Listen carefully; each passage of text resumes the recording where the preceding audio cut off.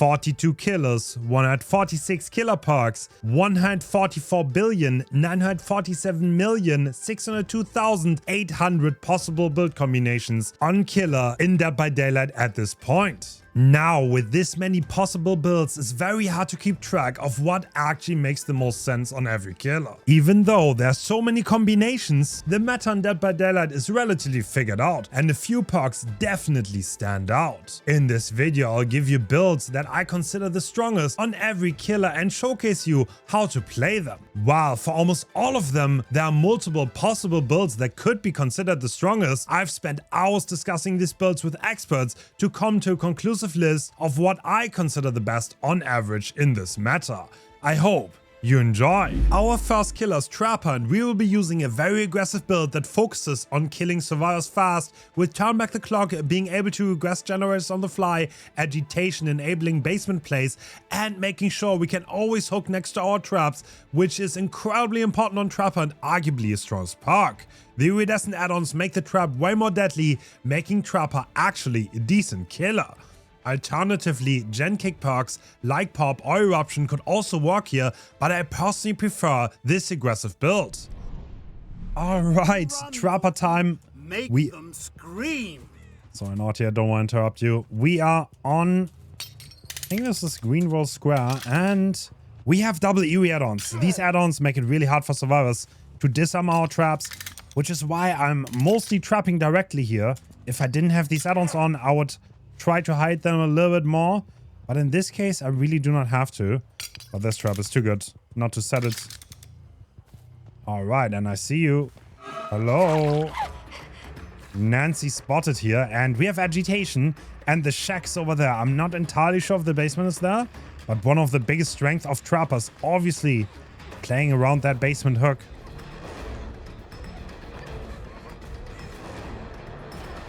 Perfect. So I faked going to the pallet and I would reach it fast. In reality, I expected her to double back there, and that worked out beautifully. So one thing that's really important on Trapper is hook positioning, in my opinion. This is why with Agitation, to make this a little bit easier on ourselves, this is not only important if we have a basement hook, but obviously it is if we do, but if we don't, then that's still very, very important and solid. All right, I'm pretty sure he saw a trap there. Oh, wow. Okay. Good vault over by Yoichi.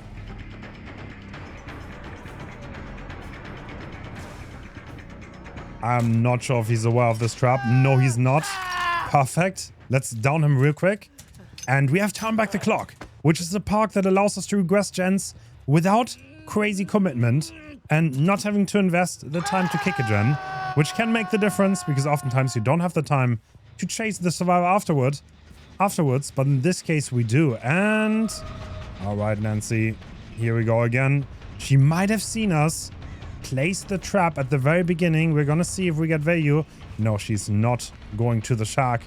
And look at that random trap almost getting value. Obviously, with one of the EU add-ons, it arms a random trap every 30 seconds, and sometimes you can get value right out of spawn with it. This is a really strong pallet. I have to mind this. Looks like she is ready to...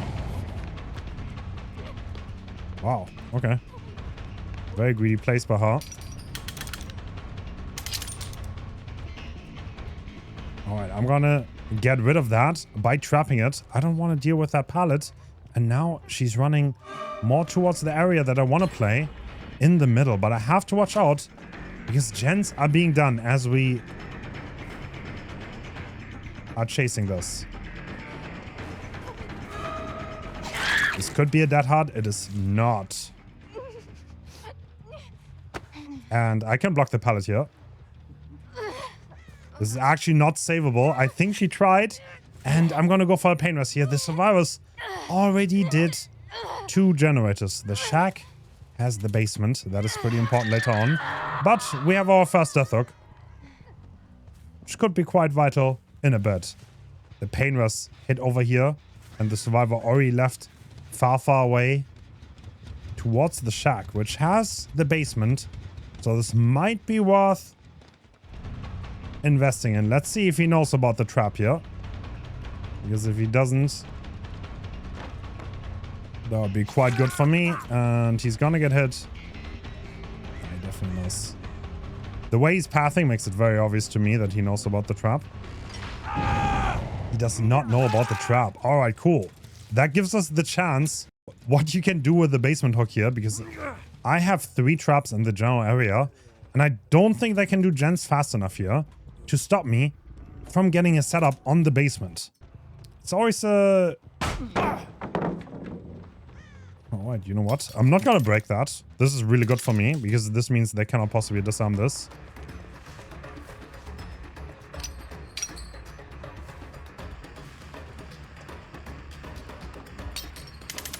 Okay, they know they don't want to give me the setup. They're smart enough to deny me. But...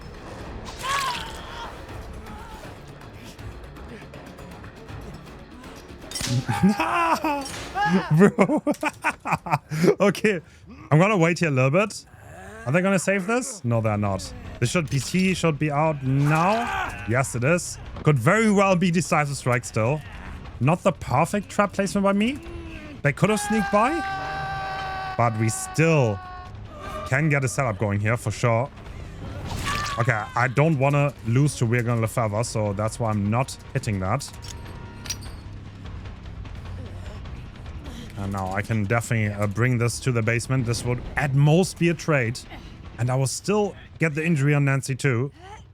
So these survivors are scrambling, but I think at the end...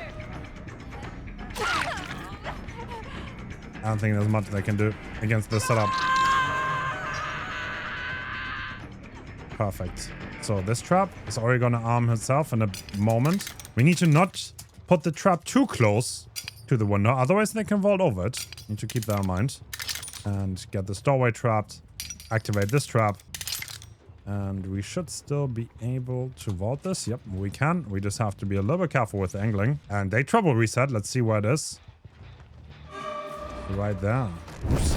So the main thing is, if they want to try to attempt a rescue here, they will have to disarm a trap, which means they will get injured, and then they can't really save anymore. So Ace is going in. He's not going in. His better judgment told him not to do it. And yeah, there's not much he can do against this. These seem to be really, really decent survivors. But once you fall into that trap, there's nowhere out anymore. Oh, you vaulted over that pallet, didn't you? You tried to vault over that pallet. That's a death trap. Nancy being caught and she's dead. Yeah, Basement Trapper, a pretty mean playstyle. But I'll be honest, man. You gotta do what you gotta do on the Trapper. And if you get the opportunity and you want to play to win, then you will have to take it. These survivors tried the hardest to counter it, but they could not. And that's why we have agitation. And that's all of our perks. Turn back the clock. Really cool. Agitation, obviously. Corrupt to have a good start. Pain Rush, turn back the clock. Absolute classics. Some of the best perks so Killer has at this point in time. And yeah, that's Trapper. Next up is Wraith, which can be surprisingly strong with a build like this. Shadow Dance and Swift Hunt give him the ability to vault and kick pallets and generators fast, which has incredibly synergy with Eruption and Bamboozle. Pain Resonance is a great perk to enable constant interrupting of generators and apply Eruption. Sloppy Butcher makes leaving chases on bad maps way stronger, enabling a more hit-and-run oriented playstyle on the worst maps, making this build very adaptive and competitive in any situation. Alright, so next game we have Wraith, and this one, in my opinion, this is the best build. We have Eruption together with Shadow Dance, which allows us to kick gens really fast and on the fly, and with Swift Hunt we can uncloak fast behind survivors' backs and hit them with record speed. So I think these add-ons are the best. And we also have Pain Rest, an absolute classic. Bamboozle to counter windows a little bit better. And yeah, the only thing that I think you can make a case for is maybe if Sloppy Butcher is worse than Corrupt Intervention, which is a fair point. I personally am a fan of Sloppy on this killer, and I enjoyed quite a lot in this setting, just to make the injuries hurt a little bit more and make the hit and run work better on certain maps that have too much safety for me to pressure consistently. You know, one perk that is also really strong is turn back the cloak. No question about it. Especially on Wraith, you can use it cloaked. But for me, Eruption just wins out. And they have too much counter synergy to use both. So I'm gonna kick this, and I'm gonna follow the chase. Usually, if you kick this on any other killer, you're gonna have trouble catching up again. This is not the case on the Wraith, and we can instantly swing because we are uncloaked right behind her. And she is behind this pallet. And this allows us to use the cloak bonus to down her instantly. We got pretty lucky on this map. I cannot complain about this RNG. And Eruption already procced on 2 different generators. Alright, he's sticking his gen. We heard the scream, which means he should still be in this room. Yep. He's dropped down. Hello. That's my pallet though. Sorry. I had to drop down from the other room. And when I cloak back up, let's see what he can do here. Okay. I didn't use the uncloak bonus at all. This guy has good movement actually. That is not looking too bad at all. You do not have any luck with the window though. Unlucky for you, Mr. Renato. Alright, another pain rest coming in.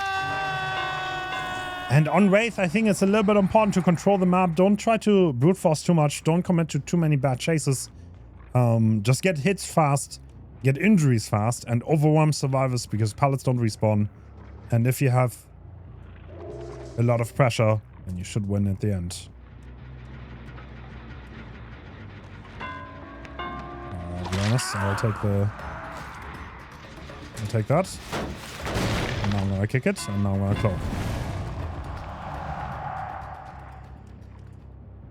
And you know what? This is probably not something they will expect, but Sloppy is gonna get value here. And he is gonna try to hit tank it, but he doesn't manage to do so. And now 2 survivors over here.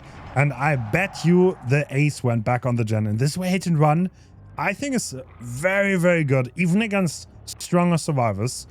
This does strike me as a stronger group. Does make a big difference. And no, the ace did not greet his gen. Alright. He healed. Well, you know what, Ace? I'm gonna undo that here real quick. And you better be fast on that gen. Well, you can't be fast because it was regressing. And now we're blocking the window. She can't vault anymore. 1 gen pops, but that's totally okay. Because we are getting control over this game. Another pain rest. So like Renato was screaming again, so...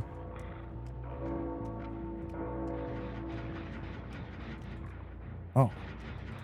Wait, what? Right. Fang on the gen again. Very nice, very nice. Palace dropped. Let's play around it. I don't think I have to break this. I could. If there was any chance she would chain it into anything, I think I would. Not play around this and just break it with Shadow Dance, but in this case on Midwich, I can just break it. Bamboozle is very, very good on... I really like Bamboozle to outplay certain tiles and make Cloaked Wraith significantly stronger.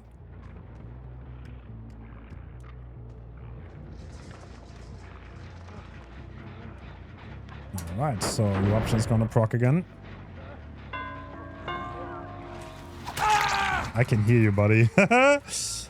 I can hear on which side he's on, and I'm just gonna swing. He has to drop the pallet. I can break it afterwards, and there's no winning play for him on the clock tower. And once again, this is Eruption giving me that extra regression on the generator.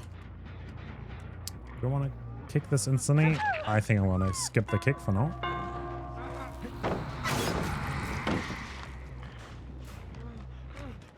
This could be dead hard.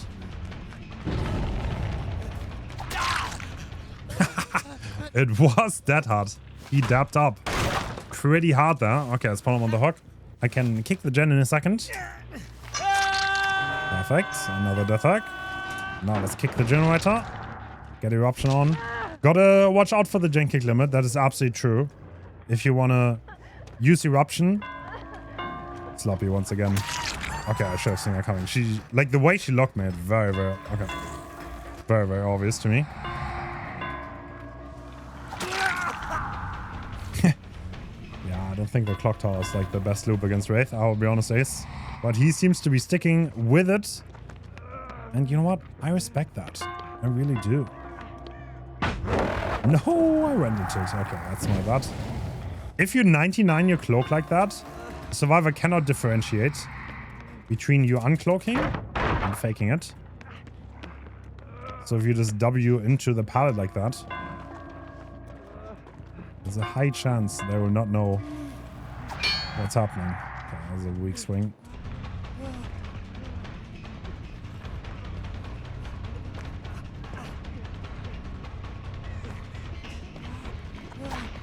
Oh. Damn, Ace is doing a good job though. Do you have that hat? No, you don't. Ooh, that gen has been completed. So I'm not gonna go there. Everyone is death hook, so at this point the survivors will start falling left and right, and they still have a lot of gens to repair. The thing is, there are not a lot of pallets left. So that's what they have to watch out for. Obviously I know this guy's dead hard, that's why I'm intentionally missing the swing. And now we can put them on that hook. And even if they complete that gen, I don't think it's gonna matter. Because they don't have another one that they can complete. And yeah, we actually completely fair played the survivors, which in my opinion works out on this killer specifically. I like pressuring the map. And of course, if you want to tell someone out, that's also really good.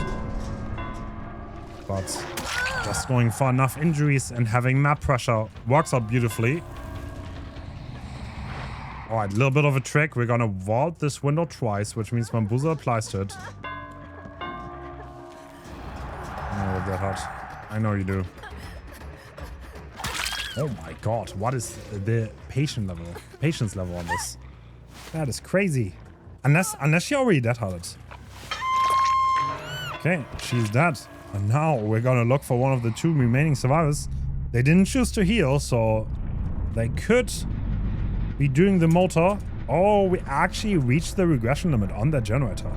Alright, we kicked it so much, which means we got a lot of regression out of that. Out of eruption and painless.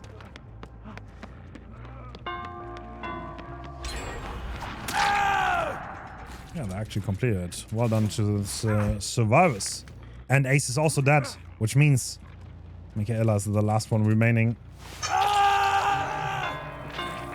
Let's see if she's gonna get the hatch. You know what? I'm just gonna down you.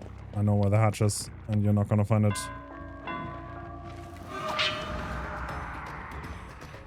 Actually, if she goes through the courtyard, there is a chance she's gonna get it. I'll play it.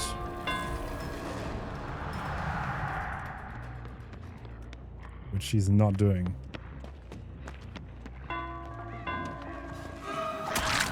Perfect. Get that stab on. Actually, is she gonna get it now? Oh, it's close. Oh, it's close. She can hear it. Do you get it though? You know what? You can have it, Michaela. I tortured you enough. Alright, that was the best Wraith build. In my opinion, no big contest there. I like Eruption. The only other thing that I could see sloppy switched out for Corrupt. Maybe Eruption for Turn Back the Clock, but I like this build. Our next killer is Hillbilly.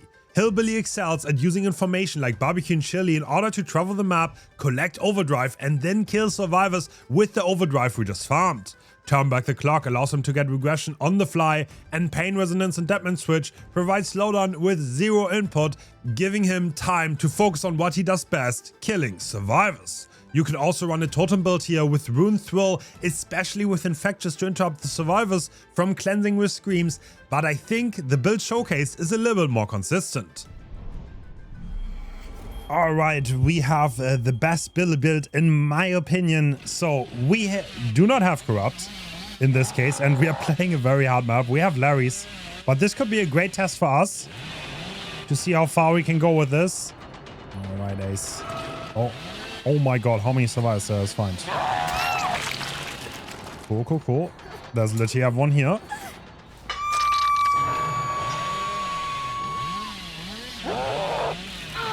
Oh my God. Okay, I don't know why we're sticking that gen, but that works out. I wanted to activate turn back the clock on it, but if I get a free down, I'll not say no. Start that chainsaw as fast as possible.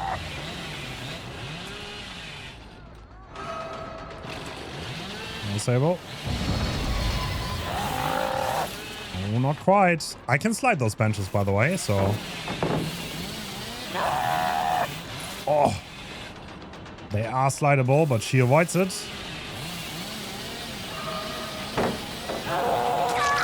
Perfect. Clean chainsaw. I don't want to give her a flashlight save. So far, we are looking very strong. So the reason why barbecue is so good on Billy is because going far is actually advantageous after hooking, because you do want that overdrive to kick in. And for that to consistently happen, going further for your chases is very worth it. Oh, he's kind of stuck in this room. No, he unstuck himself. He double vaulted. He didn't hold W. Well played.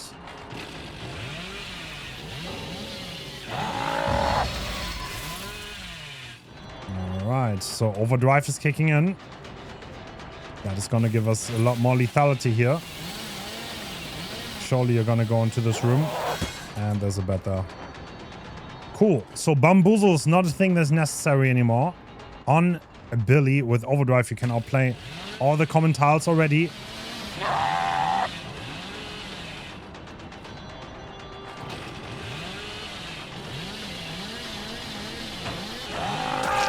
Perfect. Read him there. He had to win the 50-50. And we still haven't used the pain rest, by the way.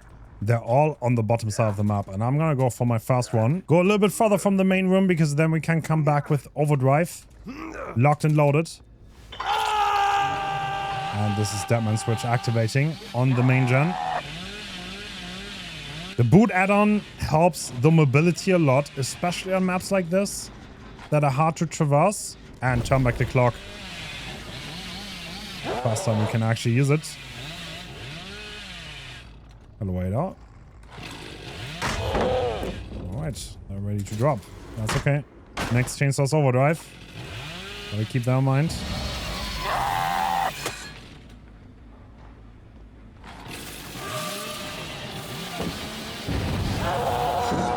There's no way.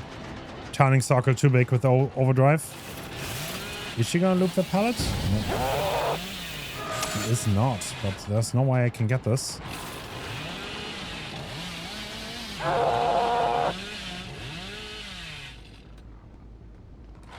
Alright, I'll have to walk after her. This is Larry's.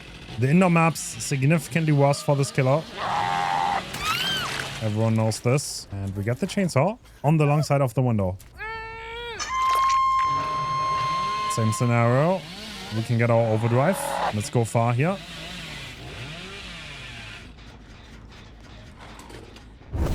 Turn back the clock. Very swift regression. Obviously, totems are also really strong on this killer. You could use Grim Embrace instead of Barbecue and Chili if you don't like it. Or turn back the clock. Ruin is incredibly strong. Thrill is strong. Hive Mind is strong. There are a lot of strong procs on this killer. If you're not confident in the ability to hit the chainsaws, then Bamboozle can also work out. So, yeah, it's a high-tier killer. There's a lot of choices to be made. And nothing is really wrong. And a lot of it is up to your personal preference. So, if you maybe expected a park to see here and it's not there, yeah, don't feel bad about taking it. It's probably not a bad choice. All right, very good. Let's go on that hook. And I see scratch marks in the distance. There's someone crouching right here. No fun. Good life. I'm gonna walk after her this time. Chainsawing too much on Larry's is not a good idea. Gotta play it safe. And down she goes. Wow, we still had 5 gens, by the way, so not looking too bad. And there's only 1 Sable remaining. Deadman Switch did a lot of damage. And I don't think they're gonna be able to recover as a team from this. To be fair, not crazy surprising. The strong killers were the strong builds. They are incredibly overwhelming and hard to deal with for the survivors. You know about that? No. Okay, interesting. She didn't even vault the back window. I don't know what I don't know where she wanted to go, but that does not work out for you. Turn back the clock. I love this park, by the way. I love it. It's good quality of life. It's a great park. It's a combination of both. Oh my god. Yeah, he is Wing me into oblivion.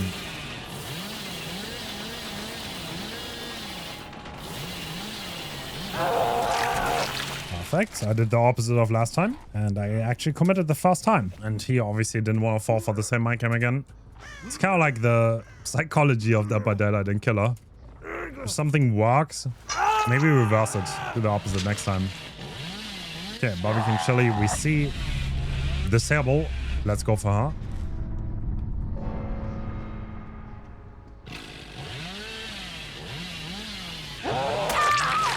Perfect. She didn't see it coming. The problem is if she drops it and I'm not committing, then she's gonna lose. 2 chains on the other side and the remaining survivors are bot.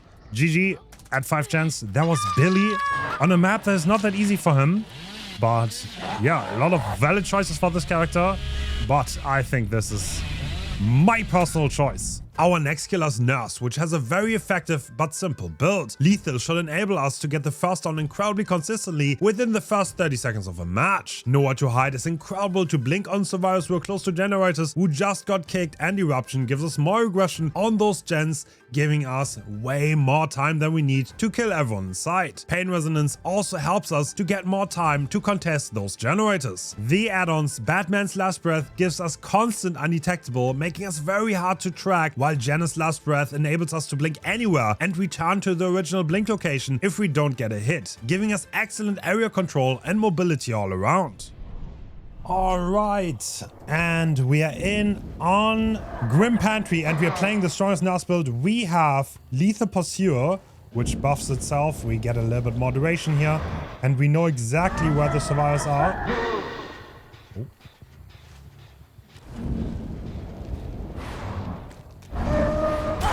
Perfect, get the first hit. Now the undetectable add-on comes in. We do have the blink back, which can be really useful in the right scenario. And that's gonna be the first down. Shouldn't be very hard. And with Lethal Pursuer, we know roughly where the survivors were out of spawn.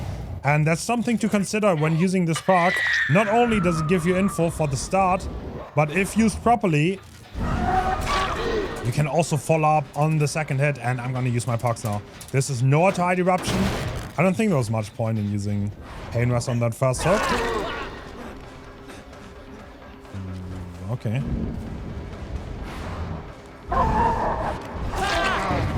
Perfect. And we should cycle the hooks pretty much like that. Honestly, in most scenarios, we shouldn't have to have long times between the downs. Alright, we used our first blink back, and I'm gonna use Nowhere to Hide here. Very simple, because this will allow me to see the survivor and blink right on top of them. Perfect. We still had blink back there if we didn't hit that, and I think I would have used it. Okay, there was a skill check above me. Interesting. Alright, so with these add-on, you kind of want to overblink the first blink, make survivors double back, and then they can't really double back because you can blink back. It is a lose-lose scenario they're forced into, which can be really nice, and we can use Nowhere to Hide on that gen in a second. But first, I'm going to go for this hook. Very nice, very nice. Surely there's someone around. Let's see where they are. There's a tiny bit early there. I didn't get the eruption proc. And honestly, I don't know whether I'm gonna leave. They could very well be in a locker. Would not be surprised. Alright, this gen is high progress. We still didn't use a single pain rest. And it is Blastman on the gen. That is honestly pretty good for the survivors because now they have time to get out of the nowhere to hide range. Which can be good if they use that time properly, which looks like they honestly... Looks like they did.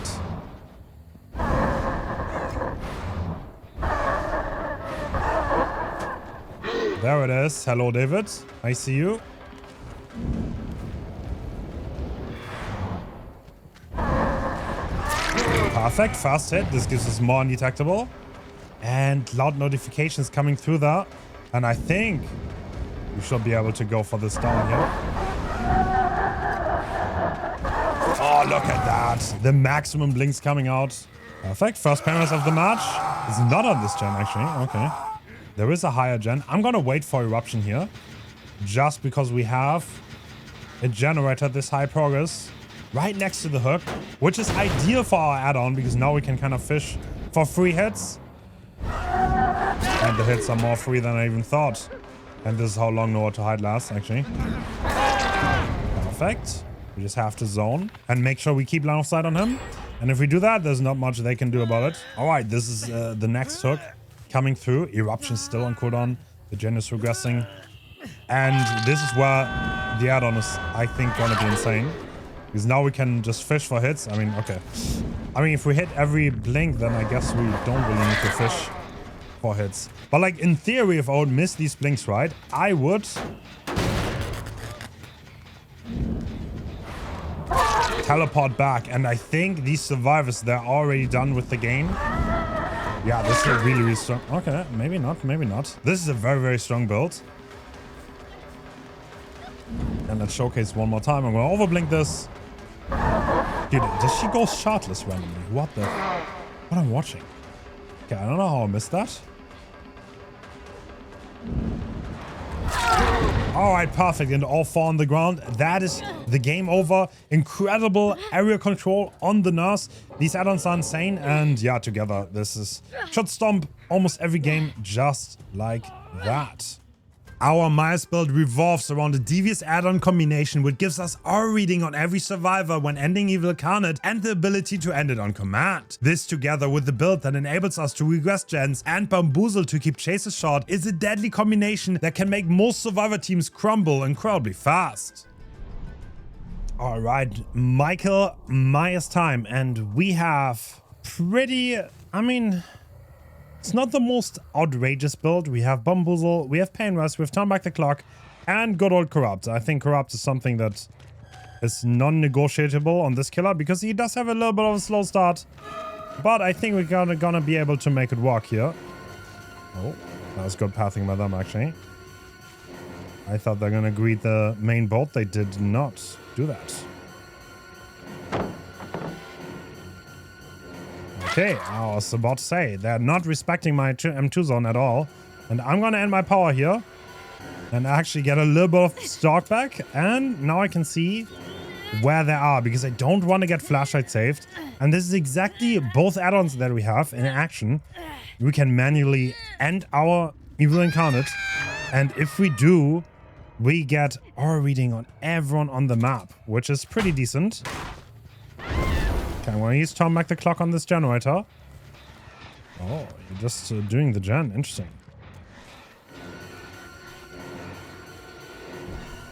Alright, tier 3 is back up.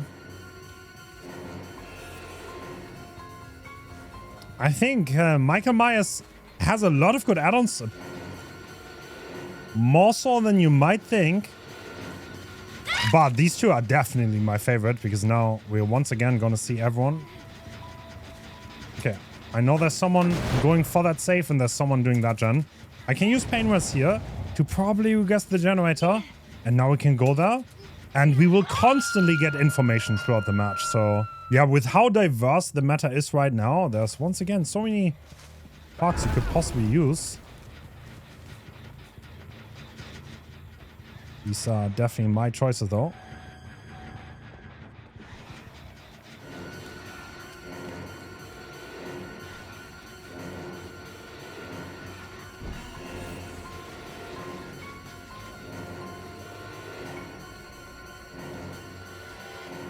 Oh, okay. I kind of got stuck on that rock. Is he going to stay here? Yes, he is. And that's going to be the death of him. Perfect. Am I seeing someone on the main gen? Yes, I am. See you. Another turn back the clock. And I'll go pursuer mode. Because I don't want them to get away. I kind of figured this is going to happen. I think I would be better off stalking here. Overhitting her with an M1 attack. Oh, wow. Okay. Chem trap. Let's see if you're going to get any value, though. Pallet not the safest. Yeah, I was about to say, I don't think it's going to work out for you, lady. Yeah, there are quite a few useful add-ons that has to be said for Michael at this point. And there's definitely a lot of choices you could possibly go for. This is very autopilot, though. Can't go wrong with this, for sure.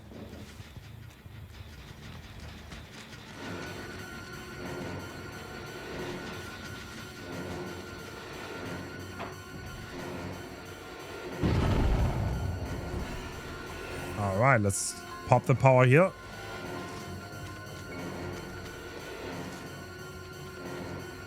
Oh, wow. Great.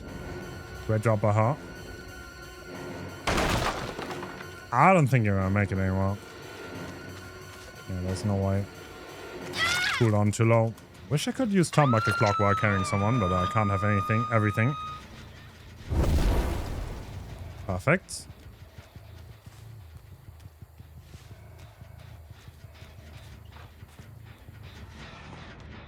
Alright, two survivors in shock, actually.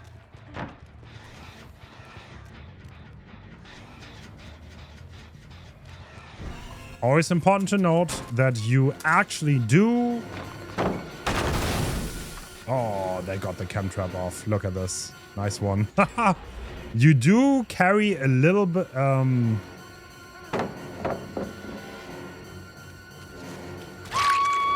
don't know what I wanted to say. No, you don't carry anything faster. Anyway, let's put this on the hook. The first gen popped. We did a really good job controlling this game until now. And that's another pain resonance popping off. The main gen is completely regressed. Yeah, there's absolutely no hiding here. Nowhere to hide. And we constantly pretty much have half the stock for every down, which gives us a lot of efficiency.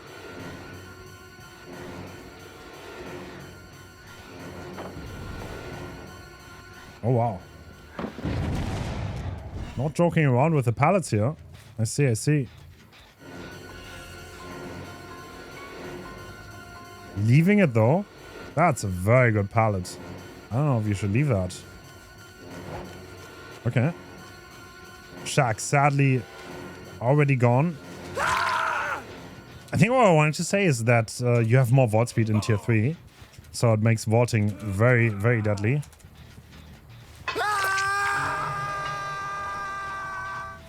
Oh, look at this. The survivor has no clue that I know about them. But the add-on is selling them out. There are not many add-ons that give you info on every survivor. So... one of the only ones.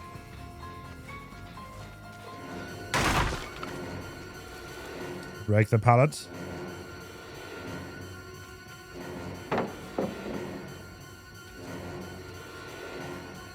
Hold up. Kate kind of trying to swoop in, but I think we can prevent that.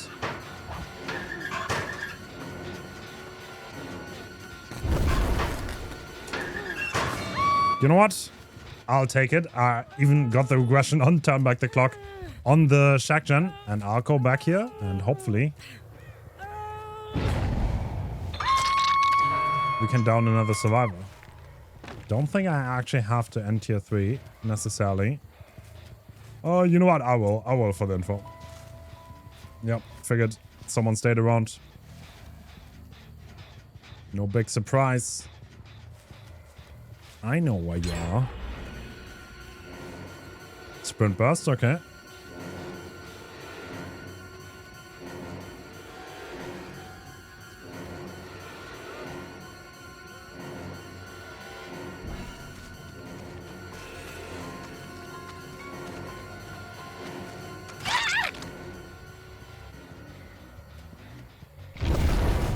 Perfect.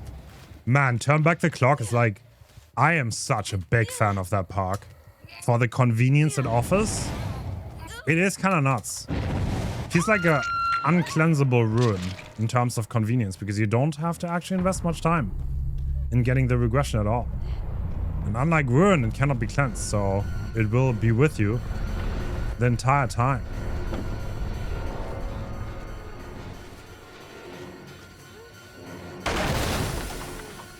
Alright, Kate.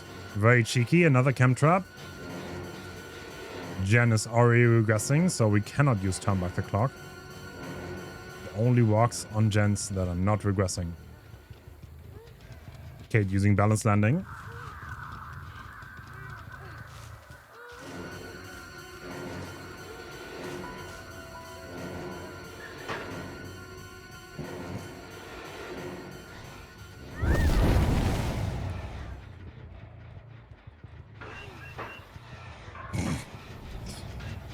You know what, Kate? I'll leave you alone. You can have your decisive strike. No, your will to live. Actually, my bad.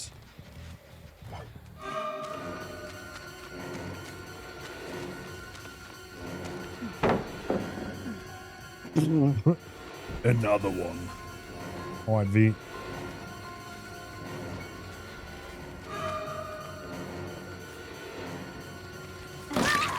That is you going down, and because of the base kit, we can now moor you. And I'll do just that. Which means we don't get turn back the clock, but that's okay. We're gonna survive. There's still a lot of guns left. Boom. Famous last words. Went out with a bang. Alright, Kate.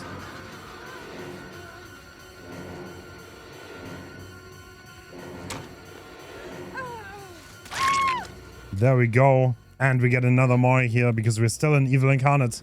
And with that, there's only one left. And that was Mice. Pretty strong build in my opinion. Let me know what you think. This is definitely one that is a little bit more open. With a lot of add-ons, a lot of perks being very viable. And you can make a lot of things work. And the add-on, once again, just tells us where the survivors... Like, I am such a big fan of these add-ons. But at the same time, there's the 110 stock add-on. There's the one that buffs your attack. Alright, we don't talk about that. Yeah, the add-ons are great. And a lot of perk variety. Yep. Alright, that was Myers. Hope you enjoyed. On to the next one.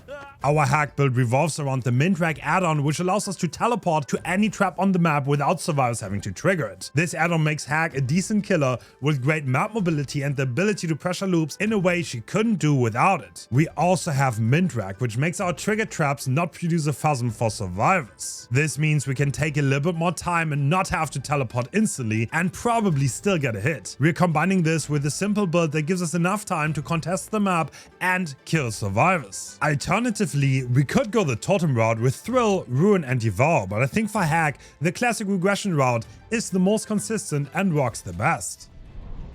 Alright, time for everyone's favorite killer. We have the Hack and we got the right fit for this map. And we are playing Mindrag together with Rusty Shackles. Let's see if we can make this work.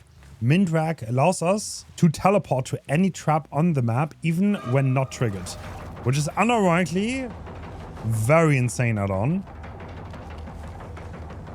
Hard to understate how good this add-on is. And I don't want them to waste all my time here, so I will, for now, back off and let's go downstairs.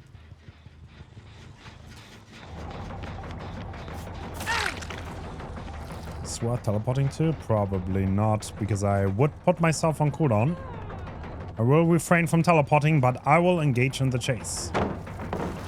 Okay, let's trap the loop.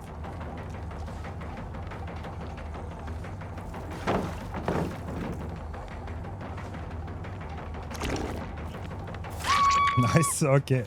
Alright, preemptive teleport on the trap that is not even triggered. This is one of the cool things, because I can put this hook in the corner and then I can teleport wherever I want to.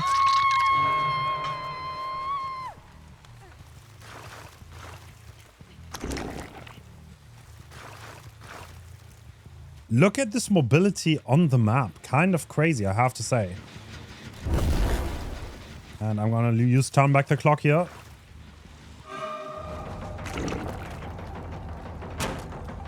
I was a little bit slow. I think I could have hit that if I teleported a tiny bit better.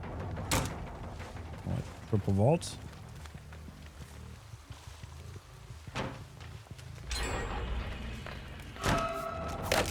Can't quite make that. Unfortunate.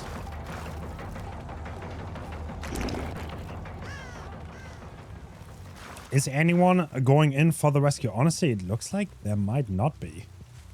So we need to look at the score event here to see if a trap gets triggered because of our other add-on, the Mint Rack. Which means it would not have a Phantasm. And there's a Michaela right there. Hello.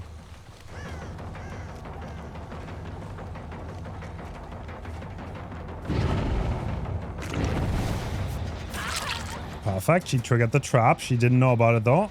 And I'm gonna place another one. Alright, free tag. I won't say no. This is working out beautifully, I have to say. I was not aware how strong this add-on is, but it plays out really nicely. Plays out really, really, really nicely. Yeah. Okay, they actually finished that gen. Good on them.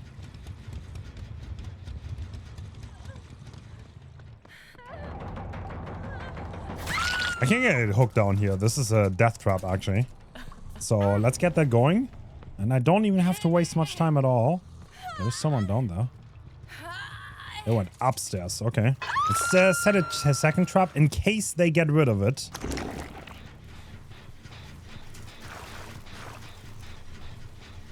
Right, I think the Nia's right here. Yep, she is.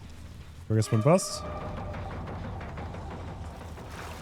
Perfect. Surely one of the survivors is nearby here.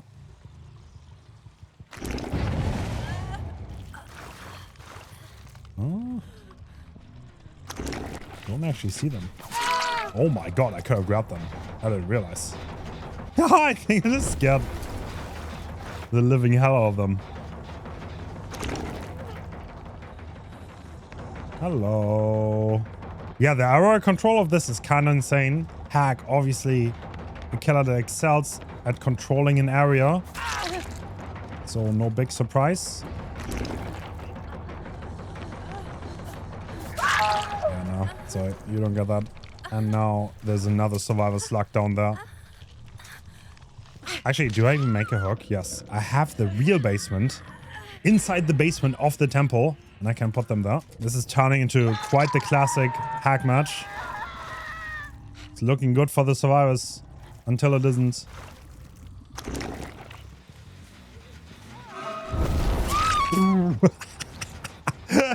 I don't think the Nia has the slightest idea where I was coming from.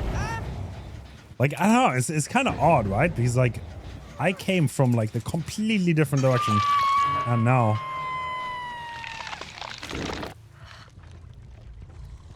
Dude. The pressure I have with Mint Rack is actually insane. My god. This add-on is nuts. Let's get another trap down here. For non-camping purposes, of course. Hello, Michaela. She's dead on hook too. Look at this. She is gonna die. My god. Someone has triggered a trap. And we're just down here. And we're gonna trade this.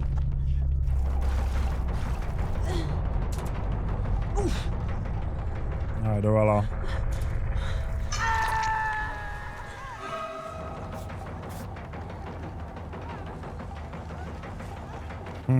Okay, let's see if we can outplay this. I want to set a trap here. This Nia does seem to be pretty good at looping.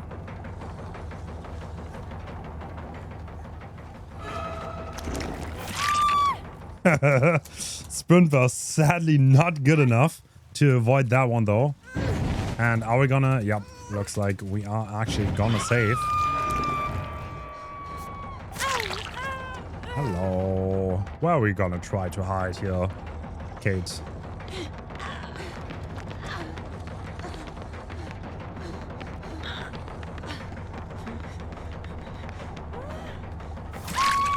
Dum, dum, dum. That did not work out. Now I can put her on the hook. And Orella is the last one. Okay, I mean, to be honest, we did not use them. I mean, I guess it's another case of like a passive build that just works in favor of you. You don't have to do much to activate this. Which is kind of like the meta on killer builds, in my opinion. They are very generic right now. The best ones. And GG, Orella's dead. And with that, we won the game. And that was hack. Doctor. Our Doctor build is a classic. We are combining the standard add-ons together with Rapid Brutality for chase pressure, while Deadman switch Pain Resonance and Corrupt regress generators. Alright, Doctor time. We're on Nostromo Wreckage. And on Doctor we have Rapid Brutality, which is a perk that makes a lot of sense on him. Bloodlust is not very relevant. And being able to follow up on attacks fast can absolutely make the difference. So, oh, 3 survivors inside. Perfect. Discipline allowing us to interrupt the window vault, which makes the shock delay a little bit less. So now Rapid Brutality. Let's not shock in any useless fashion. Perfect. And the fast down is coming in. So Rapid Brutality helps so much to catch back up. And there's actually someone for the save. Should have looked towards my spawn. That is my bad. Alright, Ace. Let's see what you got.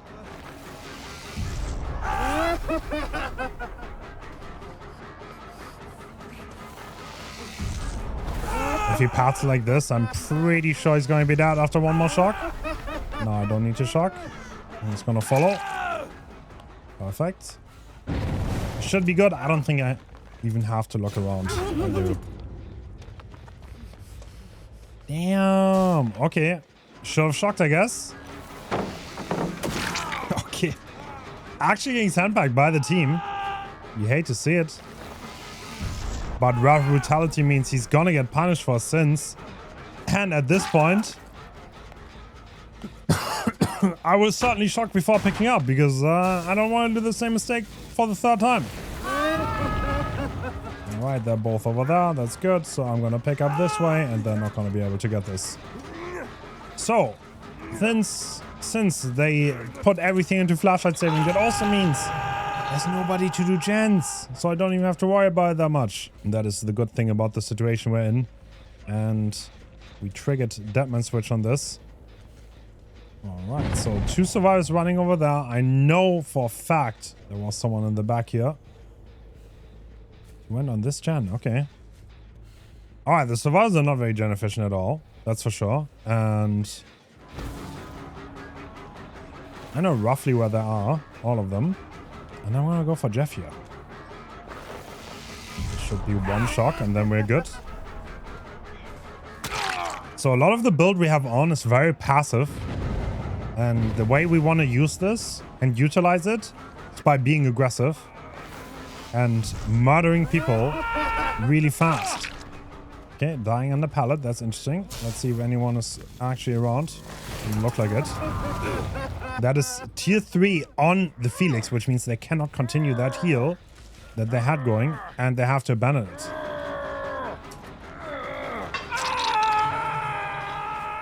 Alright, Felix. You got that tier 3 movement. Do I want to continue this chase? I think I can. Thanks to the range add-on. This is in shock range.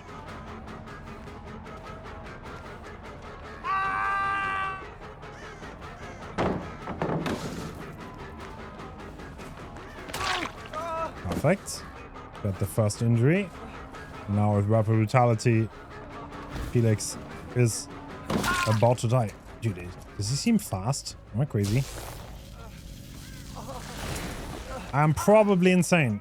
Alright, the Ace is still injured. There was nobody around to possibly heal him. And now Lara is the one to take chase. And I think I'm going to commit this. We still have 5 gens. I don't need to shock this. One thing that's very important in Doctor is to not shock in useless situations. Because every time you shock, you trade distance for the survivor not being able to do anything for a few seconds. But distance is king. And only shock if you have to. And how often you have to shock kind of depends on what the survivor does, more than anything. Alright, let's deny the window here. And now she's forced to drop down. Perfect.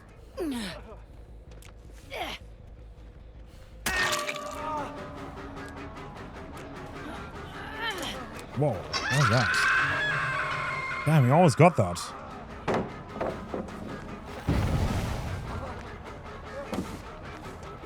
It's gonna vault the first time around. Kind of figured.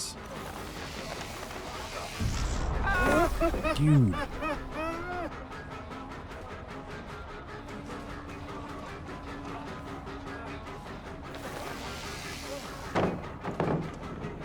Okay, is this guy fast? Am I making this up? I feel like he's making too much distance. It's like it always, if you say that, then you always look like you're absolutely insane. And maybe I am. Maybe I am insane. But I feel like that Felix is making too much distance and I'm not catching up as fast as I should. I didn't see that pallet in time, so I didn't shock it. But let's focus on the chase at hand. This is Jeff. I should have honestly respected the Dead Heart. He's already been hooked once. And look who's back. It's Felix.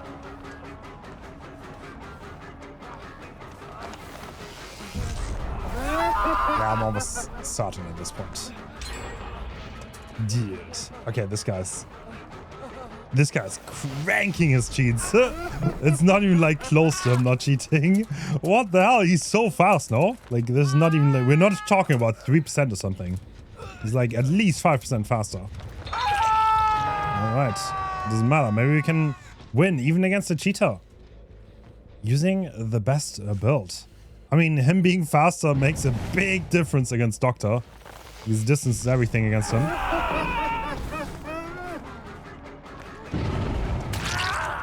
And now, hit tanks are not that useful against rapid brutality. It's one of the things why we have the spark in the first place. We can drop that pallet. Now that window vault. Perfect. He already had it queued. But we were in a position to deny it. Alright, let's go back to the main gen. Dude, look how fast this guy is.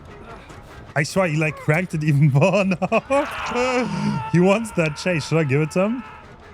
No.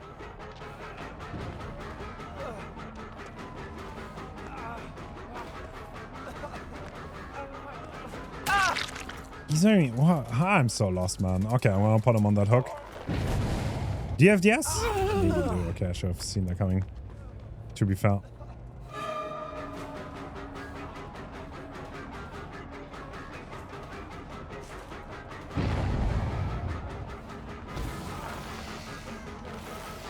Okay, I don't want to shock when I don't have to, but look how much he W'd. And, bro, am I even catching up?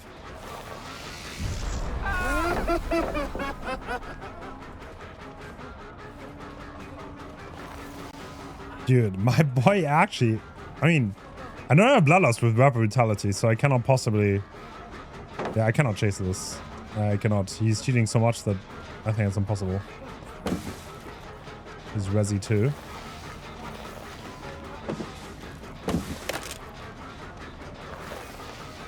Okay, I'm gonna continue this. Am I? I mean, there's still 3 gens left. It's no problem. For now, at least.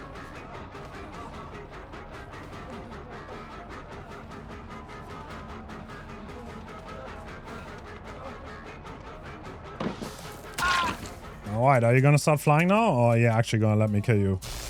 That's the last question I have, really.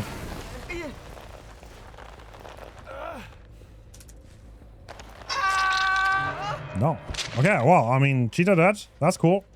And now we can move on to kill the rest, I guess. I think it's gonna be significantly easier. Because they don't move faster than normal. Alright, 1 gen done though. And look at the difference. Look at the difference in distance being gained. Ace versus Felix. Let's shock another one. And now we need to shock the elbow. And now he should be dead. Yeah, these are the normal timings for the doctor. I miss on this gen. Let's see if anyone's around. No. Could they... Okay, someone was here though, because... Nah, was that Micro? Could have possibly been Micro. Could have been. Anyone? Anyone? Hello. Oh, Lara. Being caught out. Oh, what? Bro, that's some insane pathing. Oh my god, these survivors are... nuts.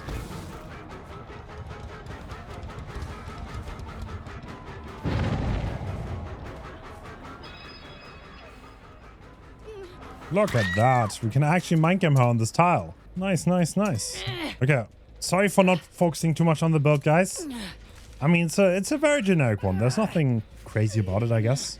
I was very focused on the cheetah. Which kind of made this game even better, to be honest. I will still use it.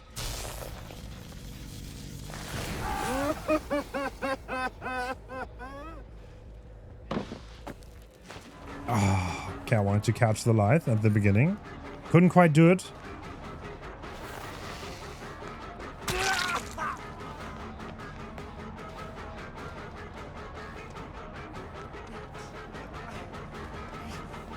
Look how fast we catch up when they have normal movement speed. The difference is kind of funny, I won't lie. Cool. Ace on the hook. No. Ace not on the hook. Yes, yes. See how much time that brings you, because you already used Lithe, so you don't have an exhaustion to get more distance here.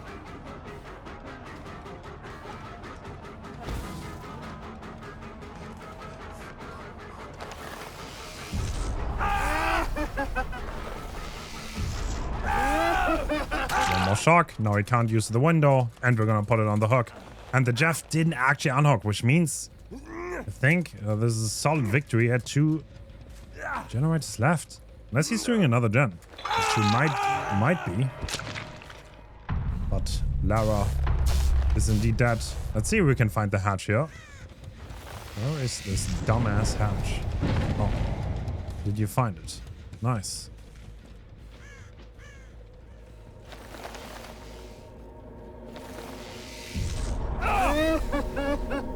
Bruh. Alright. Great job, Jeff.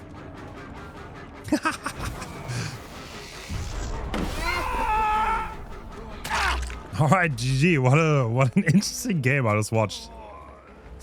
Played, I guess. Okay, let's move on to the next killer though.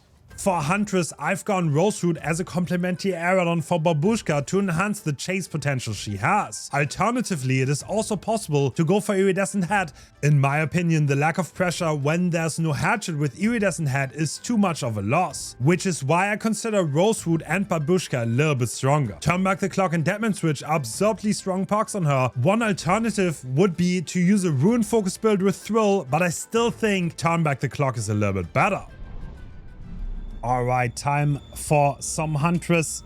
We are playing with Turn Back the Clock, Deadman Switch, Pain Rest, and Corrupt. No big surprise. Huntress, another character that really excels at just killing the survivors before they can finish their objective. And we miss our first shot. That's unfortunate.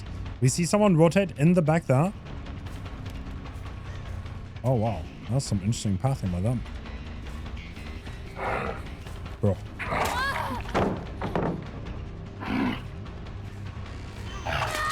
Perfect. Fake going around. And at least 2 survivors rotated now. That is good to know. They're probably on this side. Another good perk for this killer is definitely Agitation. That could make the difference because hook positioning does matter quite a lot in a lot of cases. I would expect them to be on the main gen. I'm gonna use Turn Back the Clock on this one though. No, they're not. I mean... yeah, figured. He's somewhere over here. And he's always gonna go wide. Look if he's going left or right. And get the first down. Perfect. The double tap potential on the Huntress. Always very real and very threatening for survivors. They don't pay attention to it.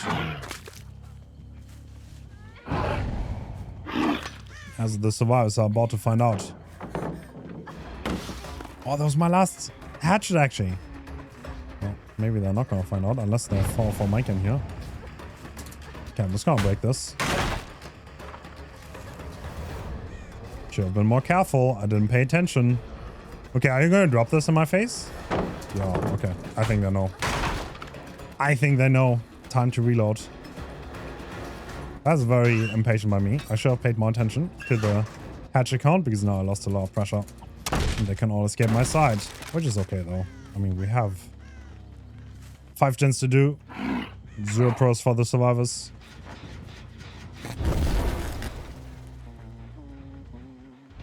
Hello.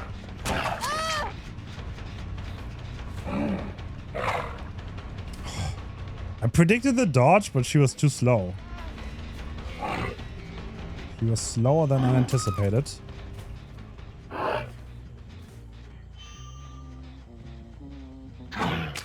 Perfect. Hit that snipe on the cross. We have the Rosewood add-on, which gives us more flight speed. And especially at those range, the mid-range, it does make a big difference in terms of lethality. More than you might think. There's some disadvantages to running this add-on. You cannot curve your shots as well, but the added speed makes a big difference in a lot of scenarios. Fake the double back. Is he gonna forfeit? Yes, he is. And first I'm gonna reload before we pick. It's always a good habit to have. You don't want to pick with no hatchets.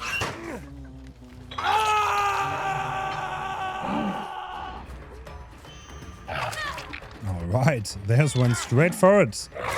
You know what? I do respect that. And I'm gonna instantly hook this. I don't think they have a flashlight. Nothing to worry about here. Let's see. Turn back the clock.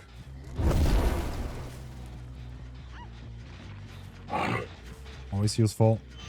I expected another dodge. That never happened though.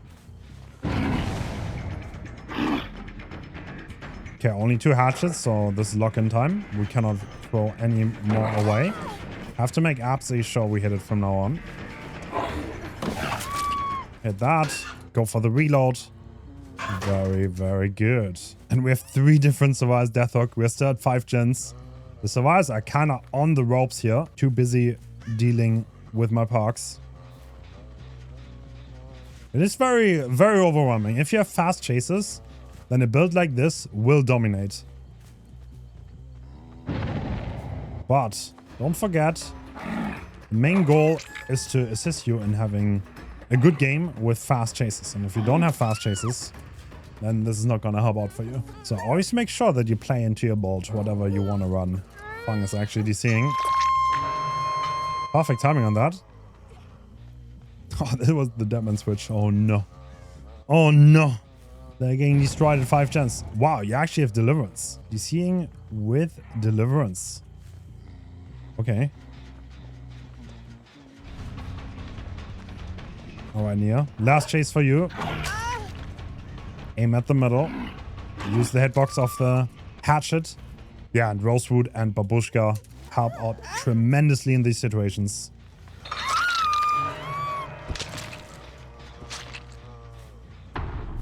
Someone is behind the shack here. Let's go say hi.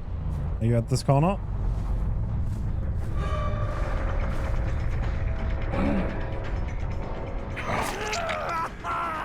Not dropping that is a little bit dangerous.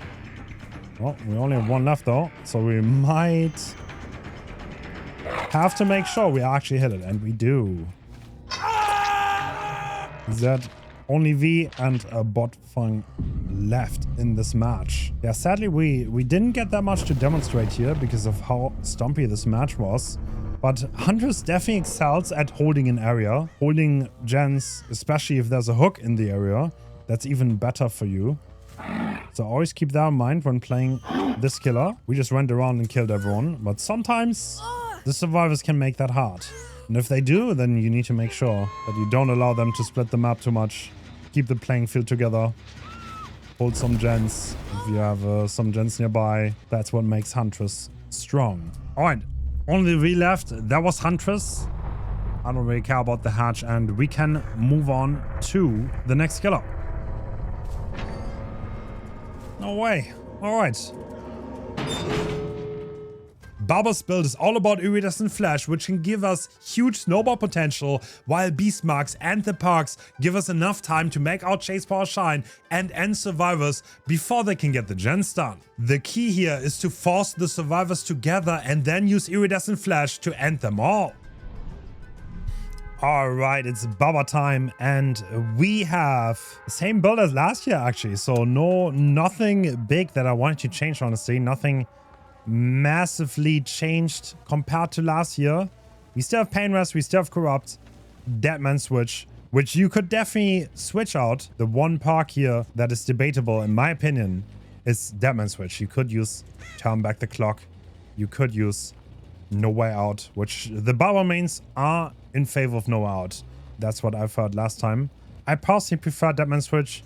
I'm just conceptually not a big fan of the perk No Way Out. It's a very passive one. More passive than I like them. Alright. Yep, there are survivors on that generator. Wait, what? No. Oh, hello. Oh, and we have an add-on here that is gonna come in really handy. Oh my god, we get the double down. Okay, actually, I am wrong. I swapped an add-on because Eerie Flash, I believe in this add-on so much. I thought this was, haha, a little bit goofy. Sometimes you get value, but no, it's not. I think it makes a big difference, and I rate this higher than I did when I last did this, and...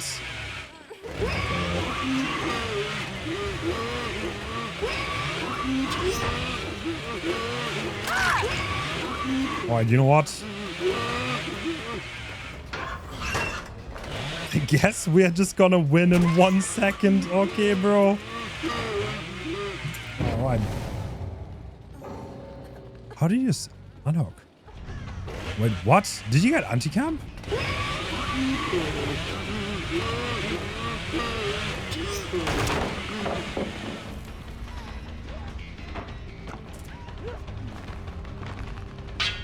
Nah, don't make that. And they're live. Alright, final chase.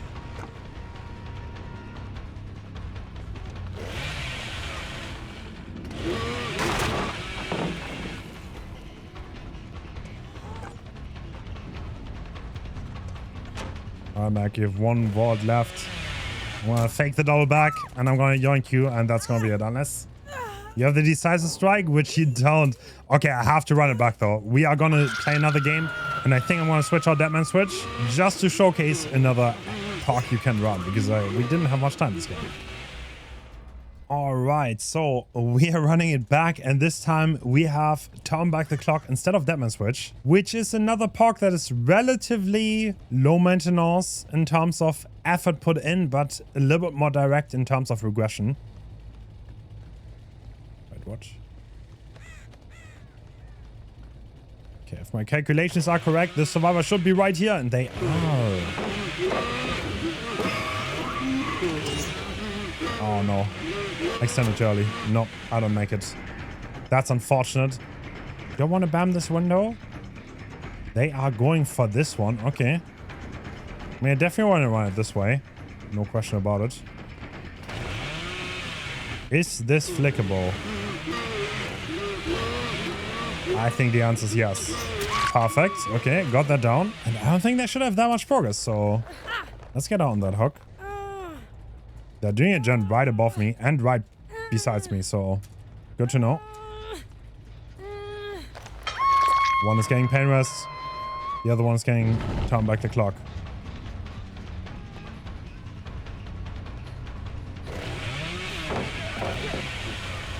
This could be a down. I don't know if they have another pallet here, which they do, actually. But I know there's someone above. I would expect them to rotate here, which they absolutely do. This is ace. Oh, I don't make that.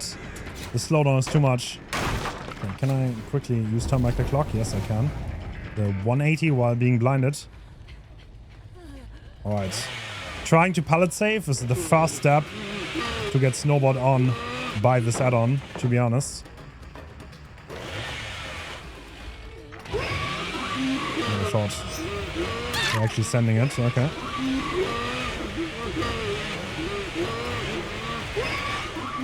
They actually went into the locker with yes, I think. Okay. Alright, Ace. I don't know what's going on. We have chaos every time we play, I guess. Alright, buddy. You can't always be this greedy. I mean, you can, but you can't expect to get away with it. At the very least. Okay, please. She is not gonna get flicked again. But I got the lesser cooldown.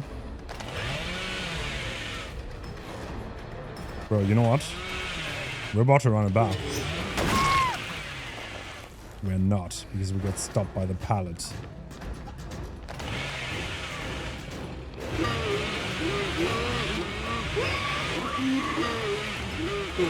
No, I didn't extend in time. Oh god. Bad token management by me. And we're getting stunned by the head-on. What is going on in this game? Oh, I'm back. Let's see if we can survive this, though.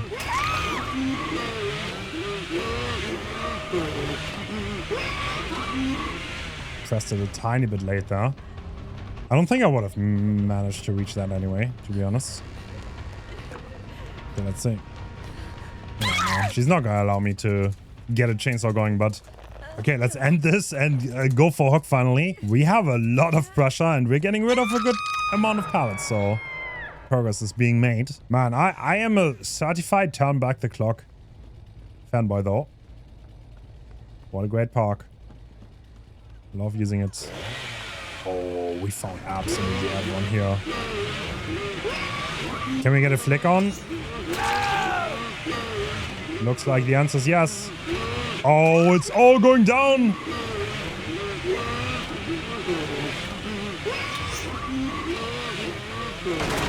Oh my god. Oh, this is so great. This add-on is the greatest thing ever. And if anyone questions why I have it in this build, then I question your sanity. If one more disease, that was Bubba. Love this build. Very fun. And we're gonna move on to the next one.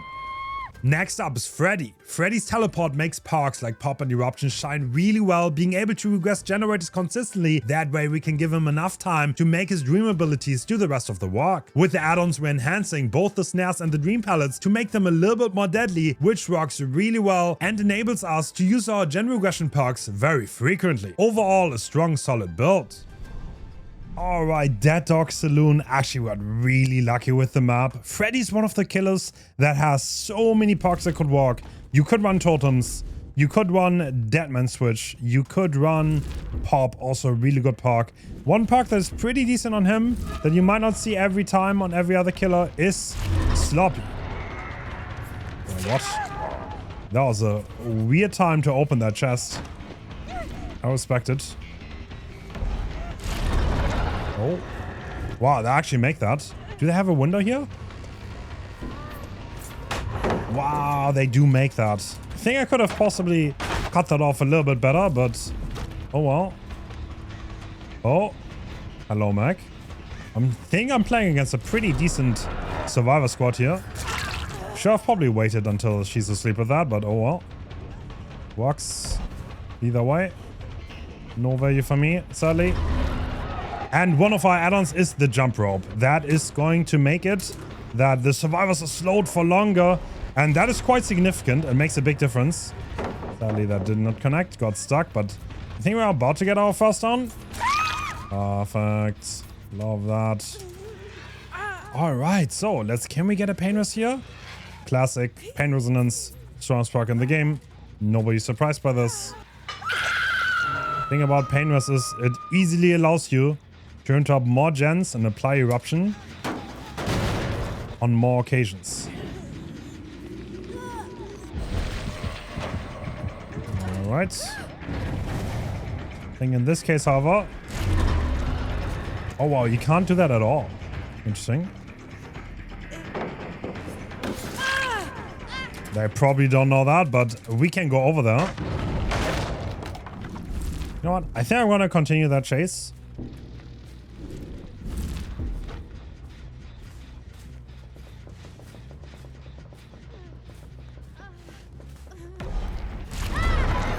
Perfect. Get that down. Now I can get another pain rest going. And kick that gen again. I did not kick main because I would rather continue the chase. Kick that. Even though it's a dry kick, Eruption's not going to apply on it. I'm going to teleport to Gallows here.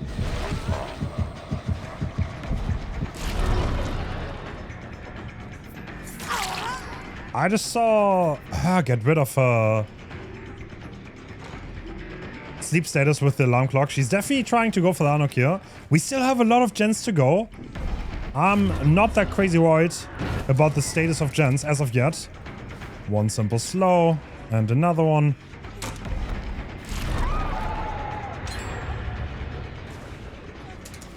Wow, great vault by her. She can vault one more time here.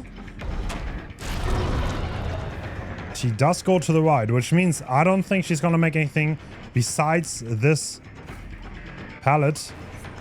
And a little mind game is enough for me to down her. Perfect. Okay, we do have the basement here. Do I want to use it? I think I would rather go for the corner hook here.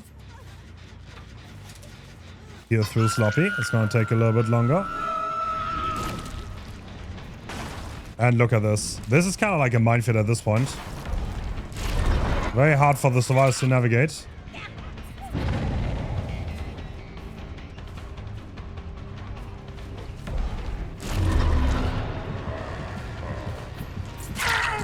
I figured.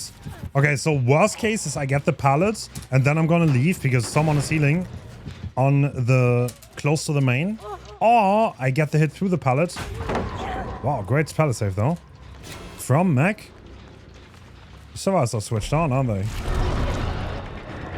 We do have a dream pallet though. But yeah, I don't think we're gonna get a chance to use it.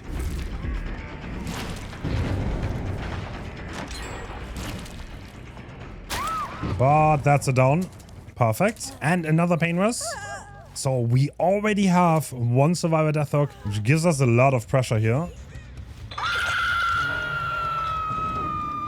Do wonder, did you continue this gen? You did.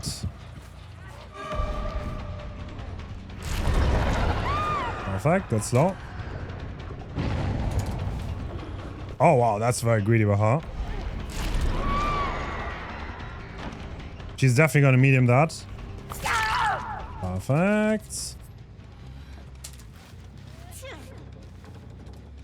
I can block this pallet. They can't pallet save from that side at all. Used all of my pain resistors now. No dream pallets at all in this area. Do wonder.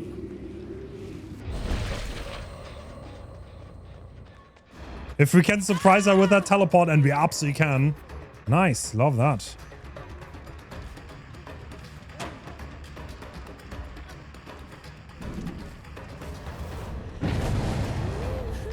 Oh, what? Was she scared of that pallet? Oh, great pallets. Flashlight save again. Well played. Mac trying to go long. That's gonna be the first hit though. And she ran into nothing. That is quite costly. I'm pretty sure she's dead here. As a killer, you can go around that corner better because you can redirect your momentum by swinging. And I'm gonna put you on the hook. Perfect.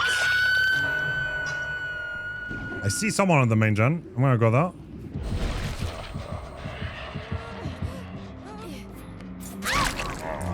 Nice. Yeah, not that much time for the survivor to get away from there. And this is the part of the game where eruption comes in handy.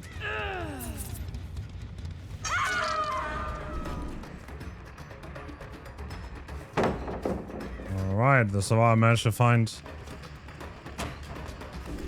the one pallet that is totally intact. But, oh, I'm surprised that they didn't get hit by that. Oh, they are not asleep, so I can't really hurt them with this.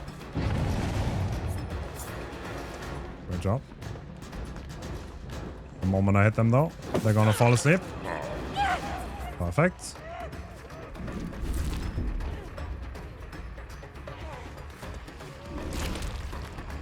They know they can't path over there. Which is kind of like the death sentence, unless they have Death Heart. That was a great fake, honestly.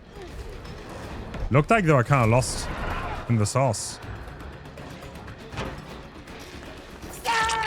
That's them going down, though. Okay, perfect. Yeah, I was about to say. Oh, sprint burst. Nice. Well played. Okay, on the hook. This is a cheeky survivor squad. We are literally 8-hooking here, giving them as many chances as possible. Because I kind of want to get to the late game, just so I can demonstrate the strength of Eruption. Okay, I'm going to break this pallet now. This gives me another dream pallet in the area, and also there's a gen there. That could become useful later on. Hello, mech. Alright, that's very strong. Wall plate. This is a setup for flashlight save. Feels like it. Maybe not. Guess not.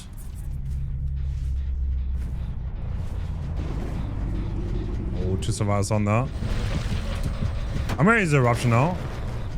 Which means they're gonna get some distance, obviously.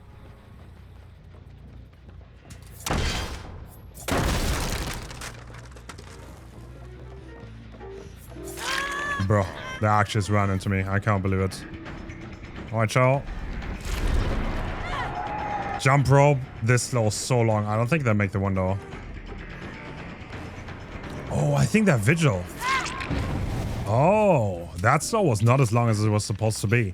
One of the counters for Freddy that you actually have to watch out for is survives with vigil, because it makes the slow significantly shorter. And that can become really annoying. And ideally you don't want to chase them, if you know. And can help it.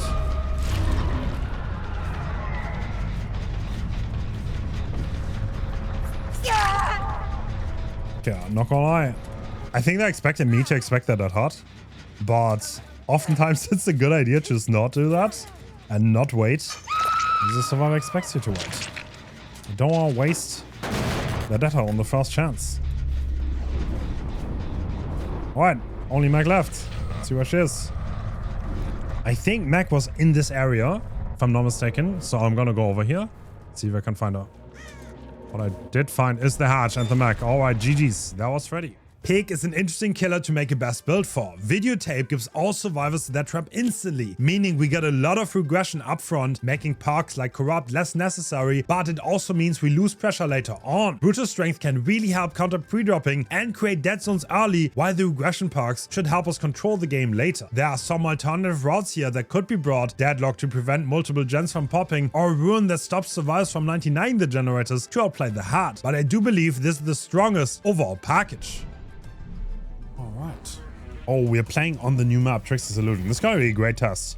So every survivor is going to spawn with a bear trap on. And they won't be able to see the boxes, which should be pretty hard for them to deal with, given the map they're on. Wait, what? Oh, he's right there. I didn't see him.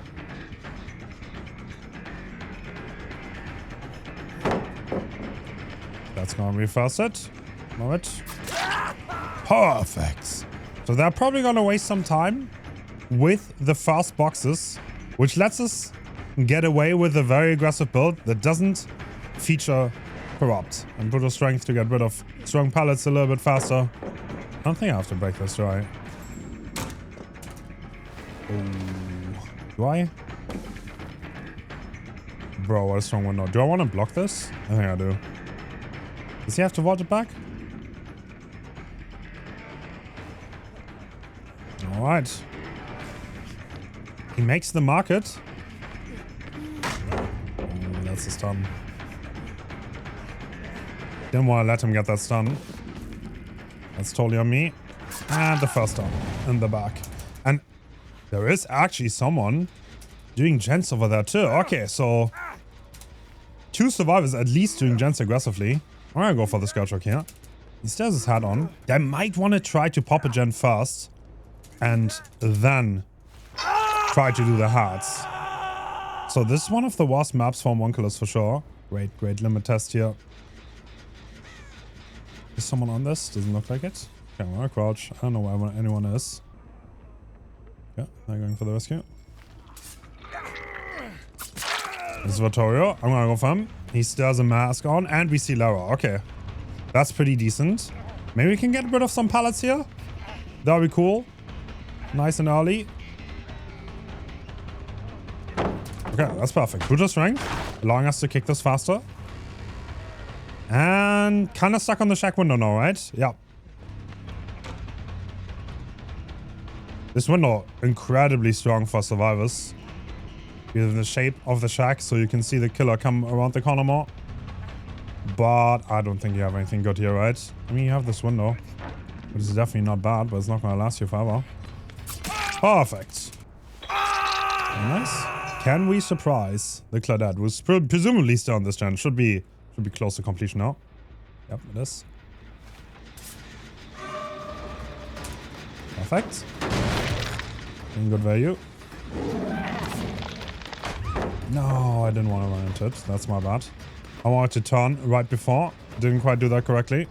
But that's good pep value. Should have probably played on one on that, to be perfectly honest. Okay, I don't want to give her free life. Which she might or might not have. I don't think she does. Okay, this survivor looks confident. Based on the skin. Double vault? Oh, they got stuck on a box. Okay, now they make the long side of the pallet. That was well played, actually. Yeah, I'm giving the one no if I go that way. Blocked. Bloodlust activated. Perfect, perfect. You have another one? Oh my god, you make this. Okay, oh. This is pretty terrible. I think I have to leave. She leaves the window at least. I can continue chasing this. There's another god pellet. Oh my god, dude. Oh my god. Dude, this map is like an absolute nightmare for homunculus. Like, I'm actually scared. Yes. More eruption menu. Love that. Can I put this hook? Yes. I can go through here. That's good. Perfect. That fresh hook though, I need to watch out because obviously there's not that much Emperors, but I don't have hats, so I don't have the passive slowdown. Very front loaded in that way. He does have Lithe, I know this. He's definitely gonna use it. Yep, nothing I can do about it. That's okay though. He's already been hooked, he still has a bat trap on too. Great pathing by him, honestly. Perfect. That's even better because now... he might make that god pallet. Does he know? This is not the god pallet, it's behind it. Let's see if a double back here does any good. Kind of does. Don't want to break this. Oh, body block is coming through too. And now he's gonna get body blocked to the god pallet. God pass to the right, buddy. I think you missed it.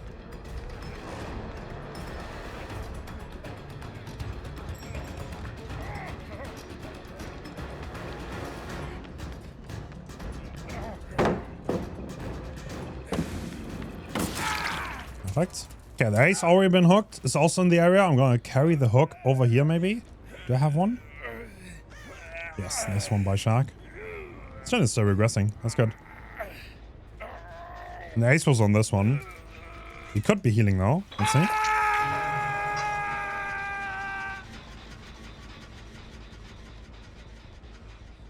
Yes, sir. Found you. You do not make that god pallet. My man. Okay. I'm kind of surprised he doesn't have that hot. I expected it that hot. Where is everyone going? Bingo. But honestly, we're not in the worst spot here. We have 2 hooks, they pop 2 gens, and we still have like 3 gens in this general area, so now I can use my stealth maybe. Oh, they're going around. See them? Oh my god, bro. I almost missed. Alright, let's get this trade. They're gonna trade that. The Lara's never been hooked. Damn. Wait, does he want to trade this? Is this why he's dropping this? Yes, going for the unhook, maybe? He might actually be. Yes, yes. Alright, Ace. Let's see what's up then. He just unhooked, which means he doesn't have, besides the strike, he doesn't have off the record. He doesn't have anything to protect him here. He does have the God Wonder though. That's one thing he does have. Yes, I know that hard. Perfect. Get that first kill. We had a relatively bad early game, but I think it was a good game to demonstrate how much slowdown we get out of what we have. And this, once again, going to be another pop eruption where we get value. And being in the 3-1, it's going to make this pretty strong now. 2 survives Deathhook. We definitely want to chase one of them. And I think the Claudette might honestly be the target here. This pallet is too wide. I don't think it's actually giving you much. Let's see if she can find the God Loops on the map.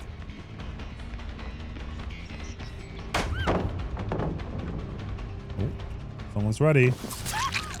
Okay. That's quite ambitious by her, and her pathing did not work out at all. Alright, Vittorio. Also Deathhook. Is he following? Does he want to take a hit? Oh my god, dude. These windows are the end of me. Is there anything I can do here? Oh, she waltzed it for free. I like it. Nice. Now you have to force her to do it. And we got a free hit. There's max 1 person on gens, so we have some time here to probably at least contest the last generator with our pop eruption. And I don't think you make this. Not. Could have kicked a little bit more pallets with Brutal, honestly.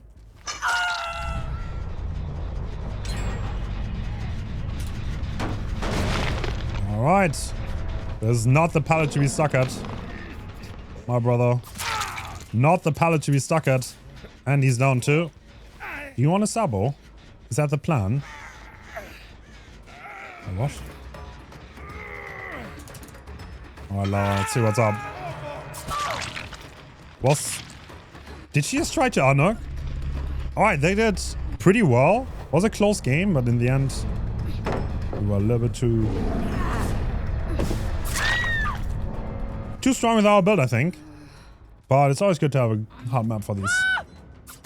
Clown is an incredibly fast killer with 17% haste from the add-ons. He cannot play any loop. In this build we have Dragon's Grip. If a survivor tries to complete a generator regressed with eruption, they get exposed, and with how much anti-loop Clown now has, we can definitely down them within a minute, which is a great mix of lethality and regression. Alright, Wreckers, that's a really good map. Clown is very fast, and we have 117% haste. And I don't know how to throw bottles anymore. I thought I was playing Springtrap for a second.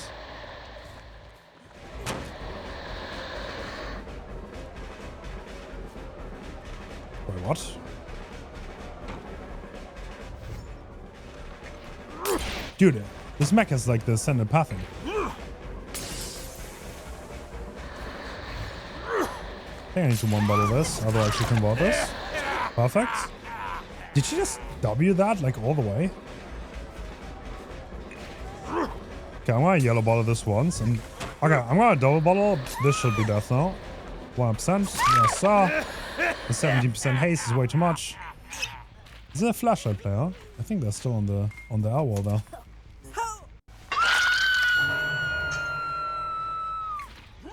Okay, Shaka's progress. To be perfectly honest, I think I would rather. I think let's give her the bottle. I thought I could get the hit. I could not. I would have to hit a yellow ball there. Okay, why is everyone here?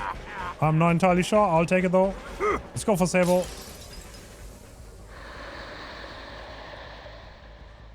He's going to the brass. Okay, should be easy to outplay.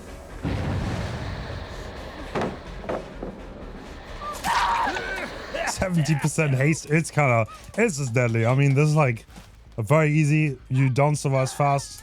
You kick some gens. Even if they're pre on you, it's not much of a problem with the amount of haste you have. So.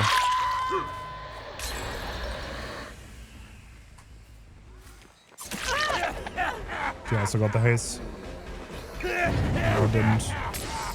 The cool thing is, though, they do not get the add-on values. So even if survivors steal your haste, they'll be 12% and you're gonna be 17. So since we can outplay almost every pallet, we shouldn't really be afraid of literally almost anything. God pallets go away fast. And anything else, we can just outplay. I have a feeling there's someone here, right? Yep, there is.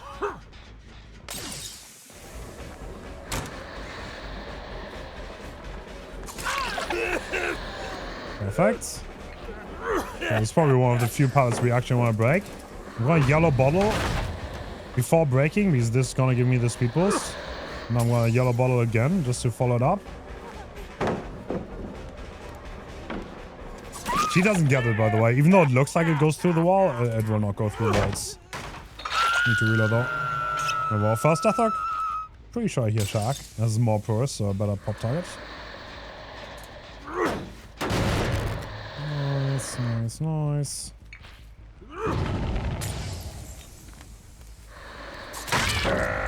You are not gonna camp pallets against this clown. You're straight up won't.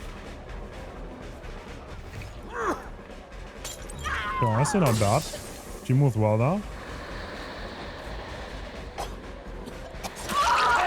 The DH? I should respect that. Like honestly, there's no other way for her to get out of that besides DH. And I missed the bottle, otherwise she would have been dead. Only one left. I can fall shack here. At the very least, but I have to reload now.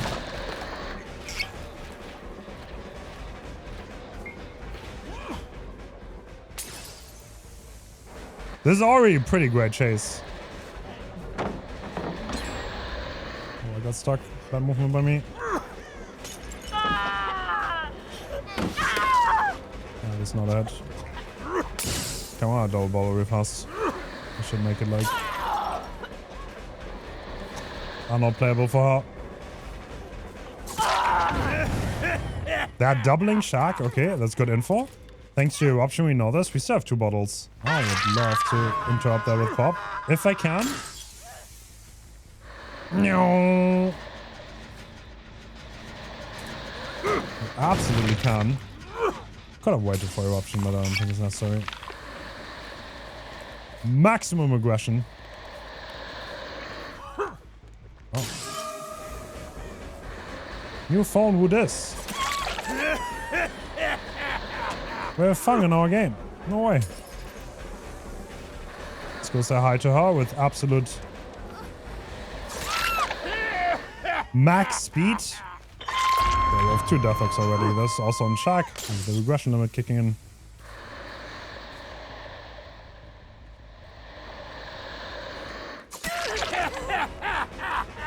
I could have haste on that boon too.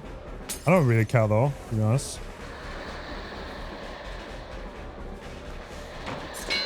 Oh, that doesn't hit. I'm surprised it doesn't.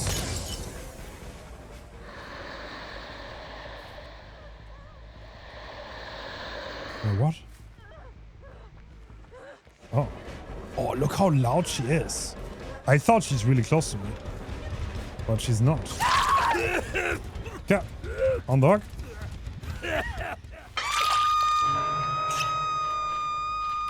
Probably on Shark again. Let's go so high. I should get rid of that boon. It's probably an Omega boon. Alright, we're doing gens though.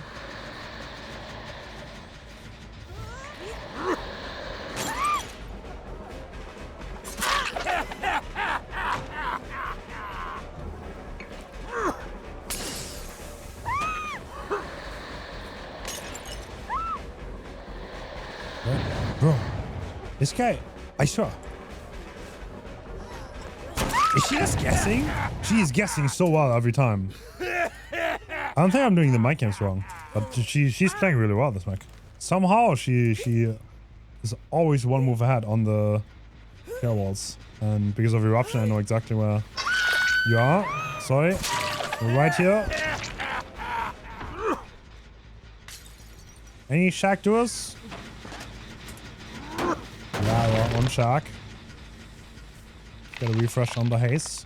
Do we need another one? Dude, look at the power, man. This is a jungle gym. It's not a weak tile at all. It looks weak though.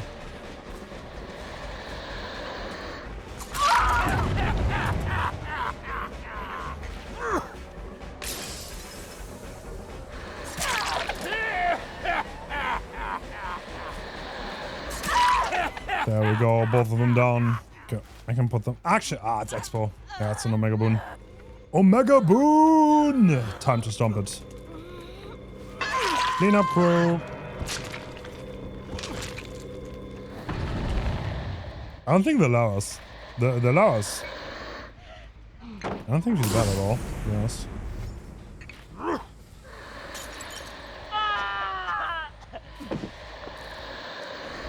This is like Clown so fast. Like you cannot play these pallets against Clown.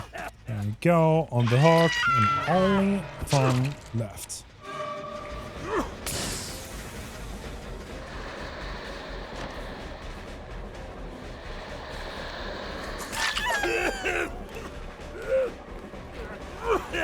Alright. Last chance. No. Yeah, these haste numbers are no, okay? Okay, GG's. Last clown. Next up is Spirit. With mother-daughtering, her face becomes incredibly fast and Rusty Flute giving that little bit more recharge. The only thing we really have to worry about is Iron Will, which we can counter with Genetic Limits. Genetic Limits also counters a bunch of other exhaustion perks, helping us keep the chases short and enable our aggression perks. Alright, Spirit time. We have Almond Lake Mine. Love that. Okay. Question number 1. Which corner did you spawn at? Alright, Genetic Limit pops. Which means he is exhausted. He can't have Iron Wall, he can't have anything.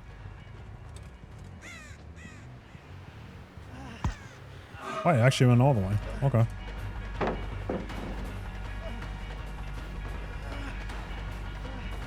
He could just break this now.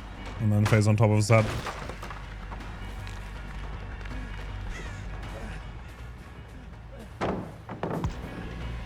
What? Hello, brother. Why are we inside of me? Alright, cool. First down. Do you have a pain rest here? I'm gonna go far because this is also where they're doing gens. That makes perfect sense for me. Probably on this one, right? I guess.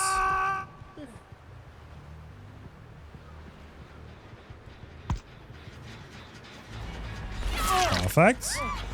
Did you just want to walk off? Yeah, turn back the clock. I'm gonna go for the injured person, obviously. They're way easier to track. With Genetic Limits, I don't have to worry about exhaustion. Or Swim Burst anymore. You know what? I don't want to switch targets here. Easy enough. I mean, I'm kind of giving free unlock here, but that's okay.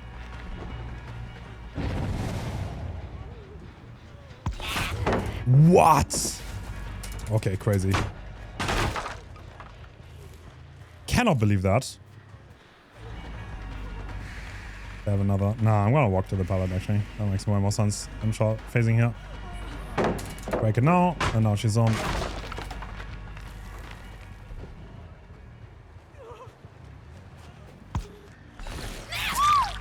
Perfect.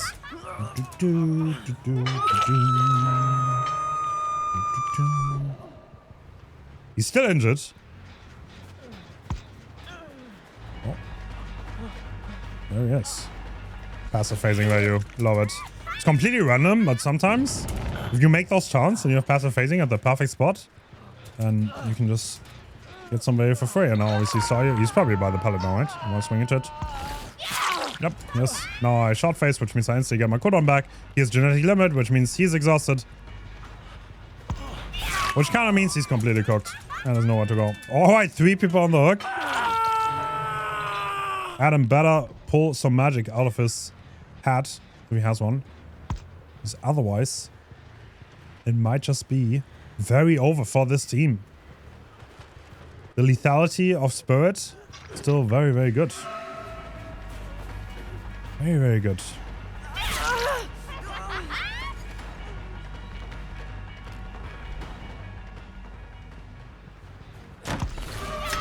Make that now.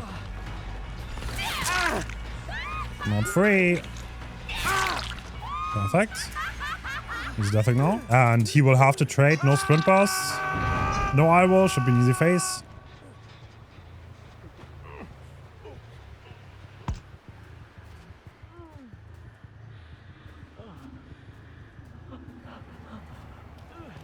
He knows what's up, but I don't think he'll make anything. Hell no. No DS.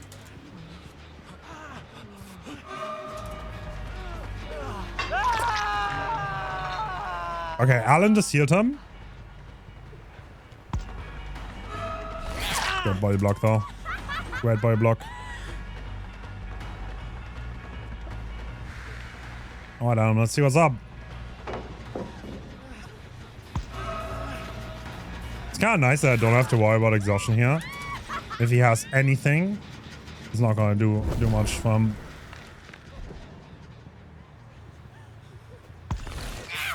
Okay, she double-backed. One thing he could have though is DS. That's why I don't want to pick him instantly. Nice. I can pick up fast.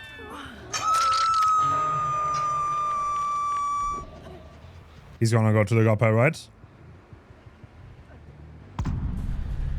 What? No, he went up. Oh my god, I was actually dead on. I missed it.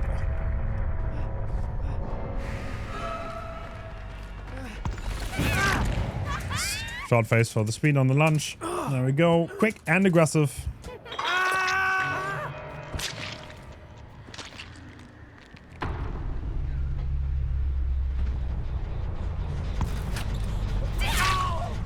Damn. Great dab. Good performance. Use turn back the clock again. We still have 5 gens, by the way. Oh my. Oh my. And this is the most proest gen. We just got Painrest. I mean, there's only Jay left, actually. Can't find that many people. Perfect. Oh, bro, I was too close. I was too slow on the space. Our next killer legion is all about the iridescent pin add-on, which gives us the ability to outplay pallet loops very consistently. Bamboozle also helps to counter some of the looping weaknesses with windows, while the regression perks help us keep the match afloat while we create dead zones and then capitalize on them. Alright, Legion, we got a good map and we're spawning literally inside of a hook. Okay, so we have Eerie Button, no surprise. We have Ruler for less cooldown, which I think is better than the stun add-on. So if you're using the stun add-on, I think you're making a mistake. Okay, I'm gonna go for those two. Honestly, I don't mind at all. Let's go. Break it. Wait, what? We're still here? Interesting, interesting. I mean, I don't have to break this.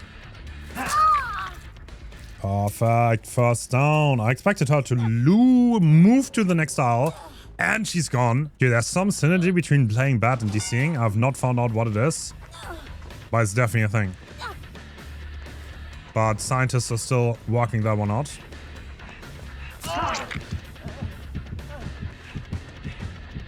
Wait, what? Are you following me? Bro. I'm supposed to chase you!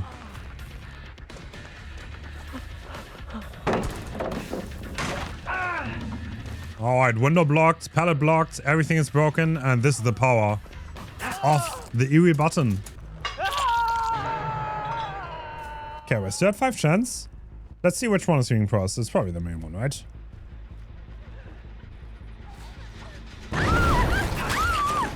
This is honestly the big advantage of turn back the clock. Survivors cannot commit gens in your face. I could have even used power, to be fair, to get to that faster. But in this case, I get the down, I get the pain rest, and now the gen is even further regress. And turn back the clock is usable. Maybe I should not swing into that. Who knows? Maybe I shouldn't have used into that in power, which is super cool. Bro, why has end power? Like, what are we doing? Okay, to be fair, it worked out. Maybe I confused her with that play so hard that I get it down. Listen, sometimes not playing game theory optimal is the move. Just to confuse your opponents.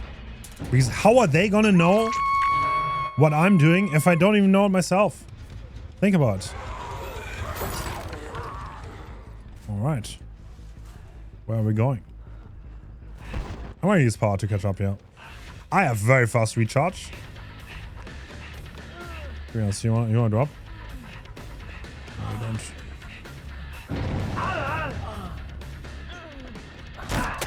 Oh, no shot, I don't hit that. Alright. This is classic. How tall plays Shark. Is he gonna drop the pallet? He's dead afterwards. Drop it! Let's go!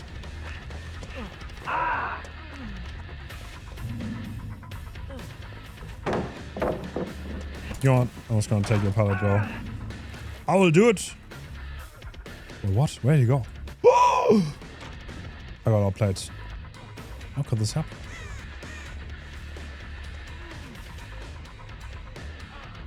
You have nothing left. Perfect. On the rock we go. Peak place.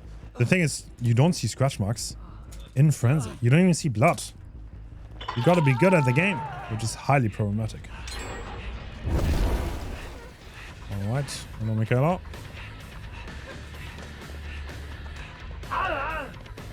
She's gonna play the double pallets. Doesn't look like it. And down we go. You know, one of the beautiful things about DVD is we have so many perks, and there's so many strong variations of builds, and there are a lot of things you can run, and nothing is invalid, so if you want to run something slightly different, don't feel discouraged.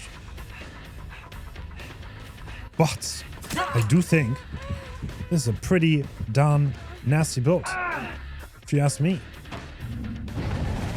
No life, which means you're dead. Don't have to worry about any shenanigans with data. They're already mending. Perfect. Another pain resonance. Hitting the gen in the middle. Oh yeah, repaired just long enough for me to get turn back the clock value. No, they didn't. It's still regressing. That is fair. Alright. I'm just gonna walk up. That way I can threaten to power break this. Let's see if we can movement this. We can. Perhaps we can. This pallet's not that good. The good old movement. You gotta learn it. If you want to play on one killers and you don't movement survivors, you're doing it wrong. It's like a cheat code. You're playing Dead by Daylight on like the easy difficulty if you learn how to movement. And like almost nobody does it. I don't know why. I don't know why nobody does the movement. Guys, please start doing the movement. Where did blood go? What am I watching? Okay, he went to the corner. Alright, I'll play them again. The power of the clueless.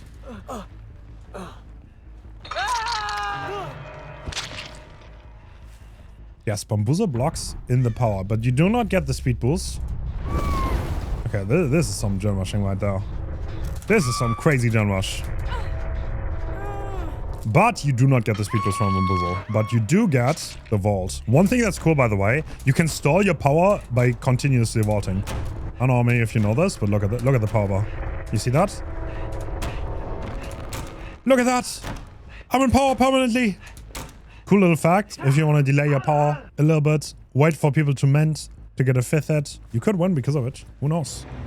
And the bot gets hatched. GG. The Plague build also revolves around an iridescent add-on, the iridescent seal, which gives us Corrupt Purge every time a generator gets completed. Together with the Hex build, this gives us a lot of lethality, and Blood Favor makes it so easy to play around pallets without having to fear getting stunned at all. If the totems get cleansed, we have Pentimento to fall back on, and Ruin stops the survivors from 99ing the gens to outplay the iridescent seal add-on. The Amulet add-on is incredibly key here, since it completely removes the downside from iridescent seal and gives us a lot more duration. Alright. Okay. We have another run on the new map. And we have a Plague build that revolves around the iridescent seal, which gives us the power every time the survivors do a generator, which is incredibly strong, and the Devotee's Amulet makes the power last a little bit longer. Alright. We have a traffic jam at the window. Love that. Oh, I just hit him a lot. I think he's about to be infected. Oh, yes. Okay, can we down him? He does have double pallets here, so That could make it significantly harder, but we're right on his tail and not even light can stop us. You know what? No. Oh my god. I don't know why I'm playing with my food. I don't even have the park. I don't know if that's legal. Okay, let's put him on the hook. It's a pen rest, so we really lay the first gen a little bit. Oh. Okay.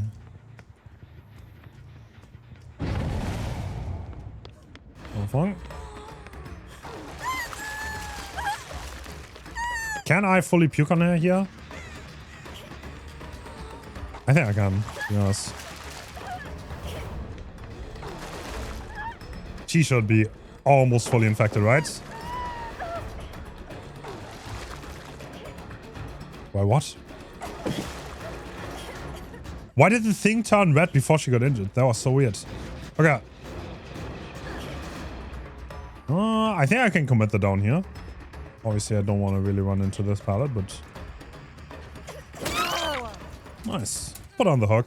We can get another pain rest going. And now we have full Thana value. 4 survivors infected, which is kind of what you need if you want Thana to be really good. You have to play for the 4 infection. So it's not a perk you can just throw on and then do whatever with it.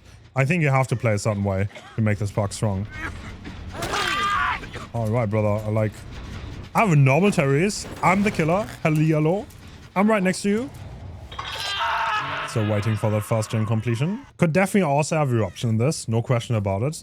But Deadlock does make a lot of sense if you want to play very aggressive with EV Seal. And play to kill people fast. Alright, Renato did have life. So let's keep that in mind. Movement. Perfect. Oh wow. They just gave us a paw. Love that. I'm gonna take that in a second. After I put them on the hook. Because seemingly they're not doing gens. The moment they start doing gens, the paw is gonna go crazy though. Nah, honestly. Are you gonna complete this? Cool. No, I'm on power. Which means I can go for a snowball. And I miss. No shot. We hit that one though. No problem. Did someone rotate here? Yes, they did. We see the scratch marks very clearly. Who's that? It is the Deathlock survivor. Let's go around one more time. The power does give us a lot of snowball potential. And the Fang had to pick someone who's already infected, which means she's also gonna get infected again, which means Thana's gonna fully kick, slowing down the gens even further.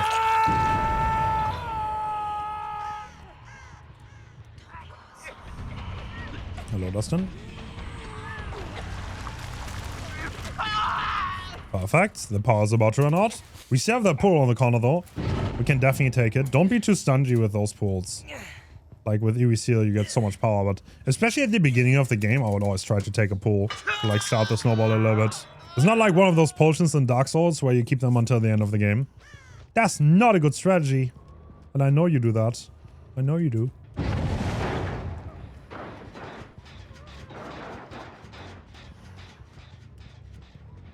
Oh.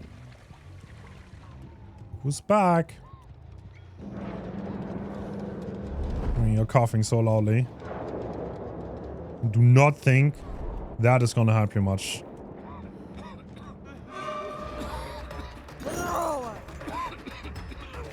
Okay, let's see if the movement is strong enough today.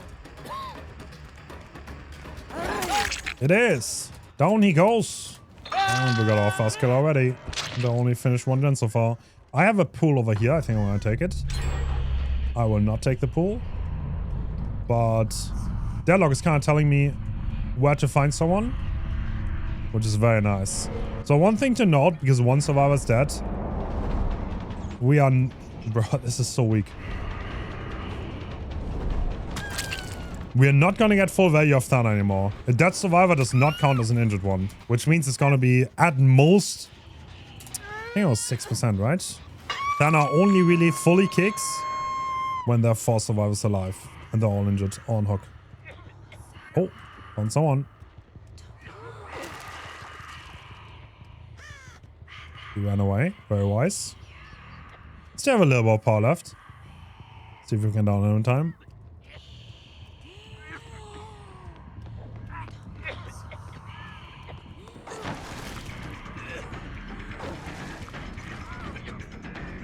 Nope, but I don't think he has anything really, so it doesn't matter. He can't see my power gauge when it runs out. Perfect, he's dead too. Only 2 survivors left.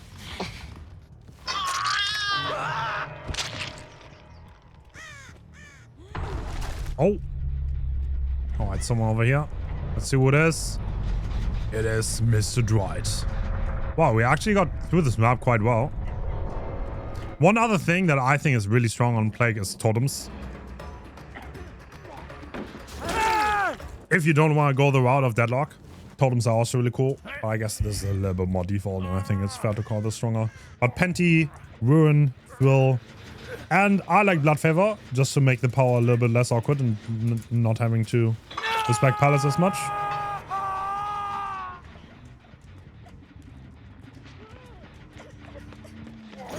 GG.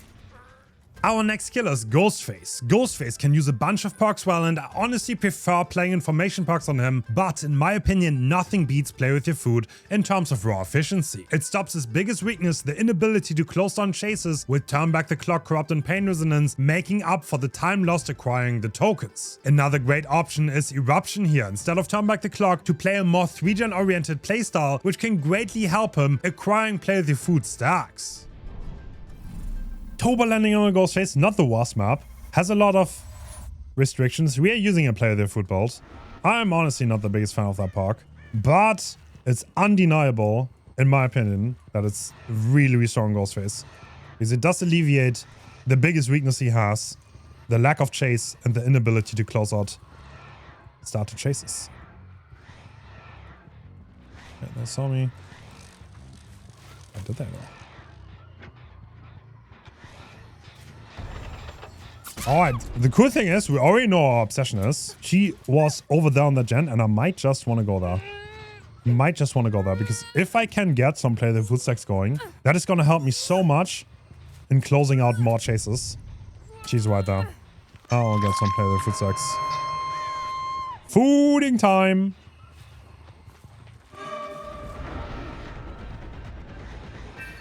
Okay, gather 99.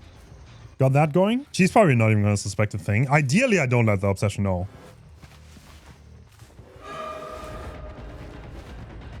Ideally, the obsession doesn't know. This is the guy that rotated. Very likely. Perfect. Hang on. Give me chase. Give me chase. Perfect. Talking about perfect. This is almost plus scrum perfect. Which is the bigger perfect. We have played the food stacks. We got it down. We got 2 people partially stalked. And yeah, now we are running around 10% more haste. Which is going to help us on rotations. It's going to help us in every way possible. Ooh. Oh.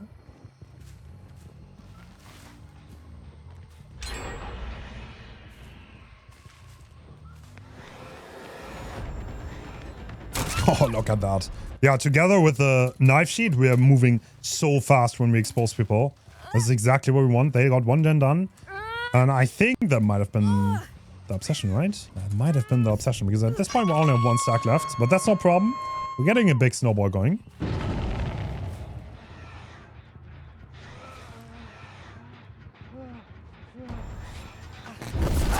Oh my god, the efficiency, brother. The efficiency. Even getting the Turn Back the Clock on the way to the hit. The last cooldown add-on, also really, really good with Play the Food. Okay, I don't want to get exposed by him, so I need to crouch a little bit. And there's the obsession. Perfect. Don't really care, give me that. So if you want to play the food, I would always suggest you to never actively hunt the obsession. Never actively go for them.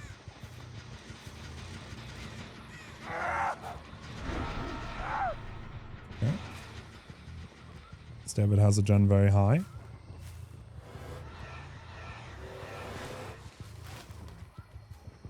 quite do that.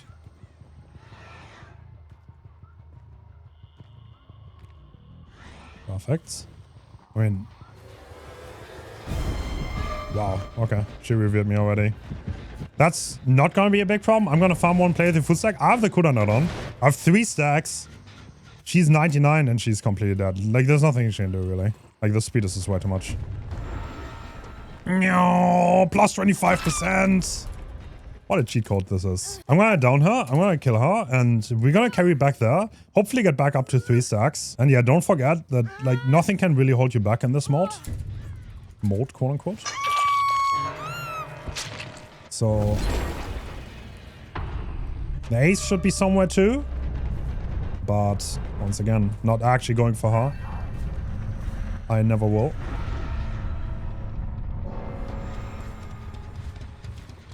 What a nice sprint burst, buddy. Yo, listen, I have a sprint burst of my own. Like, this doesn't work on me. Okay, that was a really, really good explanation why this is so strong. It's like, you don't really have to bother with the chasing part. You just completely cut that out. Okay, the ace did a gen in that corner. I mean, at this point I can go for her if I find the obsession, because she's somewhere around here for sure.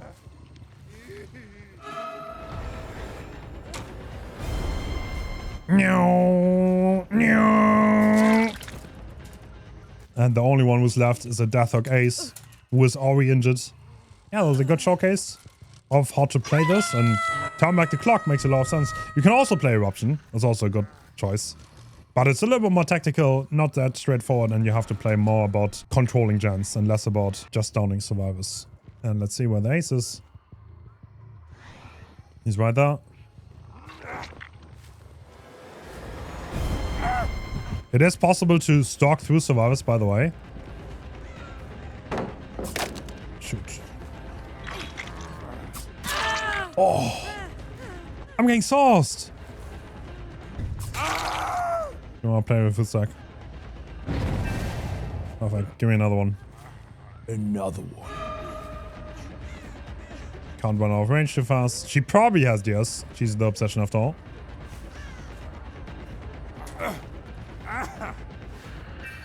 Perfect. Can I get a third one? On the fly? Honestly, this is also something to not underestimate. You can start chase while carrying someone, and survivors will generally not avoid it. They are not scared of you, obviously. You have someone on your shoulder. Why would they be scared? And if that happens, then yeah, you get 3 stacks. You just have to make it not too obvious for the survivors going on. I think I did a good job that game. This guy obviously is trying to bait his DS, and that's why he's not unhooking. It's probably gonna be over in like 20 seconds. So I can wait a little bit. An ace healed. Over here. But respawned. And the cooldown add-on means we can actually get this exposed in a meaningful time frame.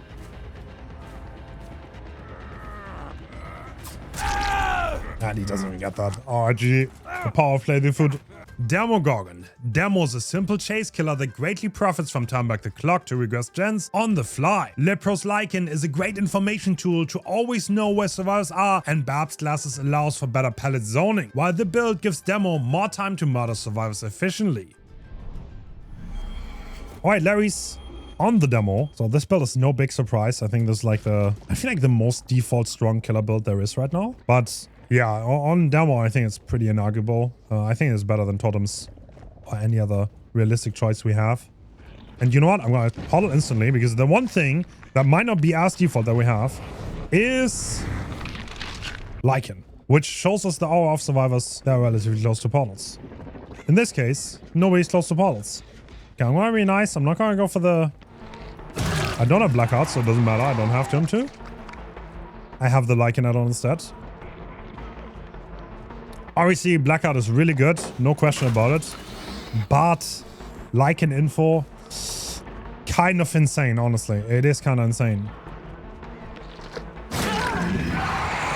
Perfect. First hook. Secured. Sounded like it was actually Lori. Yep, she got Demon Switch too. She's probably rotating here, right? Yep, she is. That was a double. Little bit of movement here. Perfect. Works every time. Guys, start the movement to start the movement, okay?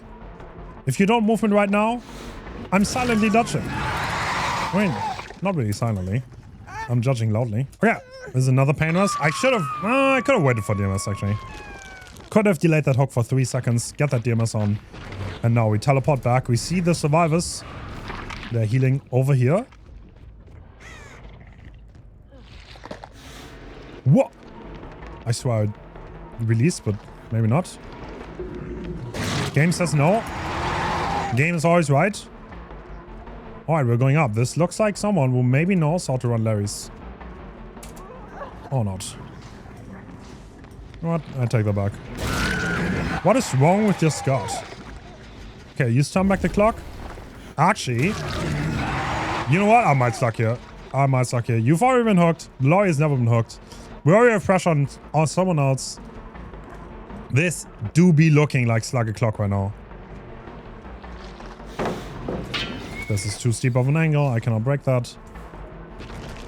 Okay, I'm gonna use Lycan here. Where's he gonna go? To be fair, this kind of worked out a little bit. Alright, Laurie's AFK again. Absolute classic. And I'm gonna hook him. Very nice. And looks like Laurie's giving up. I mean, that's just the usual. The usual. No big surprise. Let's use Lycan here to locate the other survivors. Set. God damn it. I jinxed it. Not a 5 chance anymore. Does this gen have progress? No, it doesn't. Can't use turn back the clock. Get that fast hook going. I think they're gonna knock, right? You know what? I'm gonna portal literally just for info on Lycan. Let's see where they are. I saw absolutely nothing. Which probably means they're rotating in right now. Yep, they are. Undetectable, walking out. Portaling in place, very underrated. Like the amount of times survivors don't see it coming and give you free value is kind of insane.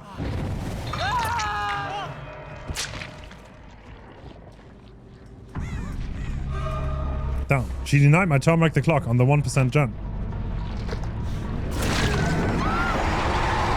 Perfect.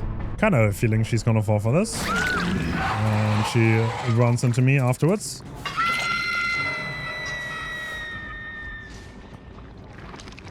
Once again, let's use Lycan. Is anyone in that area? Yep, they're both here.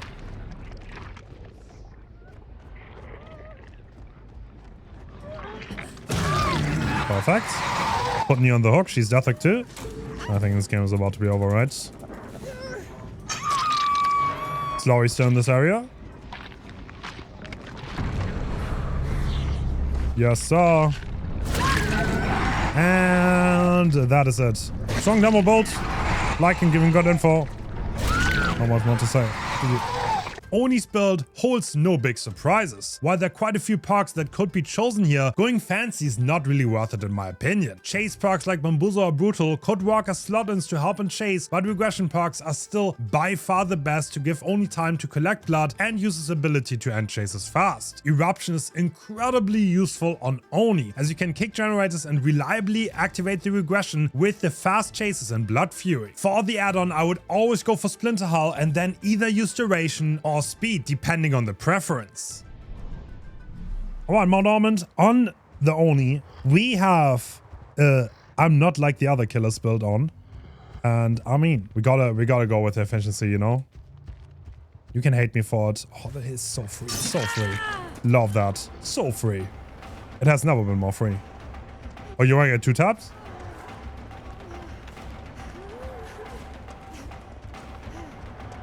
Yeah, I don't even get a power. Like, I wanted to vault a couple times. Vault. Do you have life, though?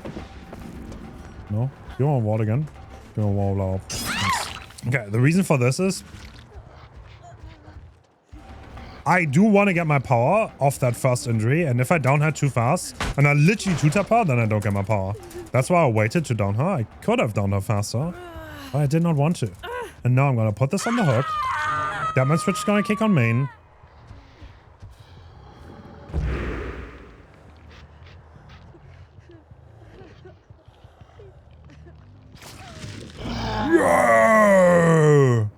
You know what it is, Ace. You know what it is. It's so over, Ace. It's so over. It has never been more over. Okay, can I get more? Am I being greedy here? Might be a little bit greedy here. Maybe a little bit greedy. Ooh. Where do we rotate to? Oh, shit. Okay, the other... No, they're above. What? There are 2 survivors above. Did this build to last the toolbox?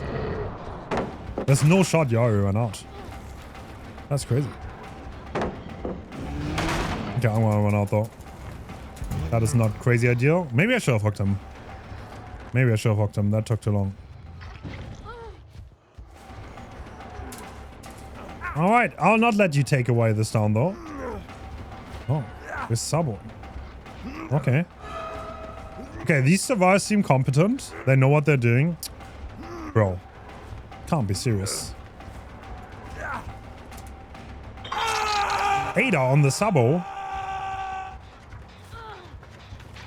Diamond switch activates.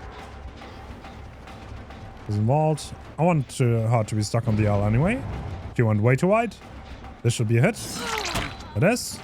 Still don't have enough blood, but there are 3 people injured right now. Once again, double back because we want her to be stuck on the L. We don't want to give up the T. And now we have the 50 on the L. We win the 50 on the L, and she's gonna die. Ah, fact. And now we should have enough blood. She vaulted a couple of times. Every time a survivor vaults, they give blood. Which means we want blood to vault. Okay, there's some blood there. And main is done. No, it's not main. That's good. Okay, this is a great hook.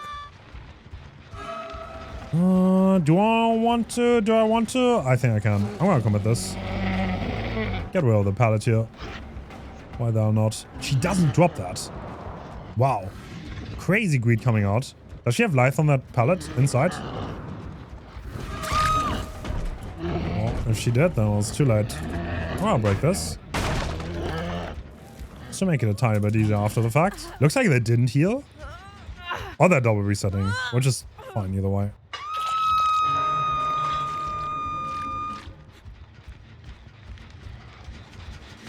I'll pretend to not see him. Obviously I did see him. Because I want more blood. Can I get more blood first? I could have just gone for that one, to be fair. Okay, he still thinks he's sneaky. Is he waiting this corner? No.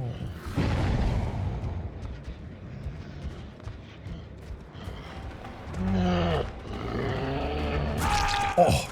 Oh my god, I almost missed that. Scary. Okay, let's put him on the hook.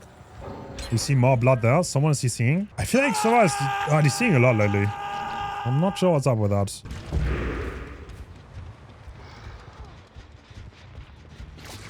Okay, let's use the power to Tornado. Ideally, okay, if this wasn't DMS, I would eruption the gen first.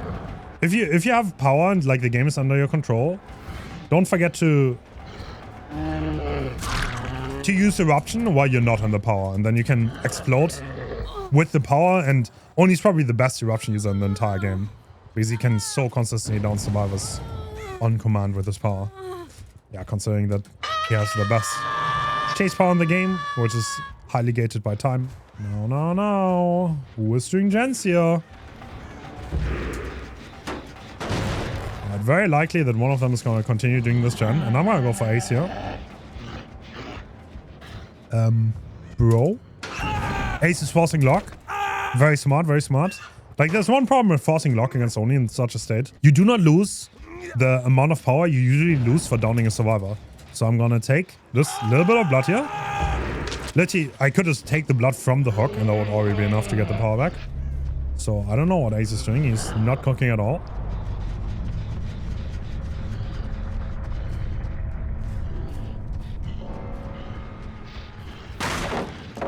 Perfect. Get the power out of the way. Oh my god. I almost got jump scared now. The Ace was the bot. What? Okay. Dude, the bots are getting crazier and crazier by the day. Okay, let's use Eruption on this. Eruption is really good to cover downtime. It's probably the one thing that this park makes this park so good, and why it's one of the best parks in the entire game because it's not time gated at all. You have full control over your movement on it. Unlike something like Pop, where you only have a limited time to kick, which does limit your options quite severely. I saw someone run to main. I'm gonna guess they're going for the unlock right now, right? Yep, I see you. In the distance. There we go. With the husk and the extra speed, it's very easy, and I'm gonna go for the snowball here. Can also run duration, but the husk does give a lot more lethality for those situations. And that's game over with Oni. GG. Deathslinger has a few interesting add-on choices that could be chosen for a build that deserves to be called the best. While the standard choice of reload is great quality of life, both Cigar and Iridescent Coin offer great value propositions that complement each other quite well too. Iridescent Coin leads to a lot of free downs, especially if survivors do not know it's in play. And in close quarters, Cigar enables fast 2-taps and greater zoning for the Deathslinger. The perks, on the other hand, offer no great surprise. As a killer with chase and no mobility, he greatly profits from slowdown that help him close the game out. Alright, Sanctum of Wrath. On the Deathslinger, we have Turn Back the Clock, we have Corrupt, no big surprise. Turn Back the Clock is really good. Do request gens on the fly, not have to use chase so much. I'm not gonna, I don't see anyone move out of that. Did they spawn on my side? No.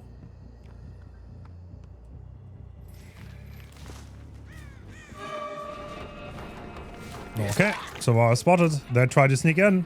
And I'll just take them one. Obviously I have Eerie Coin, but I don't want to like overdo it. If I can get value like that, then I will. I don't know why I saw that guy actually. Why did I see an aura on the other side of the map? That guy's not the obsession. Interesting. I have no clue. Okay. The survivors don't know about Eerie Coin yet. There could be someone close. I'm not entirely sure. Yeah, there is. Nice. Now they do know though. Okay, Mancha. Bro, why does it break so... What? Why did it break so fast? Oh my god, bro. Okay. Didn't get value. I think that's a bug, by the way. Sometimes it's just the chain breaks faster even though you didn't hit anything. I don't think I actually hit anything. Okay, let's hit over the rock. This pad is not safe. This is why Deathslinger is so strong in chase. And with Cigar, we can get people stuck on those loops. Hello. Nice try.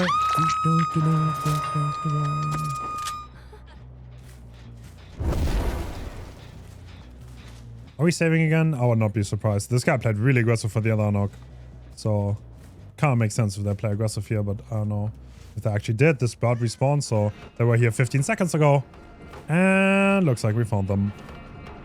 I'm gonna one. I could force Cigar value. Don't think I have to, though. We can shoot through that, by the way, in case you didn't know. I know there are vines there, but they don't obstruct the shot at all. Perfect. She was stuck on a wall, so always aim a little bit to the right of the character. And even if they dodge right, they cannot possibly dodge. Okay, I'm pretty sure they're healed in Shack because of the Deadman. Switch. Right. Or around Shack, at least. Might not have been directly in it. Huh. Interesting stealthing. I think I want to play this side now. We still have 4 gens here. I can somehow see this guy. I mean, I have some time to commit. Let's see if we can maybe... No, he's gonna stay at this loop.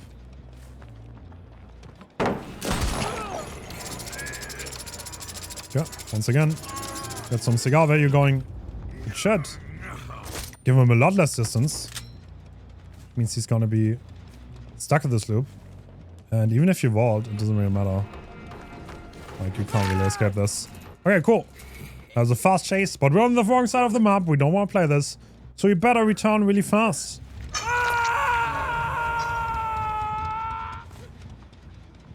could turn back the clock this, but I think I don't want to. Right, where are we?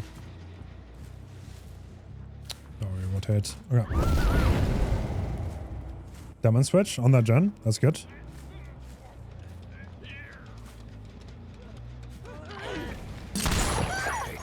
That is not a sharpshooter.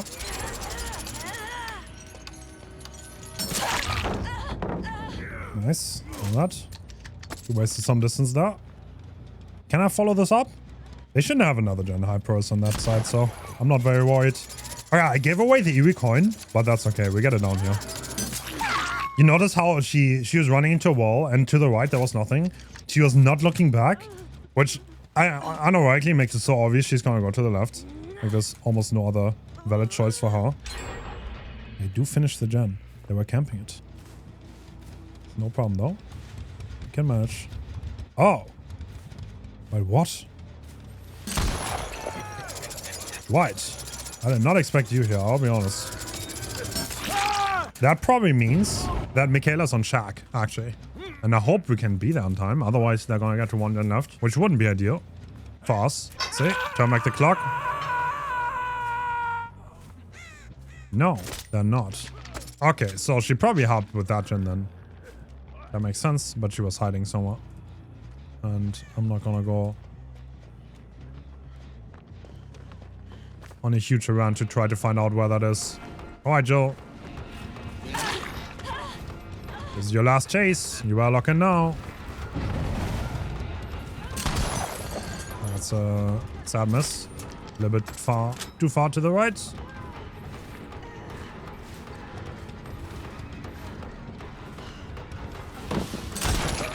This is definitely it. Palette not good enough to play it like that.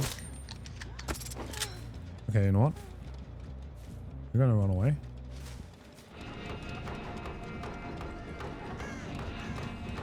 She knows about the coin, doesn't she? She knows everything.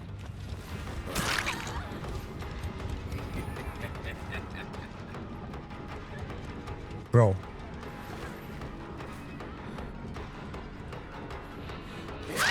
Okay, got that down. Now Diaz should definitely run out by now. I'm a little bit afraid of turn back the of fast track, allowing them to finish the gens, to be honest, but shouldn't be, right? No. We do not even have a high progress gen. Alright, do you want to drop that pallet? This is kind of like a lose-lose for her, no matter what she does. She should probably die here, unless I miss. In that case, she doesn't have to die. I want to know how high this gen is. Not that crazy high, though. Yeah.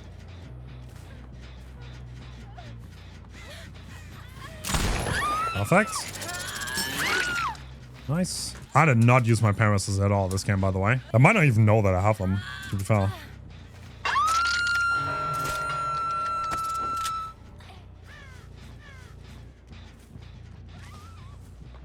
Perfect. I saw the crow fly up. There was no way that was mine based on the distance, so this pallet is not very good. I can just shoot over it. And yeah, he's just gonna die. Perfect. The rotation coming in. Can I maybe get a Uricon here? Maybe.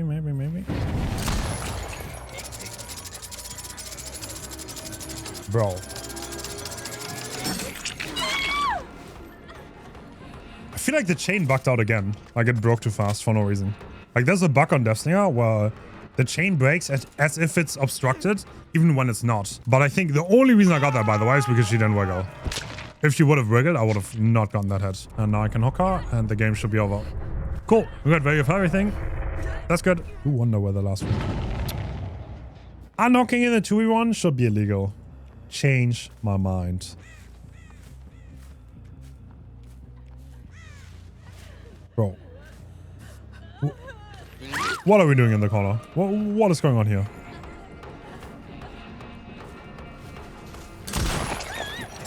Alright, G to the G. That was Deathslinger. Pyramid Head is a killer that does not have great synergy with a lot of perks. Luckily for him, there is a build which is incredibly strong and allows him to use his ability without having to worry about locked out of perks like Painrush or Pop. Totems are the way to go. Ruin greatly fits his power, and Hive Minds make sure we never waste any times going to the wrong generator and having bad rotations. For our add-ons, Obsidian Goblet lets us destroy pallets, while Cinderella's Music Box helps us offset the downside. This gives Pyramid Head a way more consistent chase, which he definitely needs. Alright, we are full in on totems, and we are playing the Pyramid Head, the one and only. And we already have our first target here. Love to see it. So we have the egg. We have Cinderella's box for the add-ons. I don't hit that. That was a bit of a... Bro, what? Random ass Quentin in the corner. What else witness? Okay, they're splitting up. Not the best start for me, but I've ruined here, so... Don't really matter much. Looping shack. Well, I cannot possibly shoot this because of the elevation diff.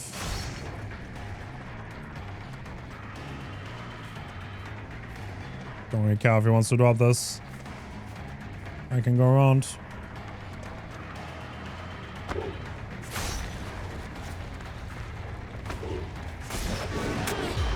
Nice, perfect. Now I got hit once. Little bit of movement. Down he goes. Okay, they got one gen done. But we're getting our first hook with that little bit of a flick. And now Hivemind is going to tell us exactly what's going on and which gen is being pressed. And it tells us that there's nothing going on. Hello, hello card. We found someone.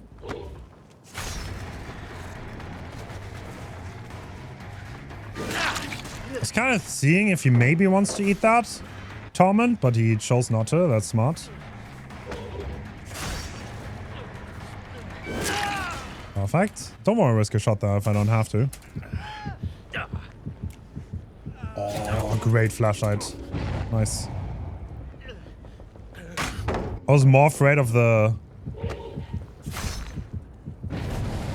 pallet, I will be honest. I didn't know he had a flashlight.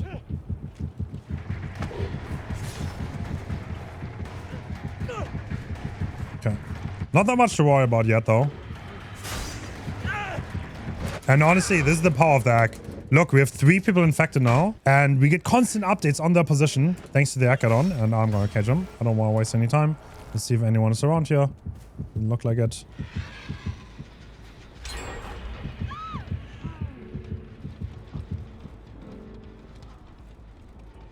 Wait, there are at least 2 people here. Cage is over there. I know that for a fact. And she's breaking away from it. Okay, we still have Ruin up. Okay, that was Hivemind. I thought I just jinxed my Ruin totem. Okay. Very aggressive vault by her. Let's go for the hook and then go back up. We're a totem to rekindle in the corner. But I don't want to go there right now. I would rather contest the people that just got the unhook over here. Look. Once again, you see the value from the egg? Alright, this person sadly also doesn't know about Kill Instinct. Egg, absolutely crazy add-on. Definitely the best one, in my opinion, from Pyramid Head. I swear, the amount of times survivors give A, free info, and B, give away 3 cages for you is crazy. I don't make that. Unfortunate.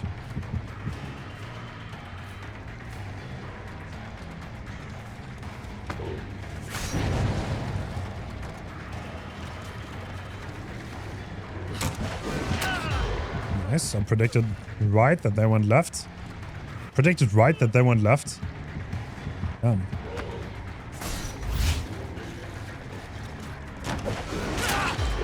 Hi Maurici, thank you so much for your prime.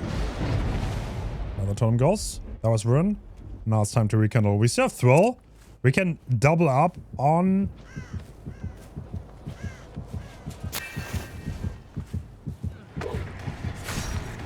Panty totems. And with Thrill Seeing being active, that's gonna be really hard to cleanse. Sadly miss. You're not cleansing that. I forgot all about it. Perfect.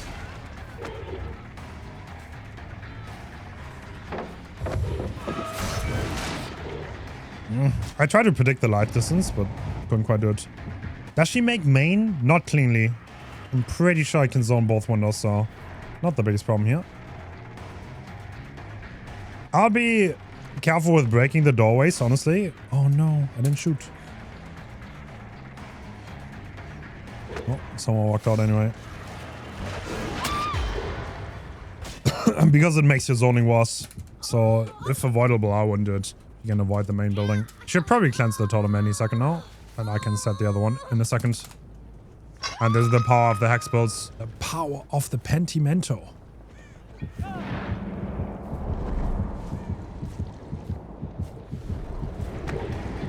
Bro, I'm hard stuck. Hello, Quentin. Nice. Less cooldown. Bad flick. I don't know why he wants to play the short side, but okay. Nice. Okay, let's cage him.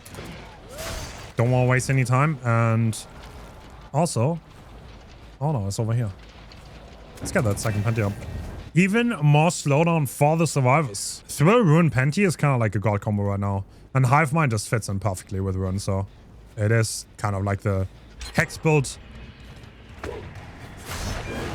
of the month, you could call it.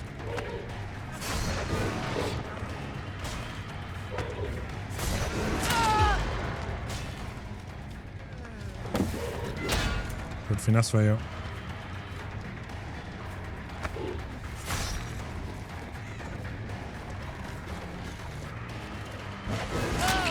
Perfect. Let's go now. Down he goes. Yeah, there's no way they can get the gens done here with the 2 Penties. That's going to slow them down way too much. It's like Alucard is actually trying through 2 Penties to just do the gen. Honestly, commendable effort.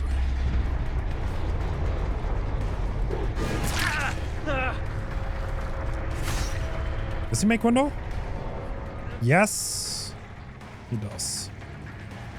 He doesn't even try though. What? I can't shoot up elevation. He should have definitely avoided that. Because now I don't think he has a clean way out of it anymore, right?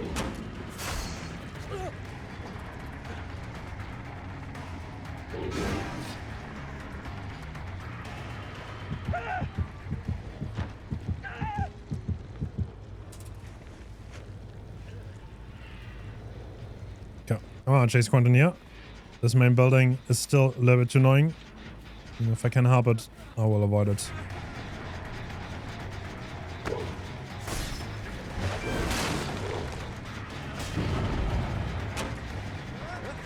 You have any exhaustion here? If you don't, then that's kind of cooked for you. Oh, what? Nice. Nice. I love how they're just ignoring the Penti. Trying to walk through it is crazy walk, honestly. They have to be on that gen, right? No, someone's doing the Penties.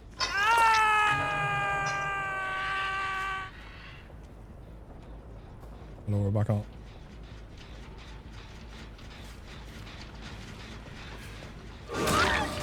The movement. The strongest killer ability in Dead by Daylight.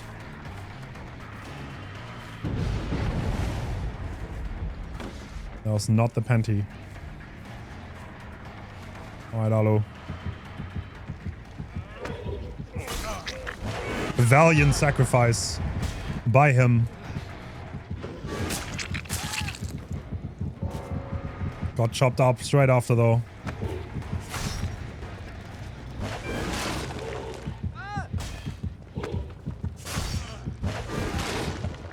You want to? You like gambling? Oh, he's leaving. He does not like gambling. The other one is on main.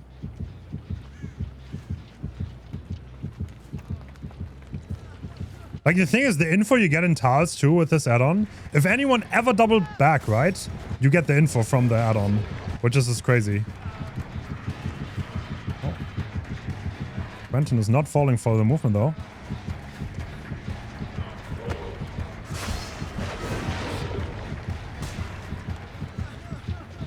A valiant effort, Quentin.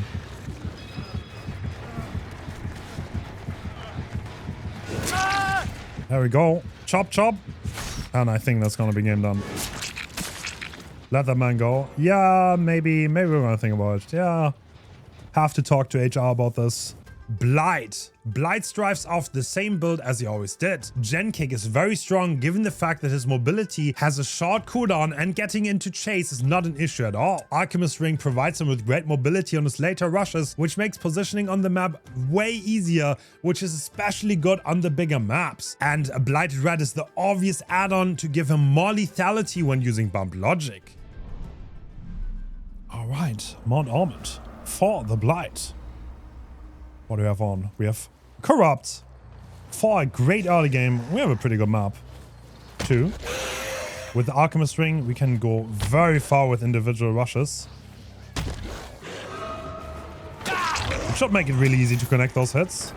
We do have Pain Rust, Pop, Eruption, nothing big. Speed, Alchemist Ring for more rush efficiency, which is definitely the second best add-on. I mean, speed is also good, no question about it, but did he actually ascend it? Yes, he did. Really? Okay, respectable. I want to break this.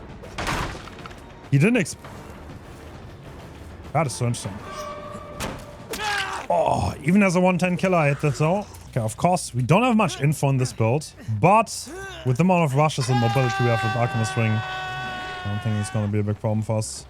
To be perfectly honest. I don't think I want to go there actually.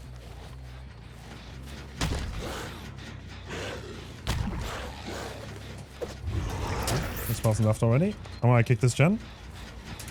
Got Pop Eruption going, and someone's probably rotating already, right? Surely we're going for the rotate here. Or not. Interesting. Interesting pathing by James. He's running to the outside. I think I'm going to commit this. No problem. We can just cycle Pop and Eruption here. No problem. And we also have to go for that knock. Just going to stop them from getting mad Gen Purse. Cannot hit that. This is probably one of the loops where the powers... Actually, no. I got Pop Logic. I dashed the wrong way. No. A little bit inaccurate. Can I do this? I should be able to, actually, to be fair. No. Oh, no, he has to drop it at least, and he doesn't. God damn it. If it was a tiny bit more accurate, I would have hit him twice.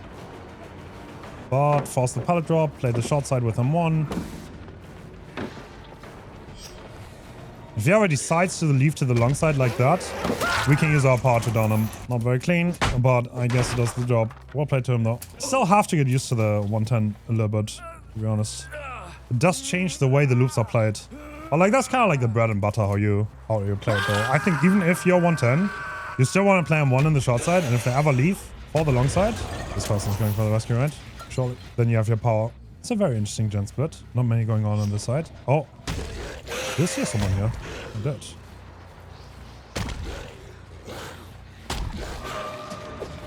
Can't really combat that. That was my last rush. Good drop. I mean, I'm 110 now. Which means she should make that window. And this person should rotate for that knock here, right? Surely? No. Does this guy have Delhi? Or did someone sneak in? Nobody went for the knock. Okay, I don't know what's going on here. We should be able to get that knowledge from the heart. We still have 3 gens around that area too, so don't have to worry too much. Renato already been hooked once. And he has to play a pallet that is very suboptimal. He does make Shack though. Okay, he's gonna commit there. I can just break this and he should obviously die afterwards here.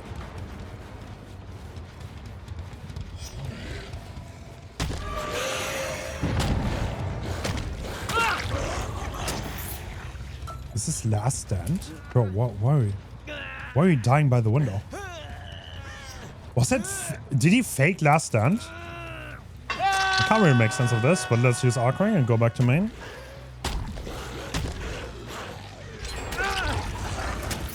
Okay, he just did that gen, and he's Deathlock, so you better be 99 on the mech kit. Otherwise, you're in big trouble, mister.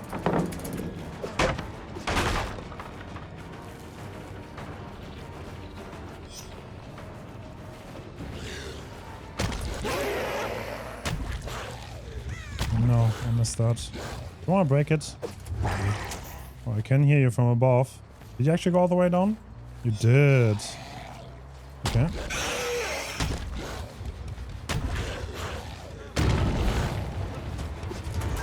Can't quite make that rush.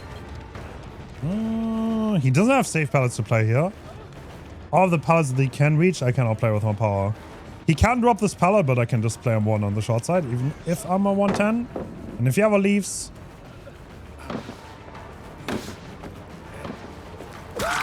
then I'm gonna play M2 on the long side. Should be a kill. We're down to 1 gen left, but I don't think they have a 3rd gen high progress.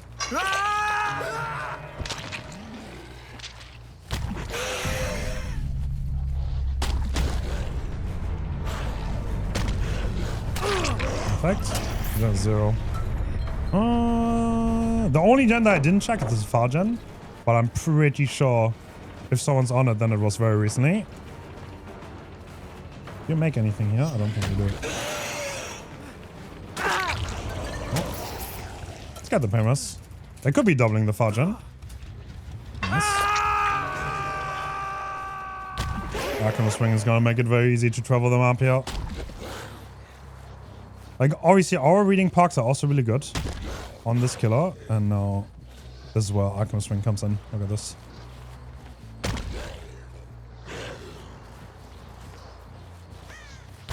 Interesting. I'm not sure what the survivors are doing, to be honest. Did you just start? Bro, I just saw the jet. What? It's 0. Oh, I was straight up cheating with this one.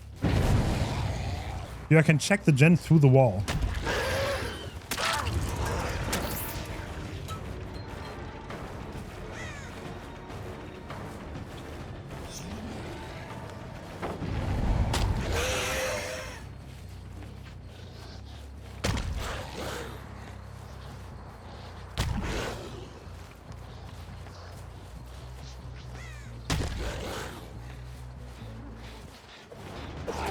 Damn, look at the mobility. We checked every gen. And Adam just touched it. Renato's not doing anything as far as I'm aware. Yeah, these are the things that are gonna be a lot worse now with modern Blight.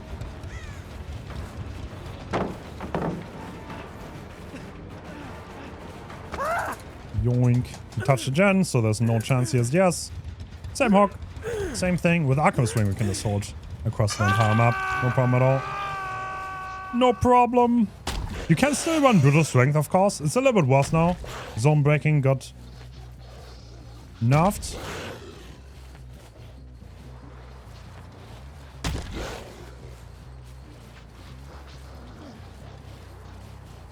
Oh, dude.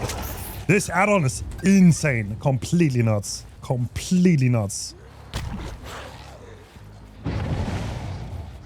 I don't know what they're doing over there, but I'm gonna go back to the hook with my last rush. Oh, couldn't quite make it. Okay, they're not trying to complete the gens anymore. I think the survivors might have realized they lost. Oh. Wait, are we ratting this hard?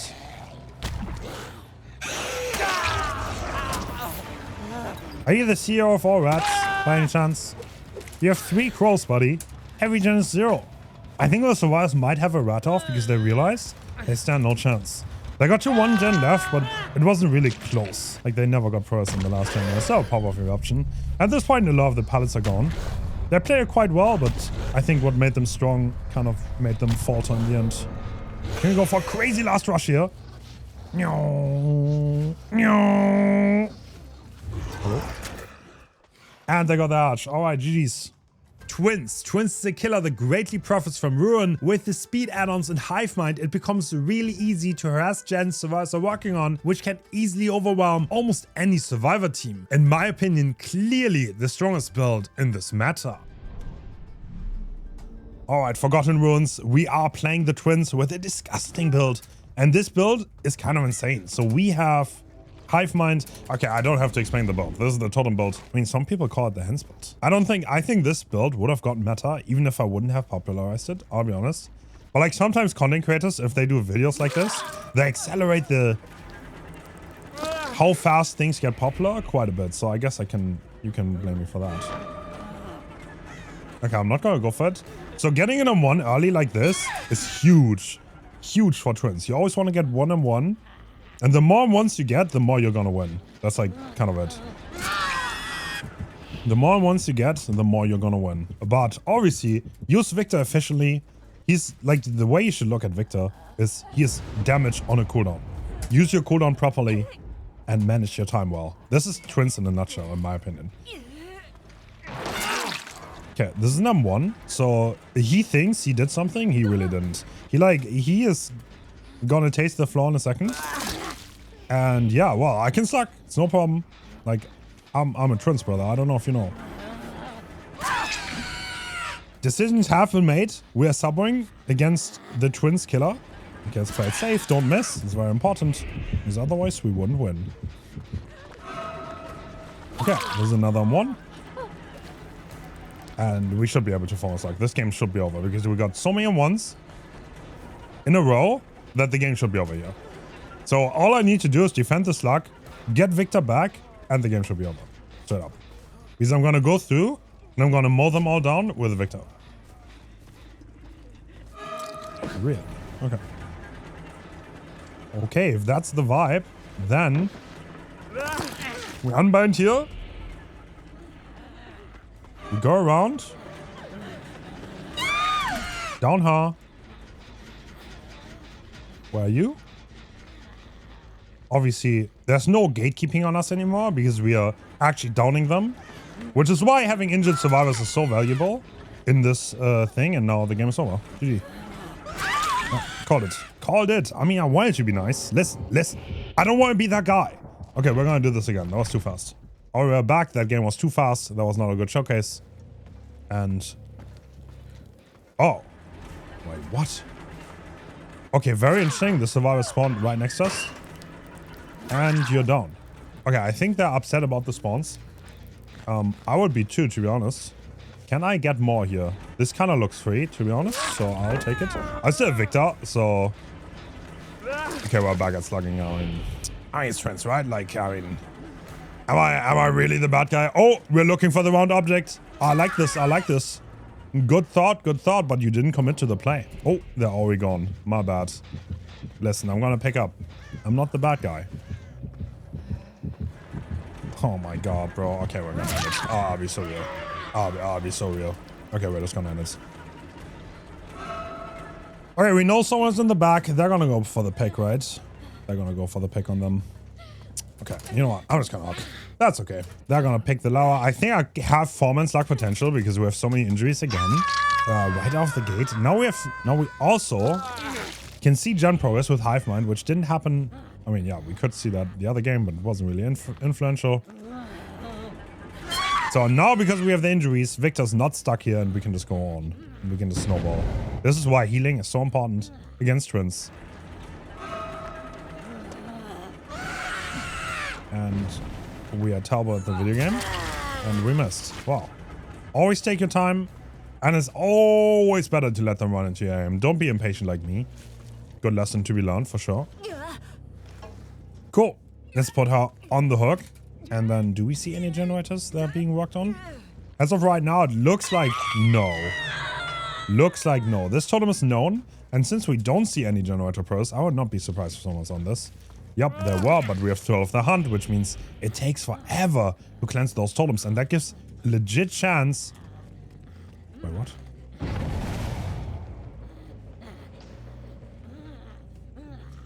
Bro, where we go?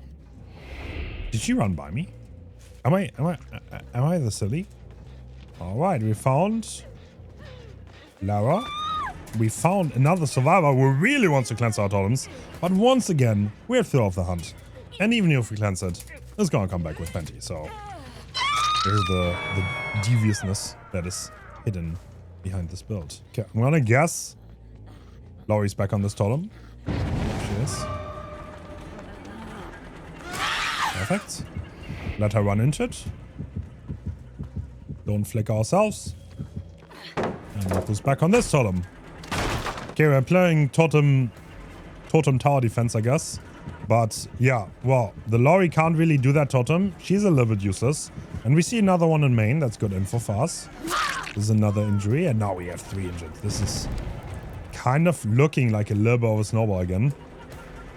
I can play a 1 here, honestly. I don't mind this.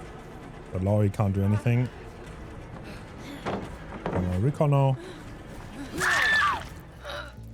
Okay, let's put Lara on the hook, and then we should still have time to contest the totem if Laurie is deciding to go on it. The other ones, I think, healed, so don't think they had the chance to go back on this one. I want to ignore the Sable and go for Laurie. There we go. Because Laurie's injured, now we can still go for Sable.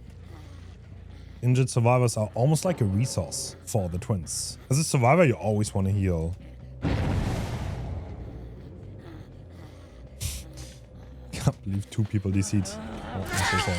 Not the most fun killer to play against, I guess, but very strong. Okay, 1 totem is done.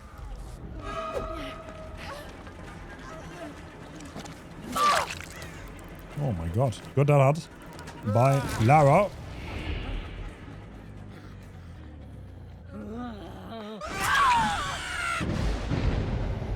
They did get rid of 2 totems, but the thing is, we still have Penti. This is the problem with this build. There are so many totems to chew through that getting them all is very hard. And we still have Ruin in play, and we know it's this totem, but they're gonna cleanse it at one point. But then we have 3 Penti totems to reignite, and dealing with all of them is equally annoying. Okay, we're a little bit out of position, but we have the double speed add-ons. Make it so much faster for us.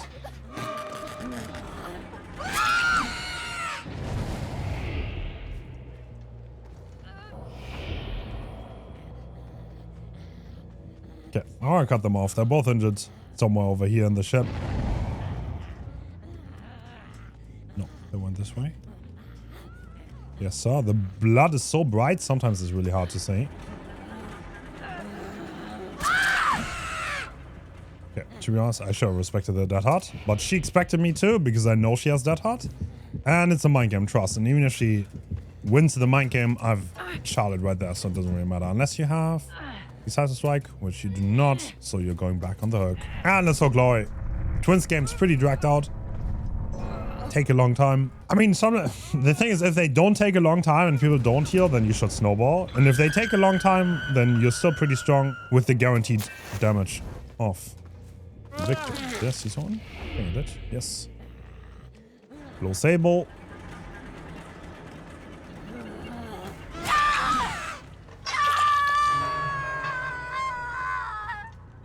Seemingly not going for the save. We are saving. Okay.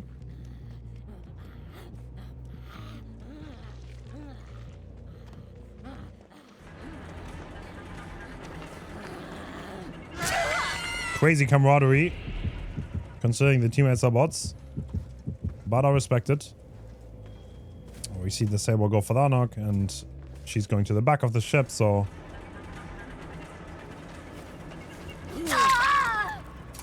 Nice. Still have this Penti. I mean, does it really matter? No, we won our 5 gens. But now we can heal a little bit slower.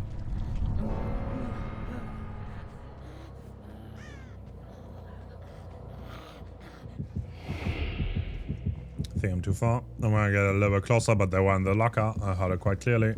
Now we're in range because it takes 10 seconds to get rid of Victor here. And if I'm not within 10 seconds, then they're gonna jump out. So that's it. GG. Twins, very strong, extremely deadly with totems. Probably, like, honestly, this is one of the strongest Twins has been in a long time. His Hive Mind does make a lot of sense, as well as Craft Ruin. This is good. Not much more to add. GG's. Trickster. Trickster's strongest build revolves around secret projects. Since pre-running is his biggest problem, a gen block build can give him reliable undetectable and negate said weakness, especially with iridescent photo card, which makes his main events so much more deadly. This can be surprisingly effective at snowballing. But do keep in mind that survivors will get used to the undetectable, so you need to get some value early before they know and they start pre-running anyway. Alright, Wrecker's Yard. We have Secret Project, no surprise, we have Eerie Photo Card, and we have Ripper Brace, which is an add-on that now gives significant speed to breaking pallets, vaulting windows, and doing all kinds of shenanigans. And we have someone run into us. Perfect.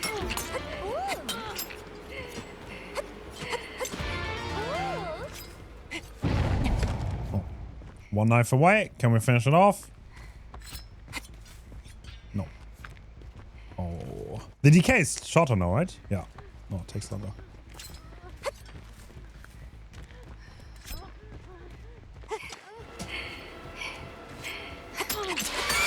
Yeah, we got the first down. Took a little bit. But yeah, it takes a little bit longer to decay. That really helped out. I'm gonna go for a pain rest. One gen done. That's okay. Damn, switch did not activate by itself. Oh, I don't really want to go to that gen. That gen is really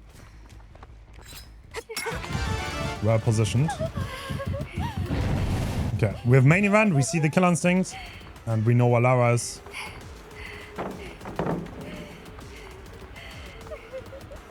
I mean, event this.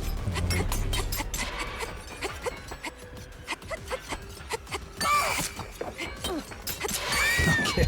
I'm pretty sure it's a price I really got that. And we're back up to C rank. Love that. So far, we haven't broken any pallets or vaulted any windows, but we can do that in a bit. Let's go for another pain resonance hook. Wow, the ace was still with a little bit of laceration because we were S rank. And this is a... Okay. Okay, this looks like a serious gaming squad. She just delete off. And look at this undetectable value. Is this a down? This might be a down. Okay, I missed everything. One round though.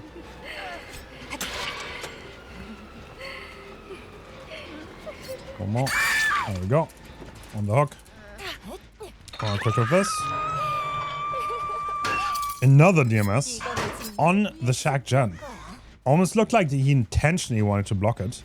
Did I see someone over there? I think I did. Oh, no, I did not. Okay, I'm actually crazy. Good to know, good to know. Okay, with S rank being active here, let's see where this person resides, because I am undetectable, which should greatly help us. Okay, double vaulted. Okay.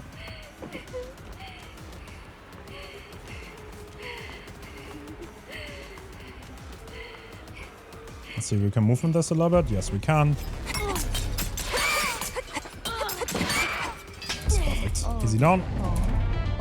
And photo card also shows us the position. One is unhooking. Oh, I'm full on knives. Never mind. Didn't use a single one. I use main event. Let's see if he's still on Shack. No, he's not. So far, we didn't need to vault anything. We didn't need to break anything. But I'm sure we're gonna get the chance later on. Oh, where are we still injured? Oh, this is the Delhi survivor.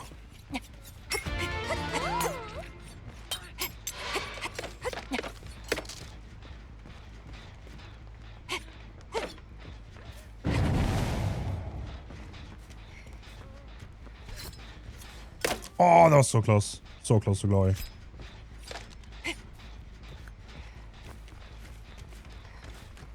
Did they just run? Yeah, they did. Oh. Blight. Wow, it's lost a star rank.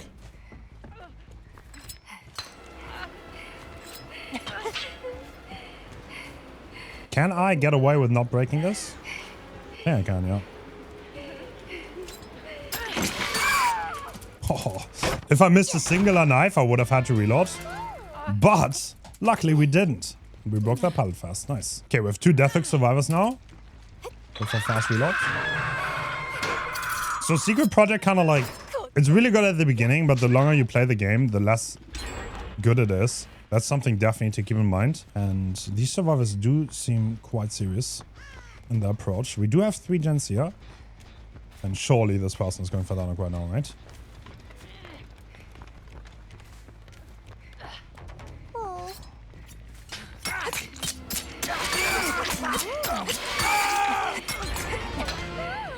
Okay, put him on the hook. Only 1 gen left. But I don't think they should have that much progress. Do I have a pain rest? I'm pretty sure I didn't pain rest him yet.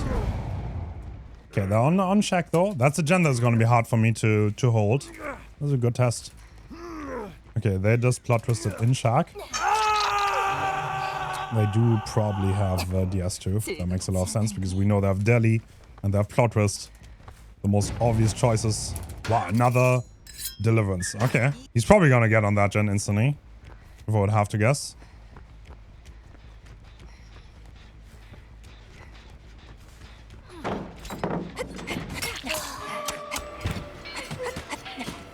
I could have eaten the DS, I guess. Gotten a free health state out of it. I could also just go for this. Okay.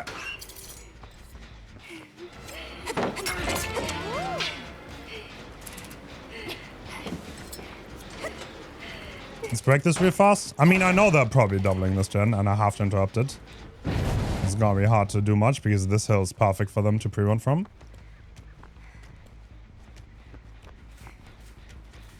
I can just get on it. Okay. Unless we want to die corner, I guess. Interesting choice. This could be a dead heart. Very likely. Given the parks. It's kind of like sad that you don't get anything for hooking on a Scotch Rock. To be honest. Sorry for not hooking on a Scotch Rock. For grabbing someone out of a locker. Okay, Ada is probably going to run to Crane, right? Yeah, I can't really chase that. It's well played.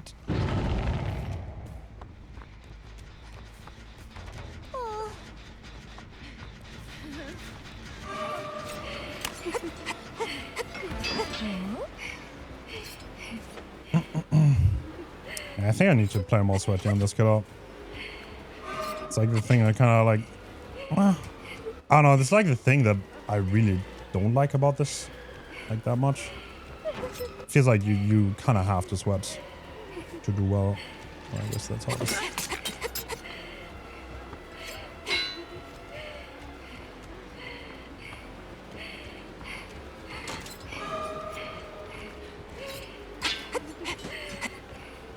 They're gonna get the gen done, but there's no point in trying to hold.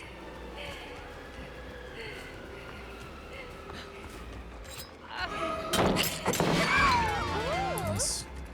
We got 8 hooks. We got the Fair Play Award.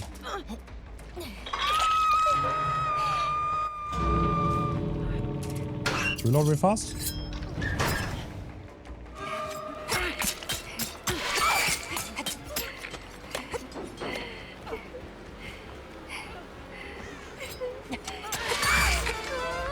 There we go. We have A rank. Is anyone around? No.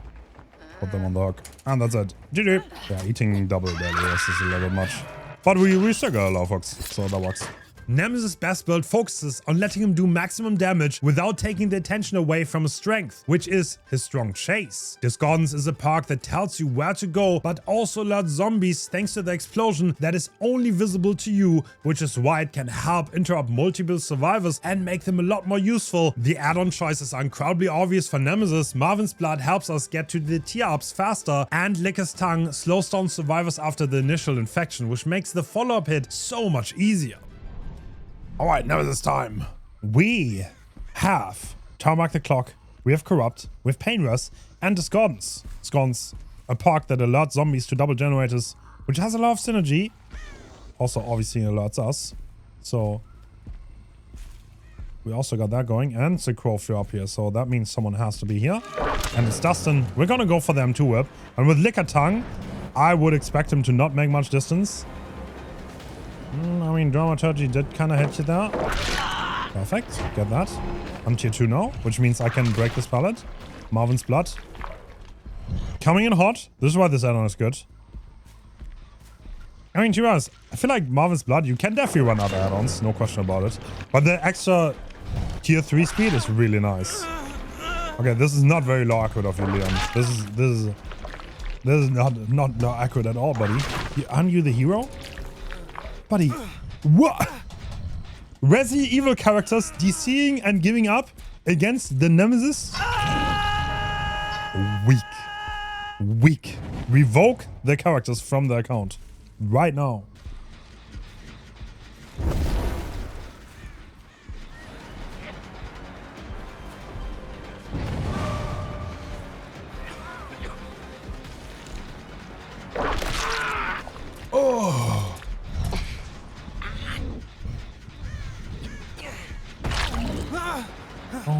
Bro, what is wrong with it? Like, what happened this game that makes this guy give up? What happened? You don't want to slack, you know. Yeah, I'm going to be petty. I'm going to be a bitch. Guess what? I am the petty bitch. Guess what, bro? That's how it goes now.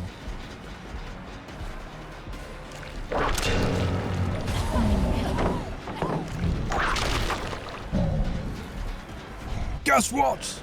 I am the bad guy.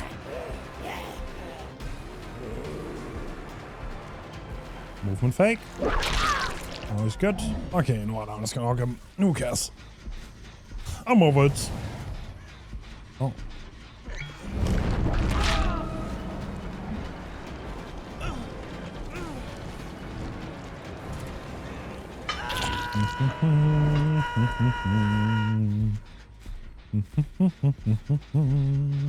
Dude, honestly, I hope we're gonna see a rank mode at one point in DBD. I hope we do. I think there's mad potential. But I have to nail it. That's really important though. Could be pretty... Like, I swear, what is this delay? Okay, why is there no input buffering on them one after you pull up the whip? There's like a weird ass delay that doesn't feel the same every time. And then on top of that, there's no input buffering. What is that? Why is there no input buffering? Oh my god, bro. Yeah, you need to spam left click. Yeah, you agree, right? You agree. I wonder if the Nemesis mains feel the same way.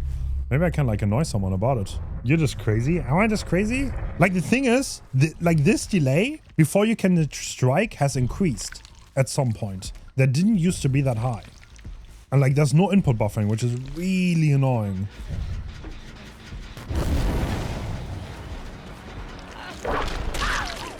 Really annoying. Input buffering is your number one wish? Okay, I'll write it down. Maybe I can talk to someone. Maybe I can help a little bit to make them realize that people want this really badly. Okay, I'm glad I'm not the only one though. This annoys me so much on Nemesis about the whip timing, honestly. Like this kind of thing where you just hard spam on one because the timing also doesn't feel that consistent in a weird way. I don't know. Maybe I'm just crazy. Maybe it is. Yeah, I don't know what happened. Do they just hate Nemesis? Since when are the bots the goats at hiding? Hello? Alright, thanks. Yeah, let's do that again. Dog shit Leon. Bro, why are we giving up for? Wait, is this a... Oh! So the Ada gave up because the Leon gave up. Bro, the Leon has a Gen Rush build. Wait, is that the Oddstarver Law 2.0? Oh shit. Odds, my god. Odds is always right, bro. Let's be completely real. Okay. Alright, we are playing Nemesis. Zombie value. We get the fast track and licker tongue. Means no distance. This add-on is so good, by the way. And this is why. Make sure we drag properly to not give them any space. That was a good dodge. Are they gonna drop it? Nope. They're obviously gonna dodge wide because they're on the pallet, so let's go for this. Oh my god. The double flashlight. What am I watching? Wow. They went wide. I mean, I kind of knew it, but they went wide earlier than I thought. Perfect, perfect.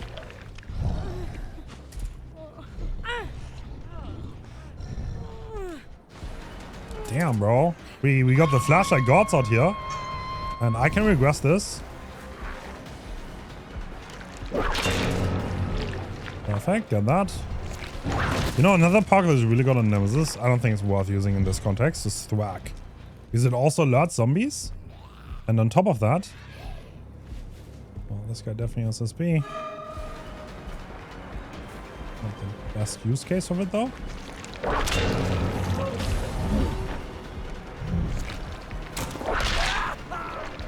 This could be a triple tap. We have a boon. I'm gonna try. I would rather get rid of the boon, to be honest. He's running into an area that's not that safe. I mean, he has Shack Pallet, but the Shack is not that crazy good. So I think I'll just take it. And Stevie is trying to run to the main building here. And I don't think he makes it, so we got a good position.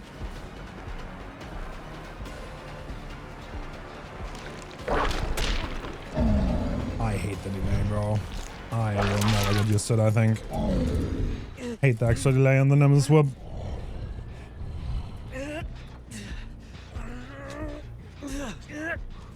Oh, is this a sabo too? Alright, well, that was not the best sabo I've ever seen.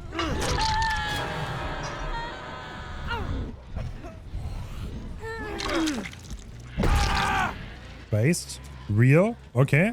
We get another down. Oh my god. What's this? No, okay. Oh, I almost hit it. I almost hit it. Wait, that was actually close. This guy probably is unbreakable though, so I want to hook him before I can use it. Probably has deli too, so we need to watch out here. We can turn back the clock, the main gen again. I want to do that after hooking. Could have min-maxed and done it before, that would have been a tiny bit better, but turn back the clock. That's feel pretty good on Nemesis too. Do you realize this? It feels like the park is a straight up best in slot on the killers that don't have mobility and just like chasing survivors fast. Like Springtrap, Nemi, nice terrible whip. I can get this straight here. Guys trying to go for the save, which we're not gonna allow.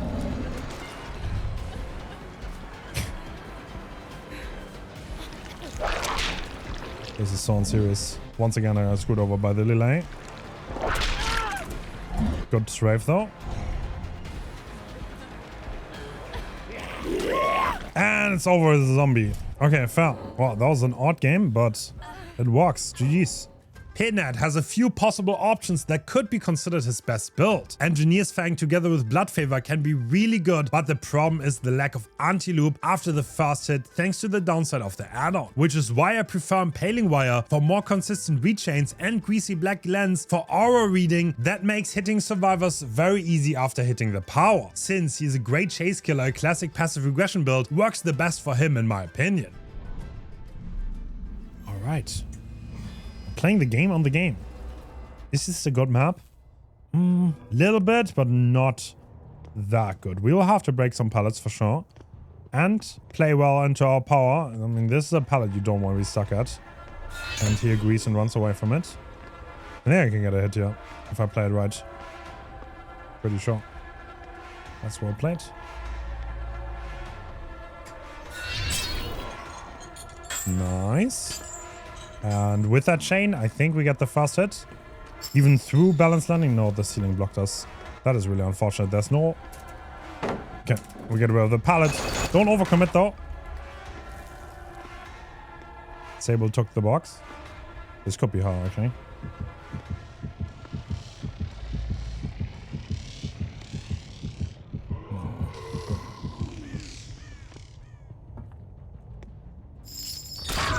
Perfect.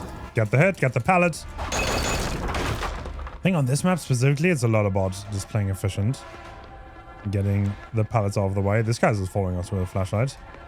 Which is really good for us and bad for them.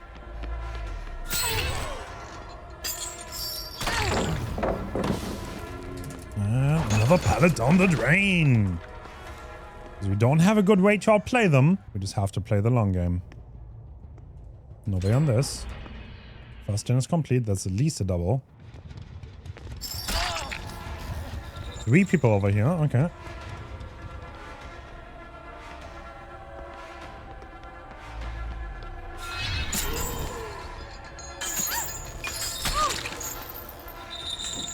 Balance landing. Actually, I'm not sure you make this with this pathing. No, you do. You do make it every time. Okay, well.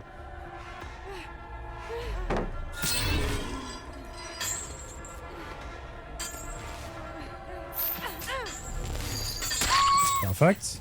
Okay, we also have the box here, so let's start the chain hunt. This is a really good fast hook. And that was the fast pallet we could outplay with our power. There was someone there. I could have actually hit them. Perfect. On the hook. Okay, based on this guy just left for the box. I think. Could very well be an execute though. It's very, very, very hard to predict the spawn on this map specifically. probably in that exit gate, isn't it? Not quite. Oh, this person doesn't know how the box work. This is good for us. So you can still solve it, even if you get chained now. That changed like 1 year ago. But Cenobite is such a rare killer that survivors oftentimes are just not the best at playing against them. Okay, I'm gonna try to commit this chase just to keep the chain on going. But this heavily depends on where they're going. We already destroyed this pad though. That is good for us. Great pre-run by them though. Nice. Okay, got that chain, and now we're getting our reading. I think we got a rechain.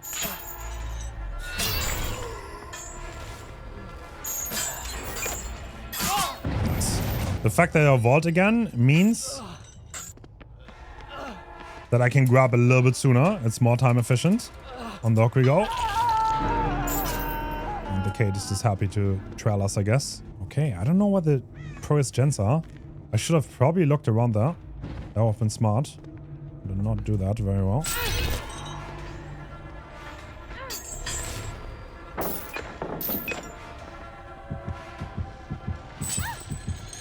Nice, love that aura reading. Made it really easy to get that hit.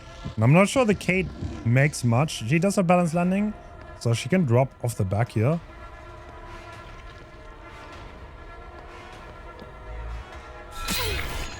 That should be a good chain. That completely blocks her exhaustion. Okay, she broke it with environment. That's not ideal for us. But Impaled Wire doing such a good job. Okay, she's exhausted. We don't have to worry about Dead Hard. Balancing and Dead Hard can be used together quite well.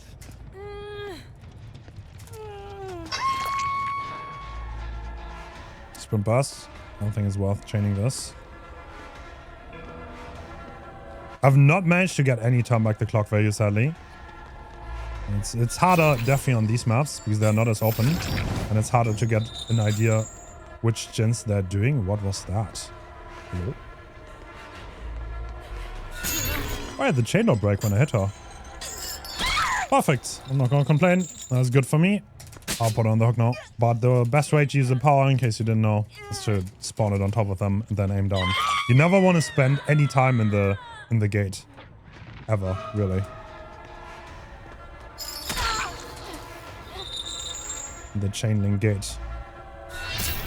You pretty much always want to insta-fire. We're about to get our first painless of the game. Oh, it's a little bit spicy on indoors.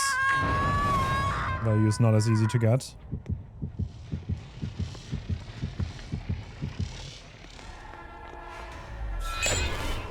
Overflicked.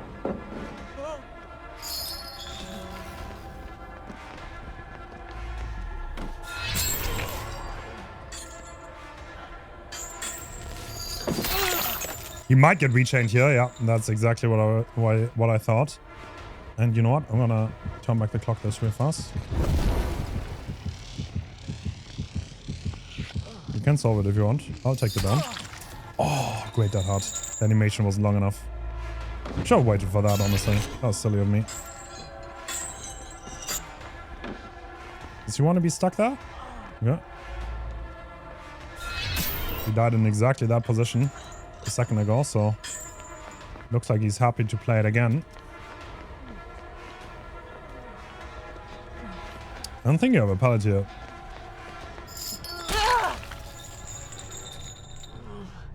Okay, they know. They know that I know, which makes them Norse. They're gonna sail off in Norse Ark.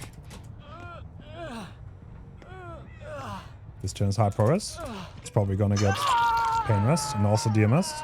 Saw an injured survivor here. Don't have to worry about that generator, it's blocked. Which means they're gonna get down hog, but that's okay. I'm gonna go for maximum aggression, which is, I think, the best way to play this build.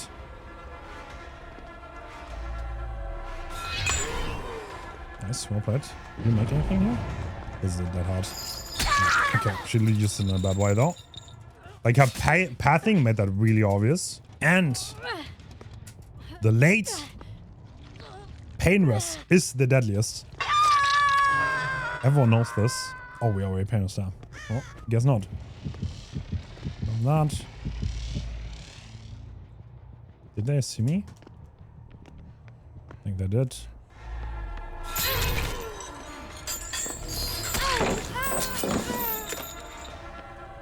I don't think this is safe against Cenobite, so I'll play it. I was about to say. She cannot wait for me to drop. She has to do it earlier.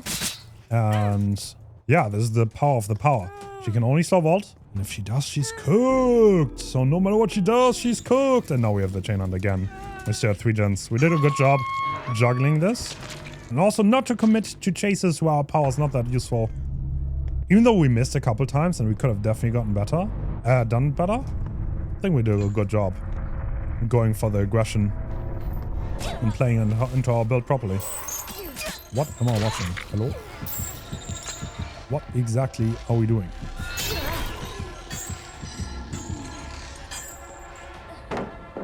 I don't think you make it around because I have chains here. Spawning them while she can't see me, which means she can't react to the animation. There's no sound attached. And now we down her and put on the hook. Let's go. The power of the power. Yeah, well. I behold the power. Turn back the clock. Also stops survivors from committing. And I didn't know the power is here. 2 generators like that. Can trigger DMS. That was a good showcase of it. Obviously, DMS, there's a little bit of negative synergy there. No question, because sometimes the gen you want to turn back the clock is blocked with DMS, which means you can't do it. But I think overall, these 2 parks are so strong that they're still worth running. I mean, turn back the clock has a lot of negative synergy with a lot of other meta parks. But it's still so good to run, in my opinion. Really good park. Okay. Whoa.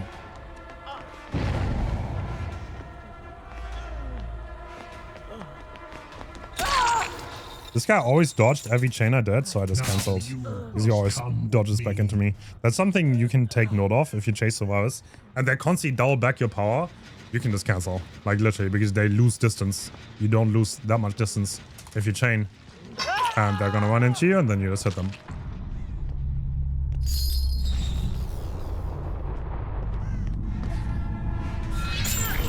What is that?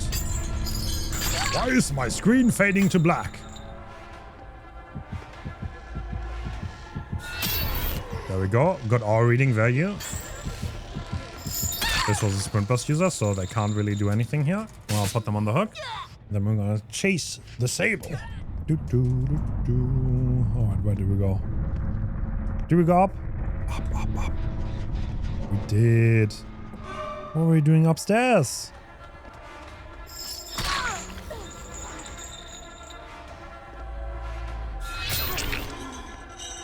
This is the danger of dodging the chain because you lose distance, and that's a GG for the Pinhead build. Easy, simple, effective. Artist has an interesting amount of viable add-ons that could be considered here. While Severed Hands is an obvious pick, the second add-on slot has quite a few possibilities, but my absolute favorite is Untitled Agony, which hinders survivors when hit by a swarm, which can make the follow-up hit so much easier. Turn Back the Clock is also really good on Artist, since she doesn't use any distance while using it, and Pain Res and Corrupt are just too good not to include. Okay, Artist time. And yes, we're running the same build. I'm so sorry, but I think this is the best. You could run Eruption. I think there's no question about the first 3 parks. You could make a case for a different park for Turn Back the Clock. You could run Eruption. You could run stuff like Rapid Brutality for sure. But I do think...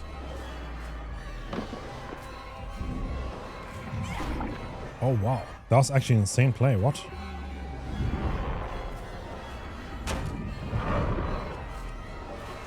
Yeah. No, you're cooked though. There we go. I'm gonna break this real fast. I mean, Ruin is also okay. But I'm a fan of Turn Back the Clock.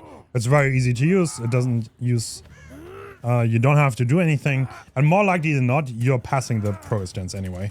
If you go there to chase. So, in almost any case, this park is easygoing, very good value. But yeah, the DVD park meta has always been, I don't know, a little bit stale, I guess. Like, I wish it wouldn't be as stale, but at the same time, to be that way. Okay, a nice little double crawl.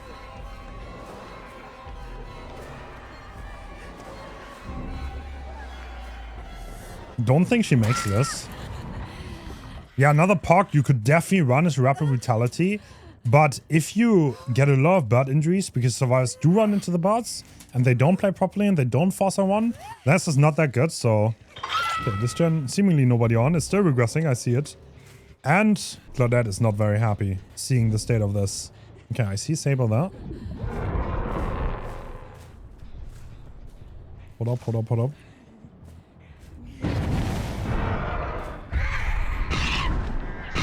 No.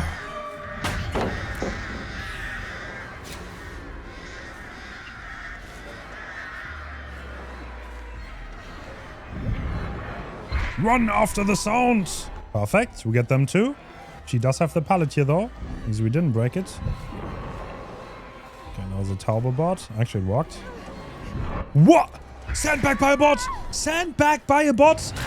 AI is not overtaking, that's for sure. Oh my god. Okay, I've never seen that before. A bot just sandbagged the Sable and gave me a free down.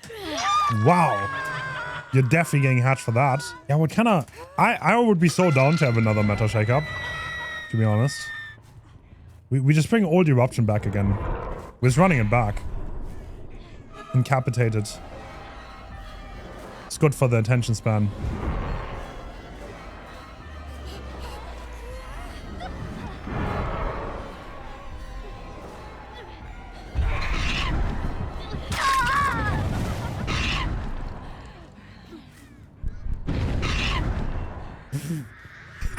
Bro, the bot is sandbagging again, bro. There's no way. There's no way. Did they just recroll the tab after going into locker? Absolutely crazy. Okay, so... You can run barbecue? I don't think you need it though, because you can just do this. And then you kind of force DMS, right? You have 3 crows. And it also gives you info on where the servers are doing gens, so... Almost plays itself, for the most part. Okay, let's see. If they turn the corner here, which they do, then they're gonna die. They didn't see me place the bot. Very easy down. Let's put them on the hook here, and then go back.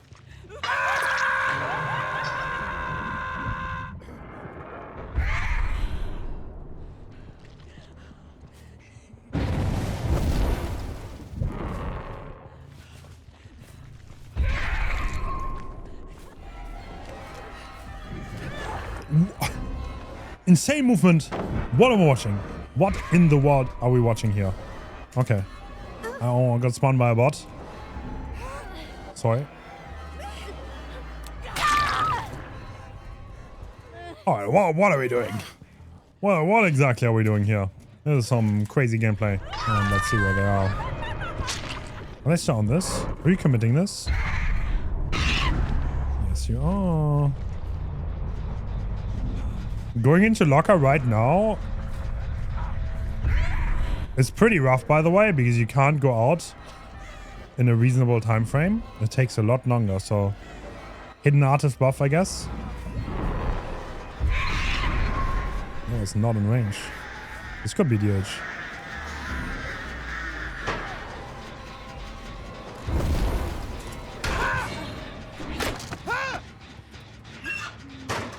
Oh, Mr. Tap. Put you on the hook too, and then there's only Yunjin left.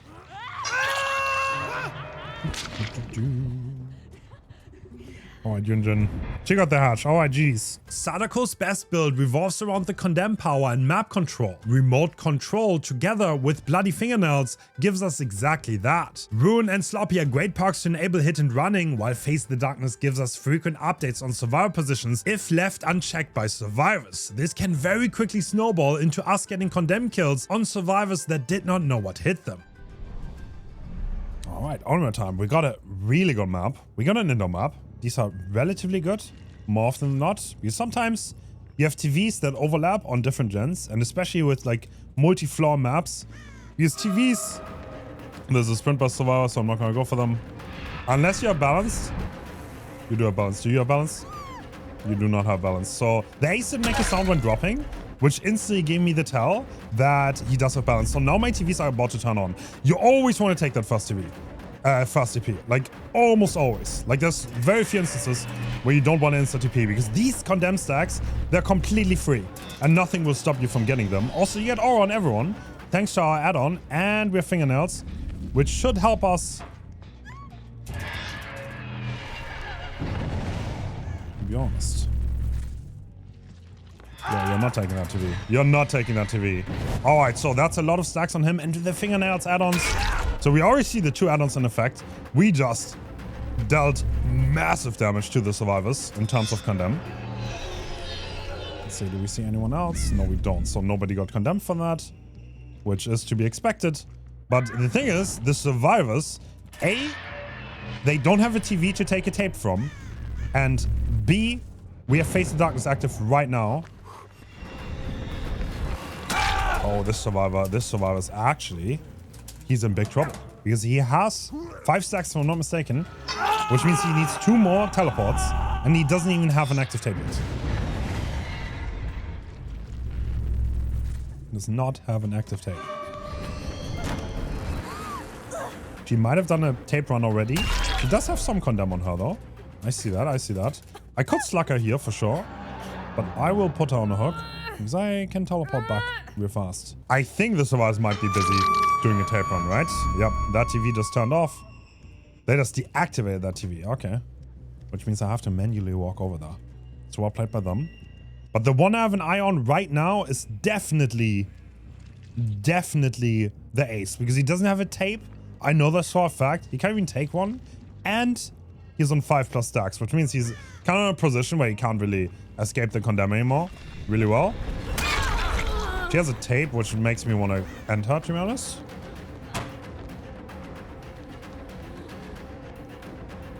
You know what? I'm just going to insta-send it. What? Is that fast vault? That's insane. Okay, I want TP here. Do we get any condemns? Yes, we do. Do we get another one? Yes, we do. You might be in trouble now. Oh, this is at least 6 stacks on her. All right, so we have 2 survivors who are almost completely condemned. Why do I know this? It's because I pay attention. The HUD doesn't give you this info, but I can see the stacks. Like, she is almost condemned. 1 more TV, so one more stack and it's over. Okay, I'm gonna TP once. If anyone's around the hook, I'm gonna get over. No. I'm gonna TP again. This is a little bit of a trap here, honestly. Oh, we did get a little bit of condemn on Fang here. Okay. Okay, he's on the outside. I'm gonna get both. Let's get both to 7. Why not? Oh. Oh, well, we're having a full party. All right, nobody here has a tape, right? That gives us a lot of opportunity here to do some damage. But first, I'm gonna get a free tag just because I can. And I think there might be healing here. There might be healing, because they cannot really take a tape. If this disappears, then I know someone is going for it. Yeah, they're healing on the outside. What? My brother, why are you running towards me? What's going on there? So, Fang just took a tape. We know this. She is on her way to the side. There is a chance we can interrupt this. Let's see where she's going. She might be going up here. Yep. Can I get the first hit? If I can, then I think she's not going to be able to deposit.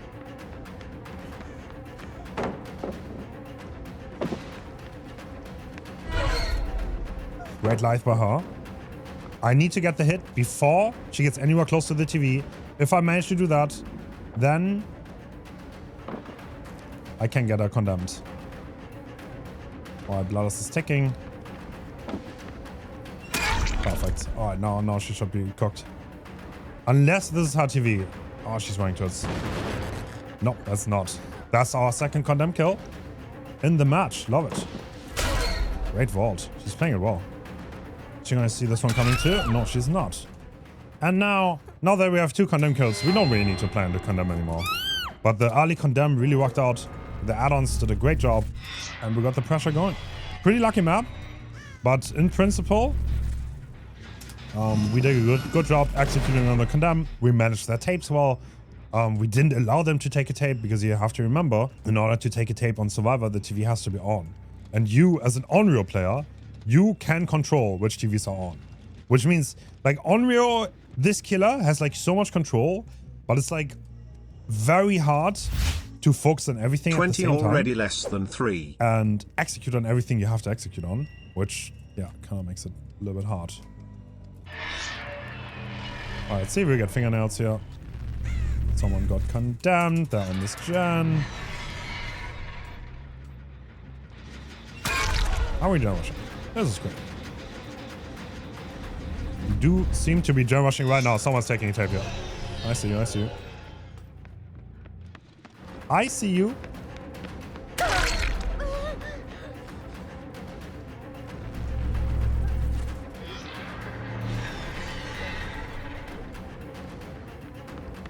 Dude, she's 6.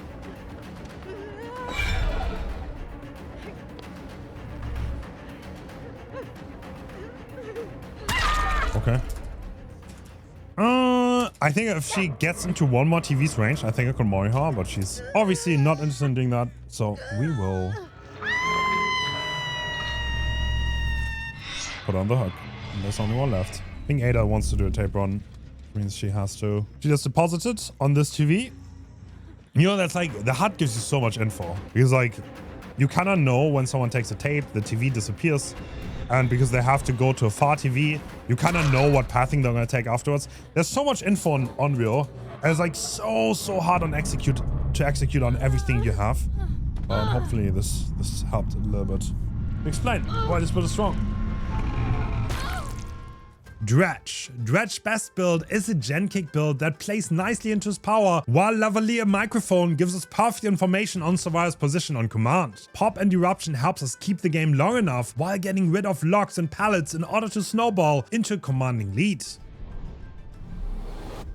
Alright, Dredge time with Ottomarian writing. And we have the microphone for our reading.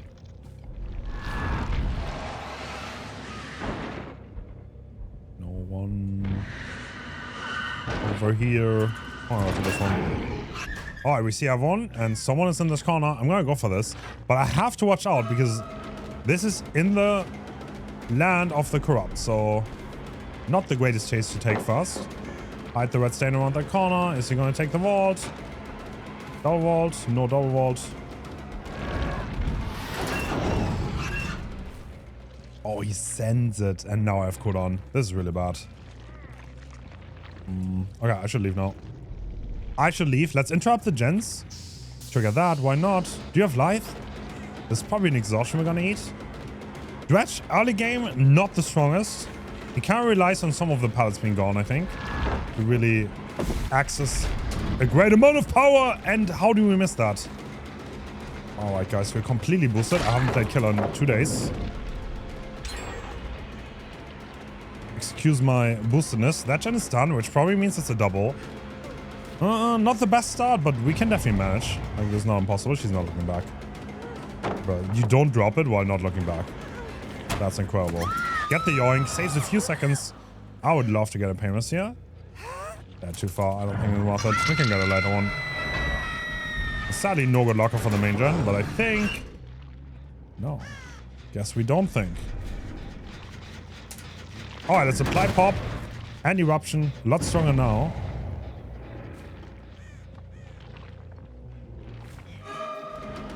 That is down, not broken. Didn't vote. Oh, there's some interesting pathing by the Jeff here. But we got the facet and he's completely zoned. So this should be a 2-tap.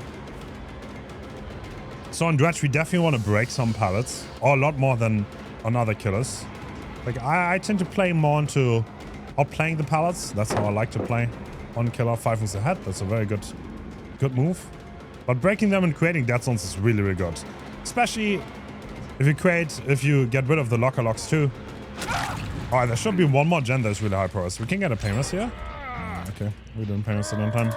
Tiny bit too slow. Wow, that's the most progress gen. Alright. I want Info. I'll teleport to this one. I'll see everyone.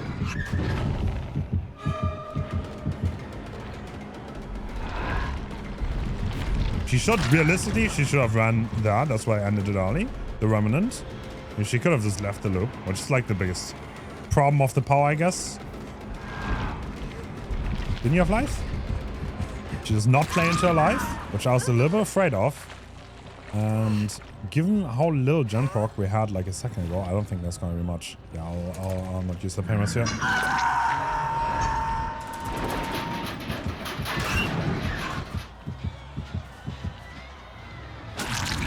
Alright, first free hit. Nightfall, getting some value.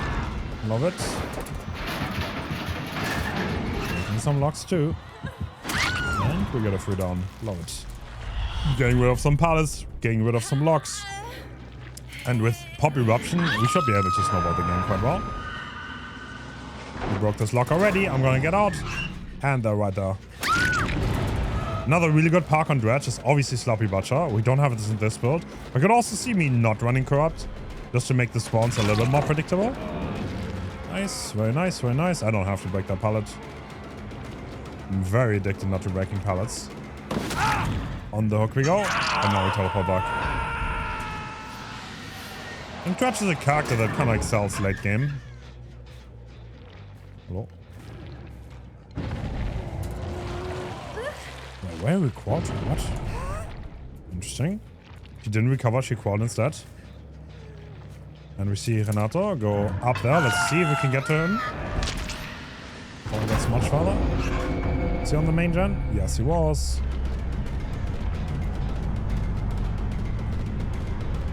Smart by him. He's disengaging and he's gonna go for the vault. He has that tile to play, but nothing else.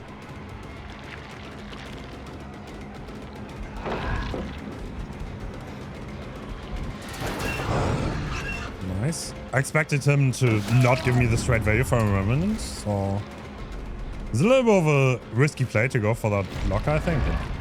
It works, it works. If it works, it works.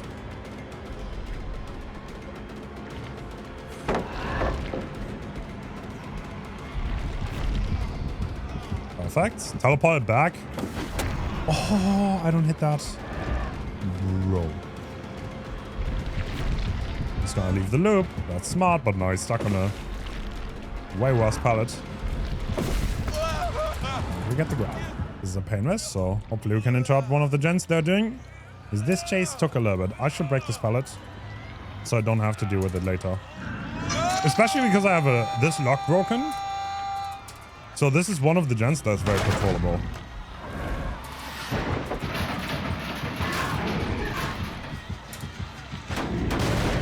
It's another very good gen because we have a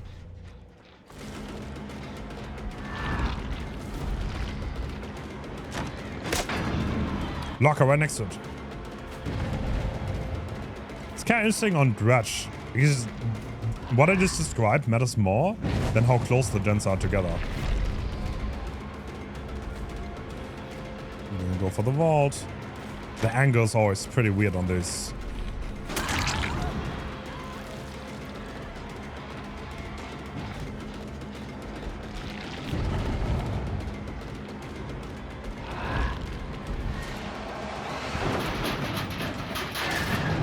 Are they healing here?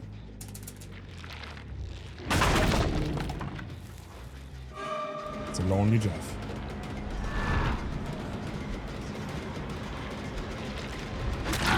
Making sure to not teleport to early to let him out because that's realistically the only option he has to double back there. Otherwise he's always gonna get hit. And of course, if we can, we're gonna save our cooldown because that's just the most efficient way to play. And once again, we don't know where everyone is, but we don't really need that info. We have Lavalier microphone. So what we can do here, tap into this. Just chose 2 close lockers. And let's go for the third one. And now we know where everyone is. That gen is high progress. I don't think I need to kick it though, to be perfectly honest. I'm just gonna play for the chase here because they're still... You know what? I'm gonna kick it. I changed my mind. I think Michaela's wanting to finish it. Lavalier microphone Overreading on everyone with 0 cooldown. Not many killers have these kind of add-ons. Don't take them for granted. Kind of makes a lot of sense on Dredge too.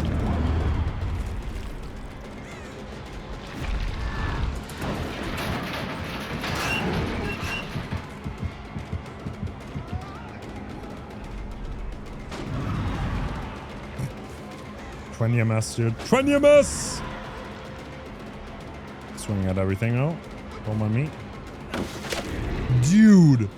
No way we don't hit any of those. God, bro. I want my 30 MS back. This is completely tragic. Upgraded my Pinhead and now I have less ping. Can't play killer anymore. Alright, we got the down. 1, 2, 3. And a locker. I mean, she has to be a locker, right? Or I'm blind. This is also an option. Probably the latter. Probably the latter, if we're being real.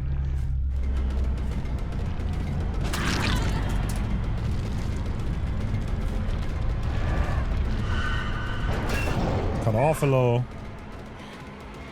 Let's see if she gets the hatch. What? It spawned right on top of her. Alright, GG's. Wesker's a killer that really profits from his iridescent add-ons. They give him an easy way to break pallets way faster than Brutal Strength ever could, and also early game pressure and a secondary objective for survivors, a luxury almost no killer has. This allows us to not equip Corrupt Intervention and also get information on survivors since they have to spray themselves early. This means a classic slowdown build walks the best here to further elevate the great early game and chase pressure provided by Lab Photo. Alright, Cowshed on the Wesker with double Eerie.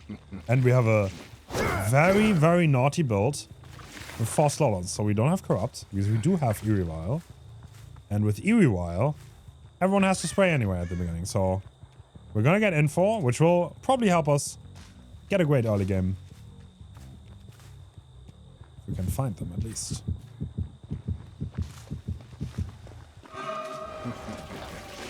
Can I throw you? No, I want to throw him at the tower behind. Okay, that would have almost been great if I thrown him. Because then he would have been zoned. Now he has main building, which is not the strongest. Don't get me wrong. It's also not the worst there's ever been. I want to wait for him to drop. That way I don't get stunned. And this is like Lab Photo, right? Lab Photo is an insane add-on. I don't think I can do this without Egg. No, I cannot. Well, that's gonna be no problem anymore. Once we do have the base kit buffs, which are gonna come out soon. But for now, we have to use the momentum tech. Do you guys see that? I'm still surprised that nobody ever uses it, to be perfectly honest. I don't know, it seems like the greatest tools killers have. Like, I never see anyone really use it properly. Grim Embrace, first stack. That's when it is at its strongest. And we see another David. It's not the same one. Looks similar though.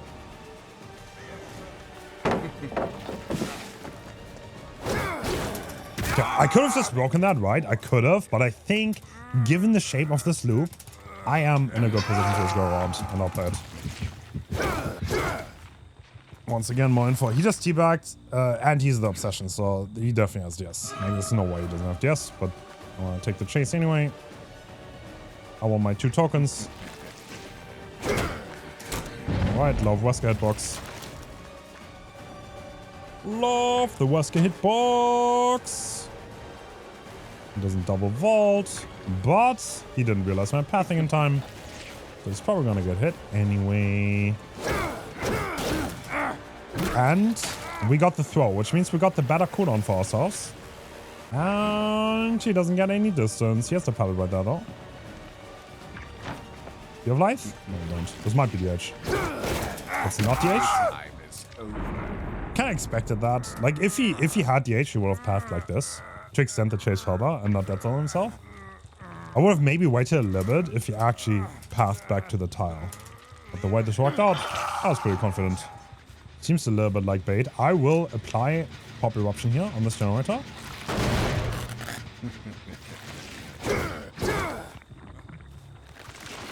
Okay, where are we at? Where are we at? Alright, David number 2. Time for your chase. We are playing DS quite well here. This is a boon. I'm gonna get rid of it real fast. I think this doesn't matter that much. Given that this is almost certainly a decisive strike, I think I would rather play for this chase here. That's a good job. It's gonna bounce off there. That way I'm not too far when I go into cooldown. And you know what? I'm just gonna do this lab photo. He doesn't make this distance. This is an unsafe tile. Is that life? No, it's not.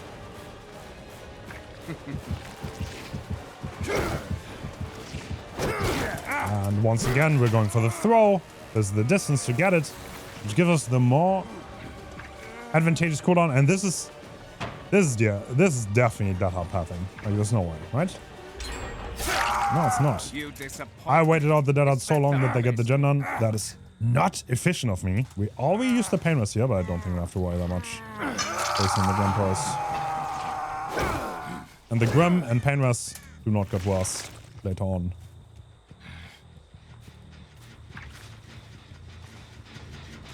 Okay, find the box. And after them. Did we go all the way or did we stop there? We did. We went all the way. Wait, what? Oh, it's you. I don't think this kick is worth it. I could apply Eruption there. Would probably not be bad, given that it's probably the David who did walk on that gen.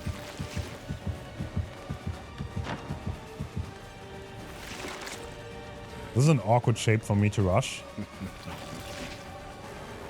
The way he's playing, I think he knows that. I don't have back. That would have been a hit with it. Really? I'm in trouble now, though. Oh, barely didn't get the throw there. That would have been good, because he would have been edge, map, zoned. You know what? I'm gonna do it now. From a zoning perspective, this doesn't really matter. I'm gonna make sure that he vaults fast, because otherwise I might not get the break there. Okay. Deathlock Survivor, helping Deathlock Survivor. Very interesting. They're running in a line, so I can't throw. That's very smart. Does it really matter where I chase? Not really. That gen's done.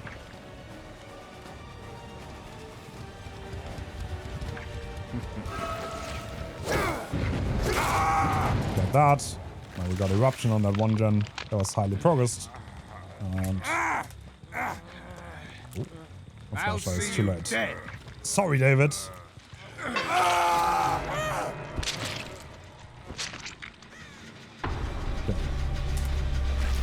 I don't want to wait for Eruption. I could, but those 5 seconds would mean I cannot possibly chase this anymore.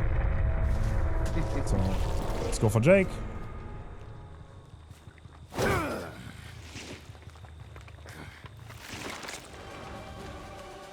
Dude, how did I start chasing?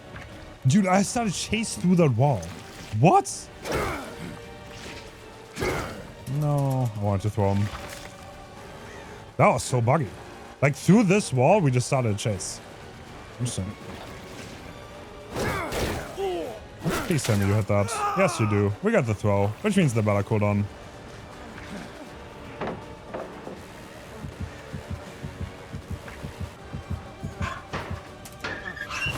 Perfect. Grabbing is even faster. Alright, David.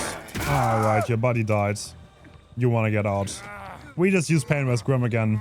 And that kind of like seals the deal, to be honest.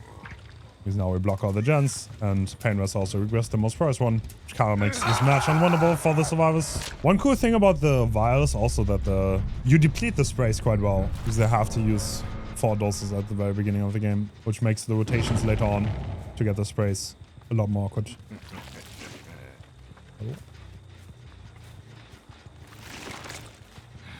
Oh, we're running around this, aren't we?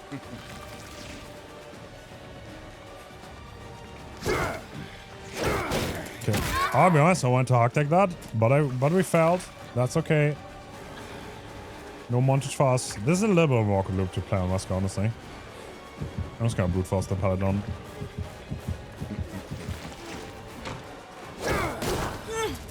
Or you don't want to drop and you just give me free down.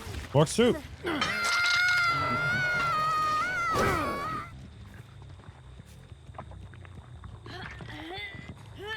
Yeah. So we're not unlocking. That's the vibes. Wait, what? Just copied.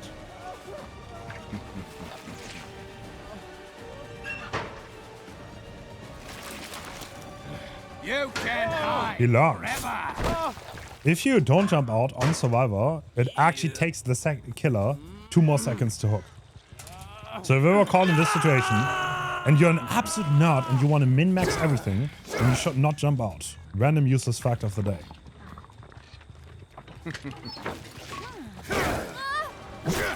Got that edge map throw, perfect. No, move back, so we zone, and she's giving up.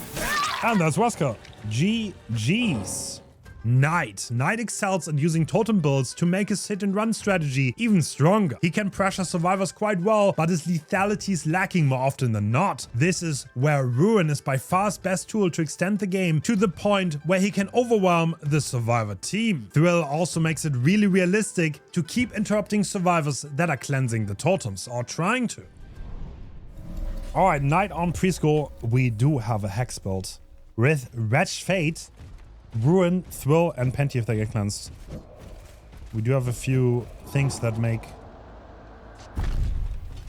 Did you sprint us? No, you didn't. Are you just gonna get hit? This is so based.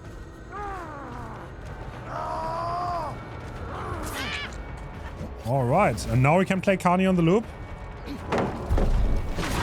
Run through, and down she goes. Assassin being the best chaser and the fastest. Carney, the pallet kicker of the 3, using them to their full potential. Okay, so fast hook, they spawn in this area. We don't have corrupt, so that means they probably started walking the gens they spawn on, which makes it very, very likely that this is one of the gens. But we can see it is not. And now we can just cancel. Canceling is completely free of charge.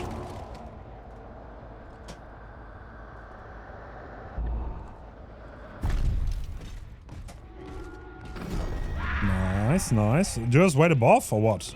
What's the vibes? What, you're getting hit now, no? Why are you?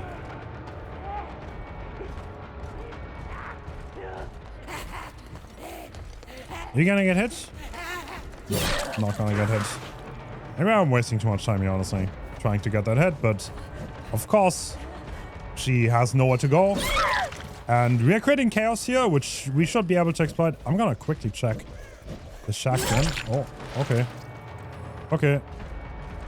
Oh, this is a trade. We know she came from House of Pain here. We know that for a fact. So the other one's probably doing a gen 2. And the moment the first gen is gonna be done, Wedge Fate is gonna activate. And it's gonna make the gen doing 4 fang slower.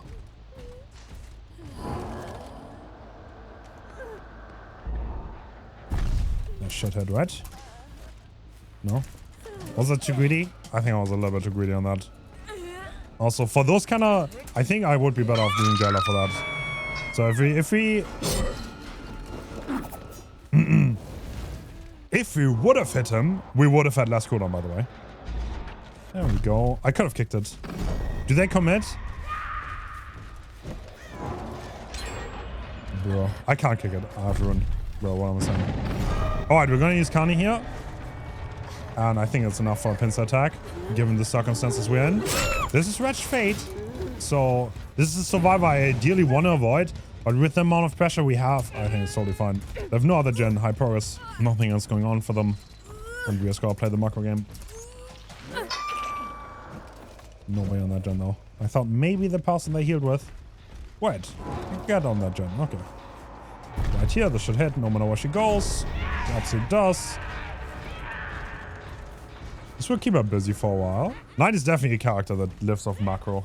Like, playing too much for individual chases will not win you games. But will absolutely win you games. It's surprising people and being unpredictable. Oh, you can. Wait, we can kick gens if someone's walking on it. I did not know that. That kind of makes sense. That kind of makes sense because, oh, it's a very unique interaction, right? True, you're right. I could have kicked that generator. And I probably should have.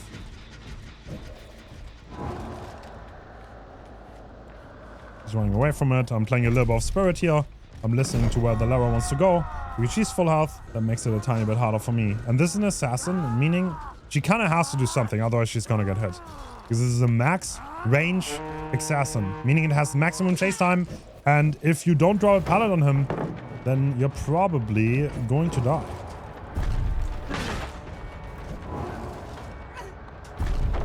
Let's do it fast. We're gonna go for the...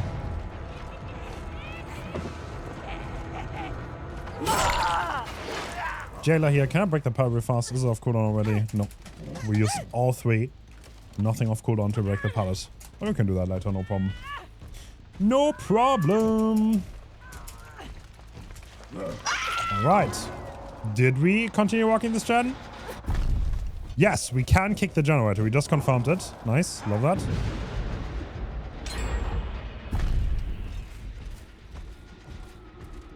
Yo! Okay. One generator done. Rune's still active. I'm gonna put the Penty up. As long as Thrill is still up, this is very painful for the survivors to deal with. Okay, I will not help the Jailer here. Jailer obviously being the best at distracting survivors. And in this case, he even got a hit, but you shouldn't like rely on that too much.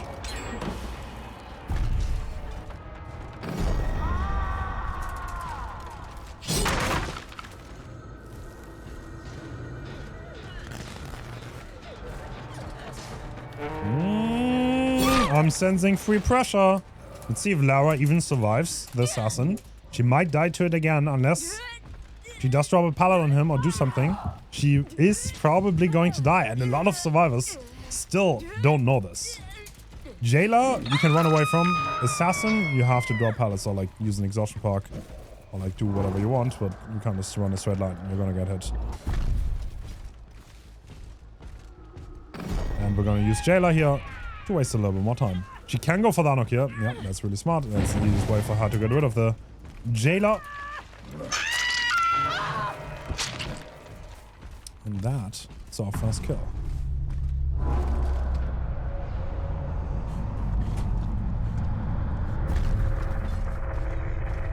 Call me crazy, but I think we can get a hunt here. And she runs straight into it. Not the best play. She's in deep wound because it was an assassin. Which means even if she has Dead Hard, we can't really use it.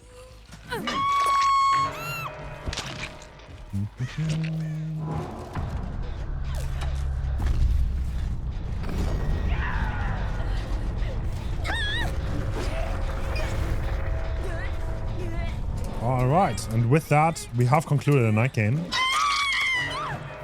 With a very strong build. So strong, in fact, that everyone who plays it is evil.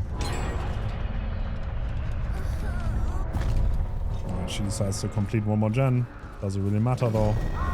Not really. Not really. Alright, let's see if she survives. The assassin. Alright, cool. Paid hatch. GG. Skull Merchant does not have crazy strong add-ons that you could possibly crutch on. However, these add-ons do add some lethality to her power, which works out quite nicely. With her having inbuilt anti-loop and tracking, a passive slowdown build works the best to give her enough time to kill survivors.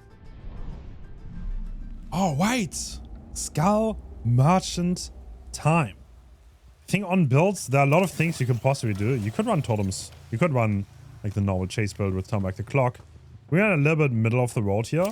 And I think I'm gonna try to get some undetectable value. And we're not going to get some undetectable value. For add-ons, we have the extra hindered.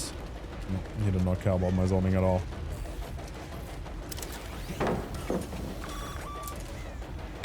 Oh, I actually got stunned. No way.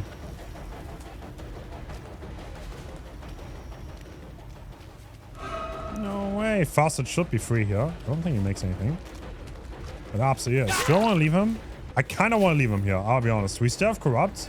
And I'm going to set up some drones here. Get a little bit of a network going while we're on the move.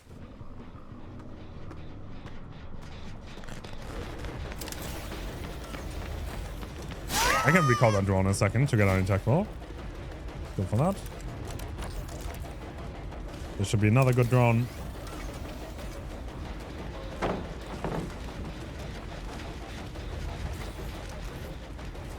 Little bit of a mind game. We get a free hit. Perfect.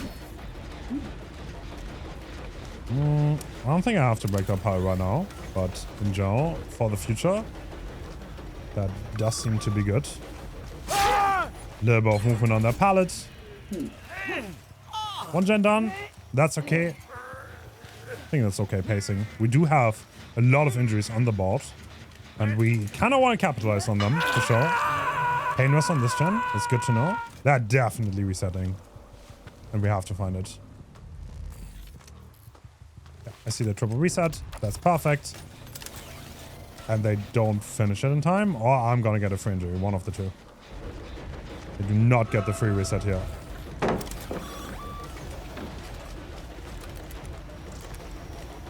He's still off 3.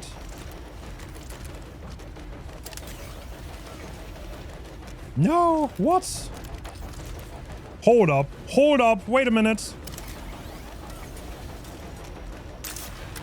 Oh, I didn't get the laser tag. I should have swung a little bit earlier, that's my bad. But we just almost got the double tap. P1 High Scar Merchant in the house, completely destroying on Strong Killer.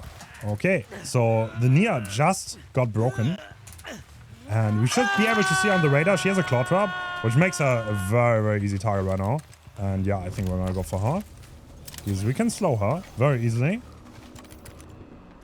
Radar says she's right in front. I believe the radar, and now she's slowed. I have haste. That is not a hit, but she's gonna get slowed again. To be honest, I think I should be able to outplay this pallet.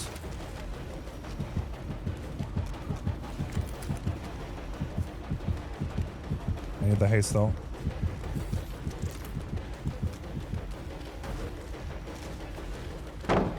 Nope. Nope, nope, nope. Alright, you know what? Bloodlust it is.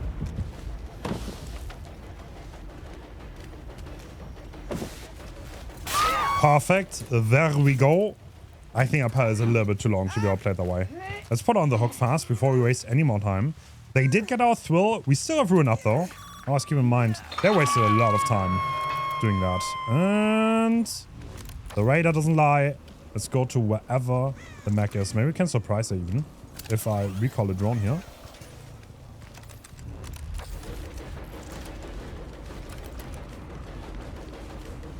Hold on. Are you at this corner? No, you're running away from it. That's okay. I think this is the easiest chase I can have, so I'll go for it. Even if it means a little bit of running. Oh. We also have the extra hinder on, which is going to make it a little bit easier for us. She's gonna fall for the double back. She is. And down she goes.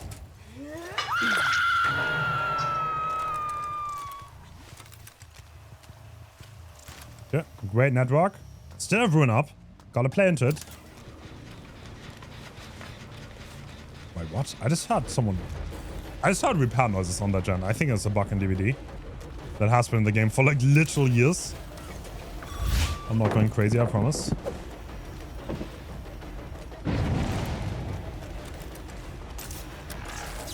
He crouched a little bit too late.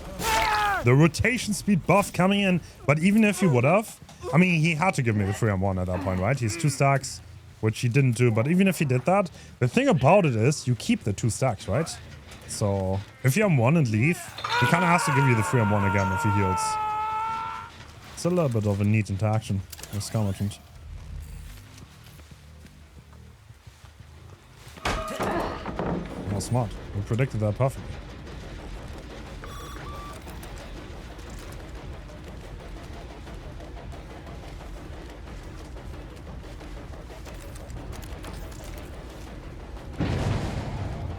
Well played.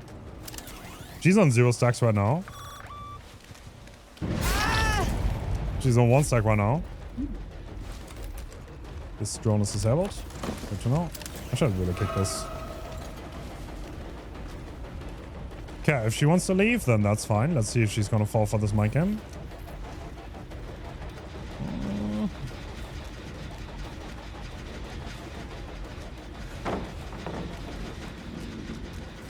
And Bloodlust is kicking. This could be that hard. I want to respect it. It is indeed that hard. So lucky me. Okay, Renato might be back on that gen. Let's get undetectable so he doesn't pre-run us as hard. No, it's not. Okay, I want to keep this gen. To be honest, we have 3 death hooks here. We have a lot of hooks. A lot of hooks. Perfect. Free injury. Love that. Our drone network is giving us value.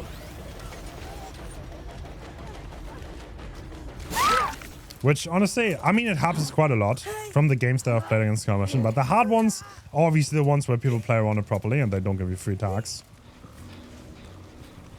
I think we can get a free tag here, right? On the right. Yes, sir. Perfect. He zoned himself too. That's really good. I should have kicked that pallet, to be completely honest, but we'll probably have the chance later on.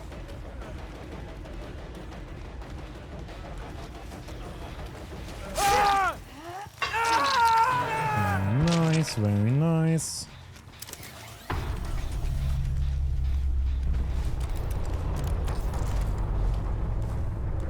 Once again, undetectable. 2 people pre-running. So Meg already has 1 stack, so she's the most obvious chase target here, for sure. It's 2 stacks, actually. I lied. And she's claw trapped, which means we can slow her. That did not hit, sadly. Not it. And we're face. That's a hit. Okay, main is done. That gen is high proc.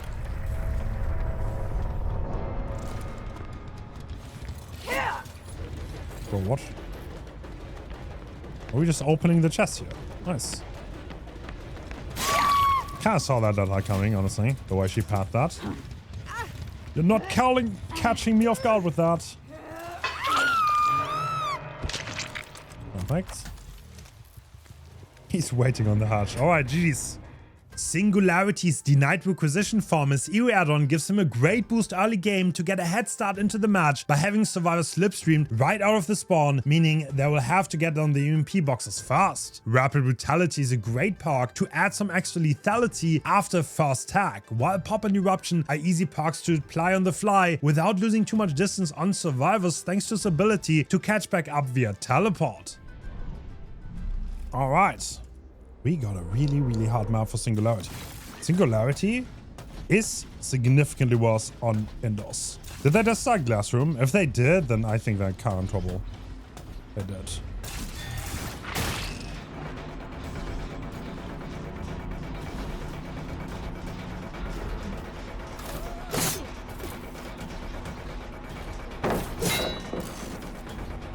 No? Bro, you're too top. Why are we saying no to? Actually, it makes that. Oh, great pathing by him, but this path didn't spawn. I have to play on 1 on this.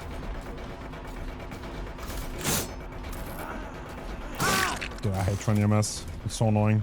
All right, first down. They got rid of 2 infections, which is not a bad start.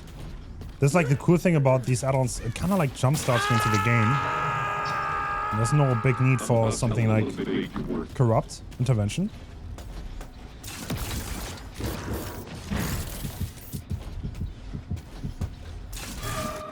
He just turned, which means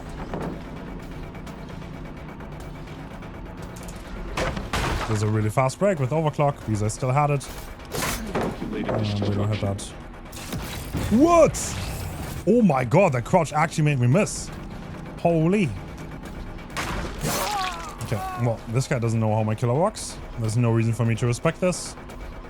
And the paladin spawn. GG. I think controlling the map on indoors is significantly harder. And to be honest, I think playing for chases, there's a lot more merit for it. And we do have the add-on here. No life, which I try to play. Perfect. Should be able to follow up on this with this. You want to drop the pallet? Yes, free pallet. Singularity, one of the rarest killers in the game. And I think a lot of survivors just don't really know how to counterplay them. Because both of these survivors kind of gave me pallets for free. I played around pallets in a way that you should never do. On this killer, that box is yellow. Which means it has an EMP to be ready to be taken. Yes, I think I would rather get a free tag over the infection, because infection is pretty much free.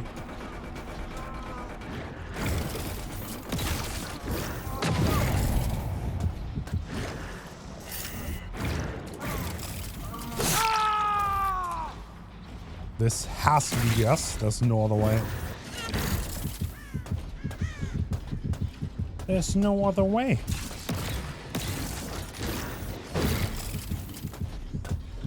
Should be over soon though. Move over there. Get those infections. I think it should be over, right? I don't know when the unlock happened exactly.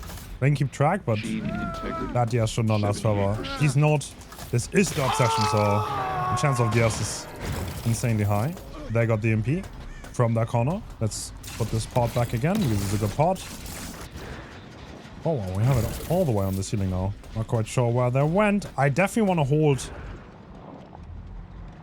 Oh, this channel done. I could have probably contested that actually.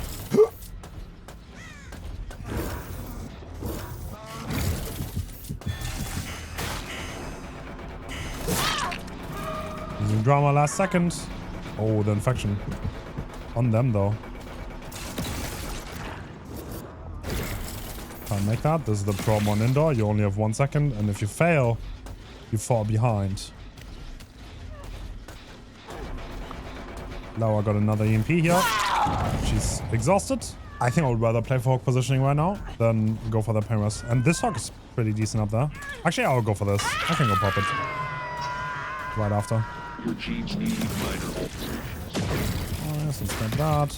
Reset that. Got the pop on. And I think I hear him in this room, right? I do.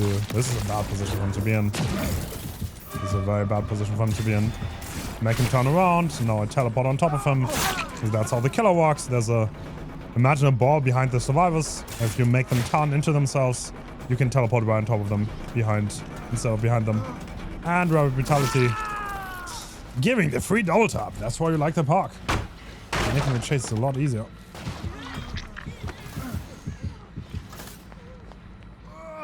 That's gonna be our first kill. Prepare for the transcendence.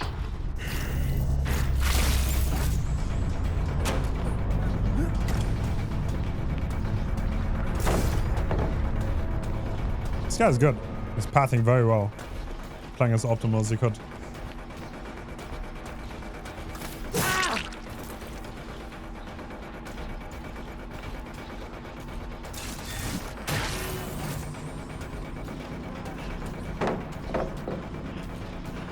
Yeah, Singularity, one of the killers that are complicated to play. Right. He doesn't turn back into himself. This guy knows. He knows things. But he's gonna go down anyway.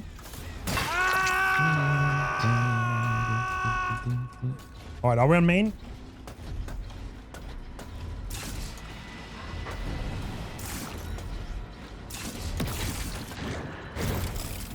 He was actually going to that locker.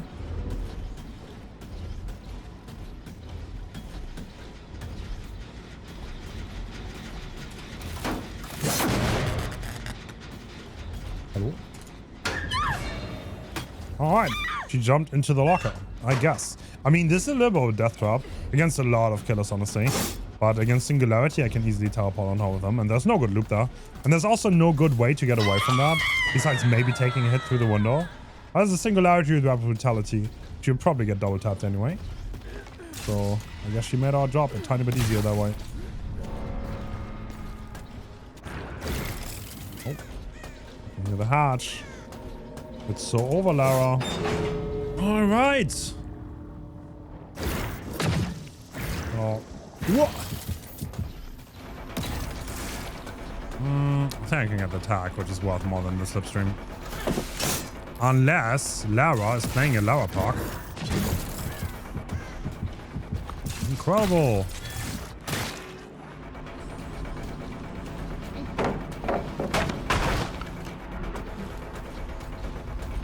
No longer useful. Dude. I don't hit anything anymore. It's so bad. It's so bad. Oh, movement, bro. Oh, it's so good. It's so good. It's peak. It's absolute peak. I love... I swear, movement is so fun. Mind gaming loops like that is so fun. Alright, GG. That was Singularity. Xenomorph's Harpoon Gun is an add-on that greatly enables totem builds with Thrill of the Hunt by being able to consistently make survivors scream map-wide. Together with Blood Favor for faster chases and more Harpoon Gun procs, Ruin to regress generators, this is a hilariously strong combo that will leave survivors incredibly frustrated by their helplessness. Alright, Xeno time. Very evil build. We are playing Harpoon Gun together with Thrill and a few totems, which makes cleansing totems very difficult for survivors. Extremely difficult. So difficult, in fact, that...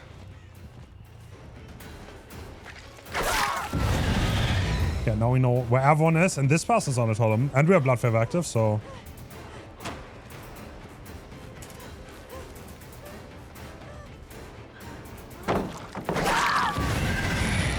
Okay, we already got 2 interrupts. We see where everyone is there. And yeah, this person is trying to do the totem. And this is the big problem, or like the big win in this aspect. For this build, there's Blood Favor, which makes holding chases close to impossible. And on top of that, there's Thrill to make the totems take longer, which is why you're not going to be able to get this, Alan. Oh, I wonder if Alan has plot armor here. I wonder if Alan has plot armor. Hopefully not, though. Go for a stylish shot! Alright, cool. We just proved she doesn't have plot armor. Or maybe this is part 1 of the movie. We're gonna see soon. Let's put her on the hook. One thing we have to do, though, to get value for Harpoon Gun is get into the portals. Otherwise, it doesn't work. So, yeah, if you want to play it this way, then we definitely have to utilize the portals quite a bit. I don't know what I'm calling these portals. It's tunnels.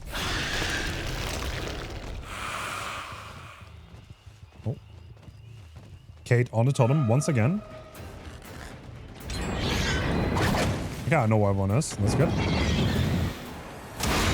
No, not much of a problem at all. Wow, that was a 3.5. Holy. Back and forth, back and forth. And someone's going for this. In my honest opinion, I think there's no way they will win this game if they don't try to do the totems. And if we play it well, then they shouldn't be able to do the totems. Which is kind of hilarious. I think Harpoon Gun is like... It's kind of goofy if you compare it to other parks. He's saving. Yes, no. God damn. That was still within 30 seconds. Which means they screamed again.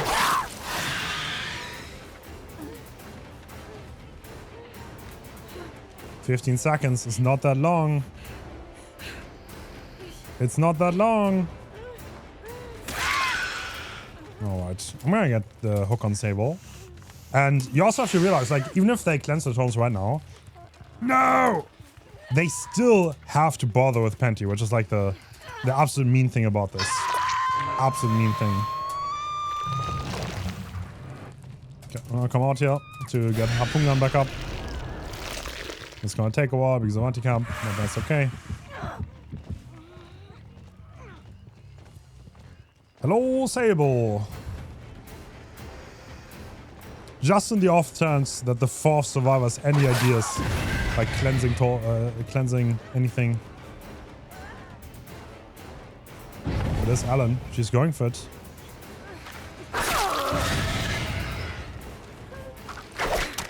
Oh wow! Wait, why was this so? Wait, what? That tail had no delay. What? Am I making things up? Am I crazy? I might be crazy.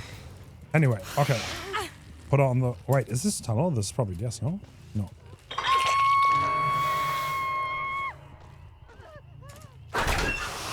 Where am I hearing?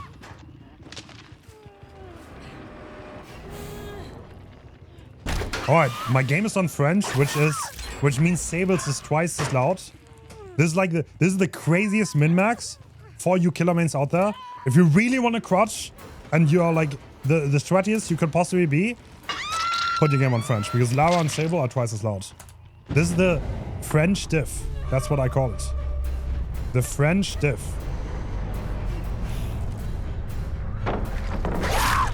There we go. Got that down. Right, Sable on the hook.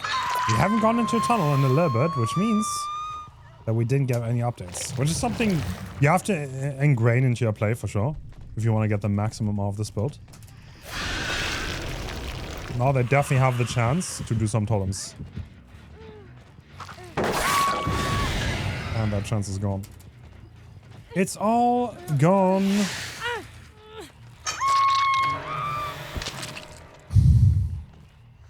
The reason I play on French is because I think the voice acting is cool on French, to be perfectly honest.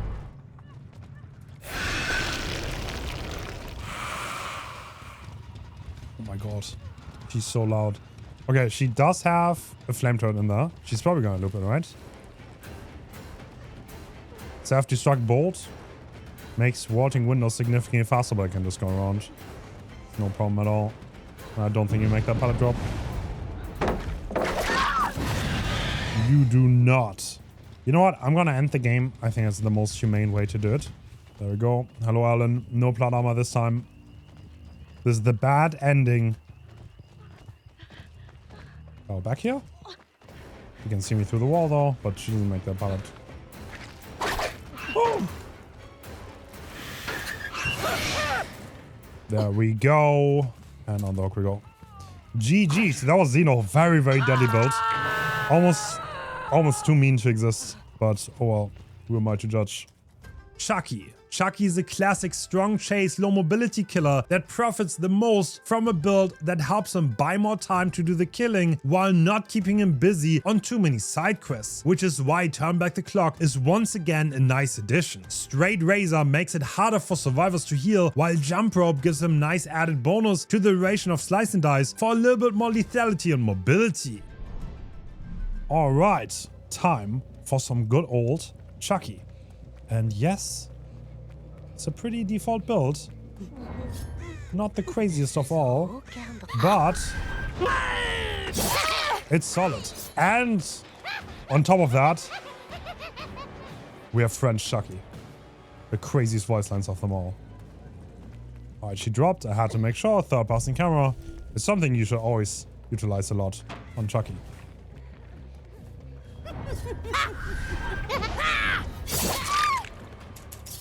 Chuck spots are always better than check spots, which is the bread and butter. Dude, it's so loud, no? French Chucky goes crazy. Okay, damage switch on main gen, which means there's a high chance they're going for the rescue. Yes, they are. I expected that. They're moving in. Perfect. Where are you going? Check it, check it, check it. Check the chuck spots. Perfect pathing. You don't make the pallet. One thing that's also interesting about Chucky is that the hitbox is smaller than other killers, which allows Chucky to path a little more straight and efficient. I'm gonna wait for Demon Switch. That is add-on value, by the way. We still had Razor. Send it. Oh, it's better to use the power last second. I mean, I know you just medkitted, so I'm gonna go for that. The Savior honestly did you pretty dirty here, because they blind me and they didn't show themselves, so I don't have anyone else to go for. Okay, they saved that. Oh, clean. Clean, clean, clean. I'm not gonna give them value again. Let's go around here. Actually, we should be able to come one that here. Yeah, I was about to say. Very easy, very clean. Everyone is around. Can we power this? Should be able to. I don't know what just stopped me, but I'll take it. Is she gonna leave the loop? Nope, she's not. And I think that should be a hit. It absolutely is. This is a lot about having fast chases. That's the bread and butter.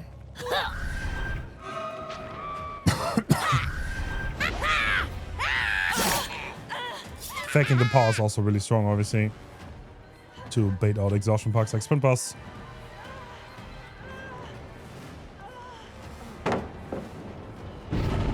Should be able to run around here. And down this way.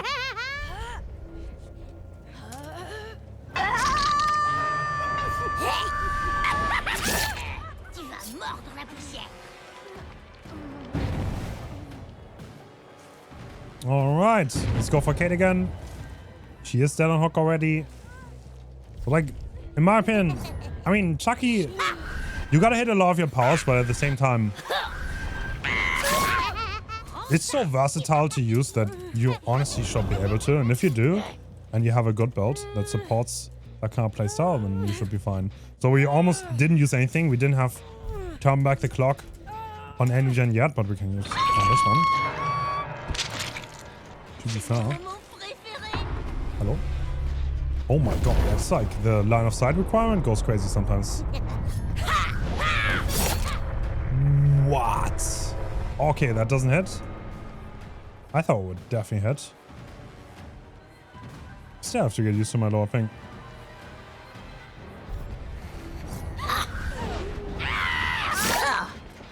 Nice. You know what? I could take the tag here and get value for my mangled and hemorrhaged from the razor. Perfect. I still have power up, so.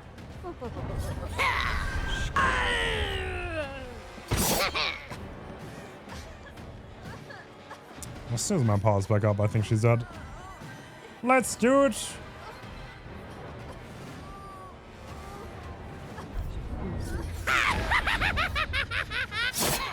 No, I think I ended the time bit early. With jump rope, I could have done it a little bit faster.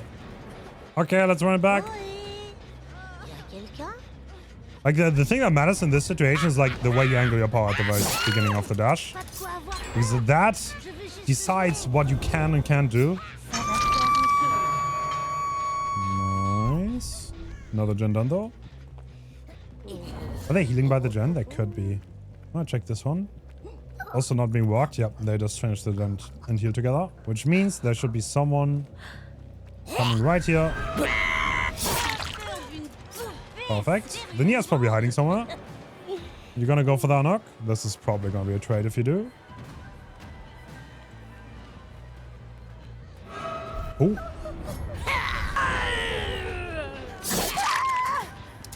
Doesn't trade, tries to loop this. You cannot loop this.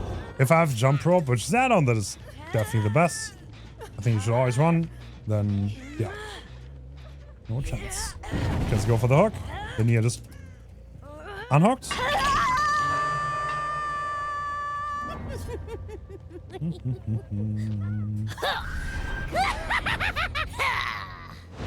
Not sure who I'm following here, but let's see. It's the Nia. Reassurance. All right, Nia. Ne cours pas si vite, tu pourrais te faire mal.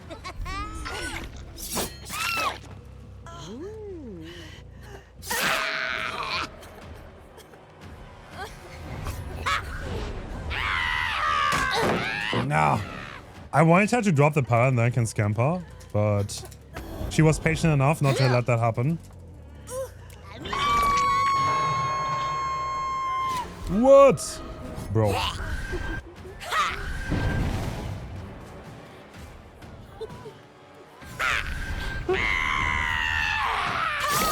Oh. Good hit though. She went for the medium. I mean, this could be DS, so I'm gonna respect it, I think. Oh my god. You also have DS? How many DSs do we have?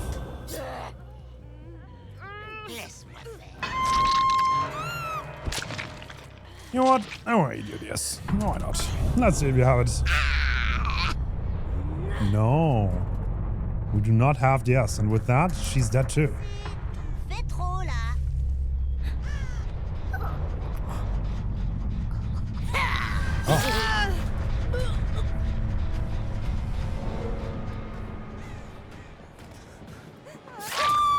the last one with a little Chuck spot. GG's. G to the G. Unknown. Unknown is another killer with great iridescent add-ons. Captured by the dark makes every survivor start weakened, which gives us a spawn of our first hallucination more or less instantly, which is not to be underestimated and a huge quality of life bonus. And OSS report makes the cooldown for the teleport lower, which helps keep the map pressure high later into the game, especially together with eruption. This allows for gen regression without losing too much ground, thanks to the low 20-second cooldown. One possible switch here would be pop instead of Deadman switch to invest further into the gen kicking, but I personally prefer keeping that to the later stages and chase survivors more aggressively to win. Alright, Unknown, we are playing with a weapon that's blocking half of our screen and every survivor's weakened right off the start because we have double eerie add-ons, because I do think they are the best.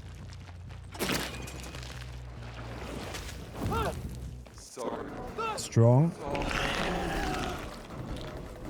Okay, one thing about double eerie is... What? Bro, that was a crazy bounce. How did that not insta-explode? That you get your forced hallucination almost instantly. Let's movement him a little bit. Down he goes. Nobody's cleansing that. And the second one is also coming up. That's because every infection gets rid of the hallucination timer. And that means it's so easy to have a good start with multiple hallucinations. And yeah, so we have Deadman Switch and Pain Rest. Don't have to explain much. Obviously a very, very good combo that is played quite a lot. Oh, I directly hit them. But I didn't get the injury.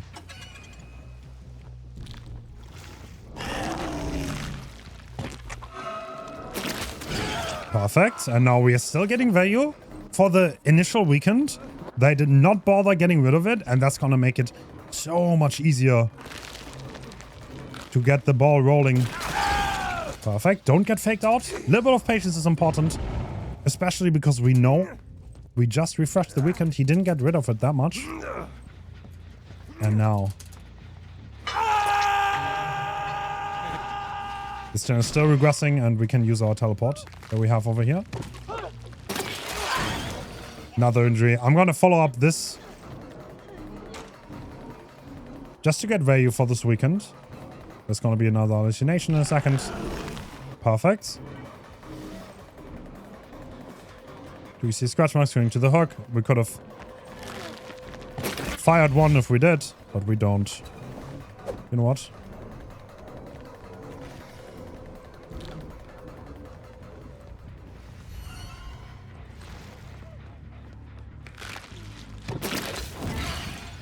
Perfect. It's Infector again.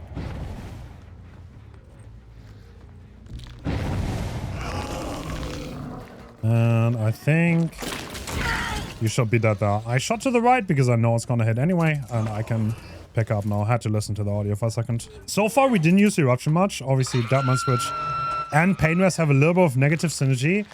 But yeah, this will not last forever. And Eruption is a perk that really excels once there's one gen left. Especially with Unknown, I think it makes a lot of sense because this power to control an area with hallucinations is quite big.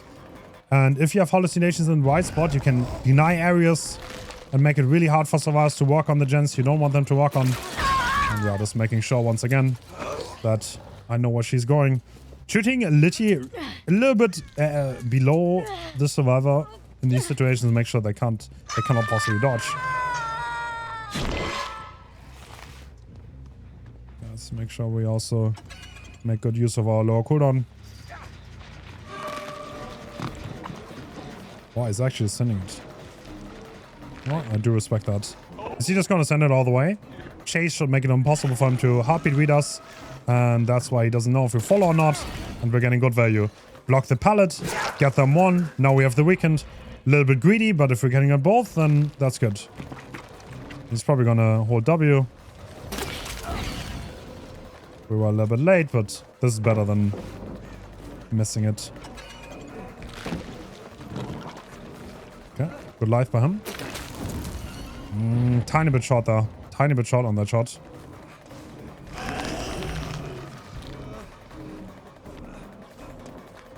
Alright, I mean, if we don't have to use Weekend, then we don't have to use Weekend. That's totally fine. Hi, Cookies. If you want to know what I do, just the best thing is to ask in lobby, I think. That would be the coolest thing. I know it's like very odd to just come in and not know what's going on. Yeah.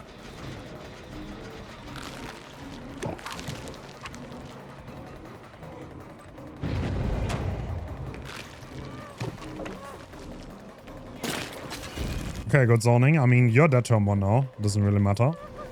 And this is...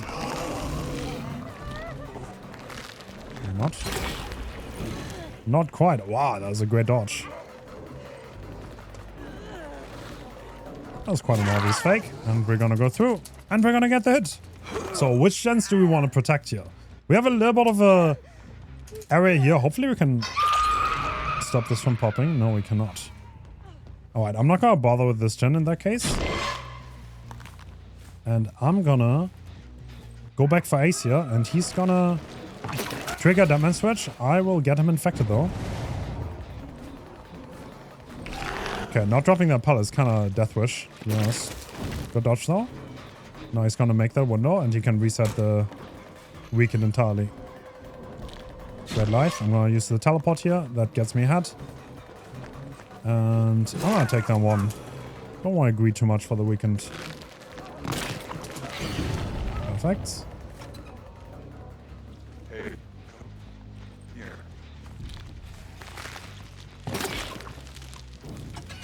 Okay, that's very unlikely to land, but might as well try. And oh my god. Alright, the go-to teleport of all time.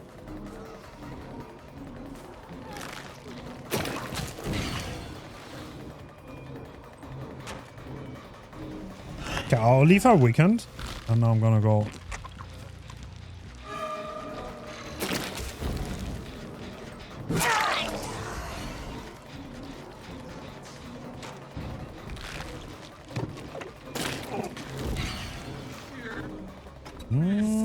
They're playing well, honestly. They're not making it easy for me to get the final hit on them.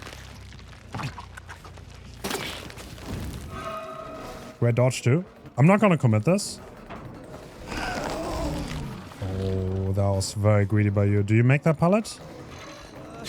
You do, but at what cost? At what cost, brother? He's gonna go down. I think we should lose every gen. And yeah, we need to start walking with Eruption here. I don't think they should get it done, but they did not heal here. And the 5 seconds less cooldown could absolutely make the difference from the Irion. Nice. The middle one. Hold it, hold it. I'm gonna use them one, playing it safe, because I know these people are not bad. And if the survivors are good at dodging, they'll need to play a little bit more on one base.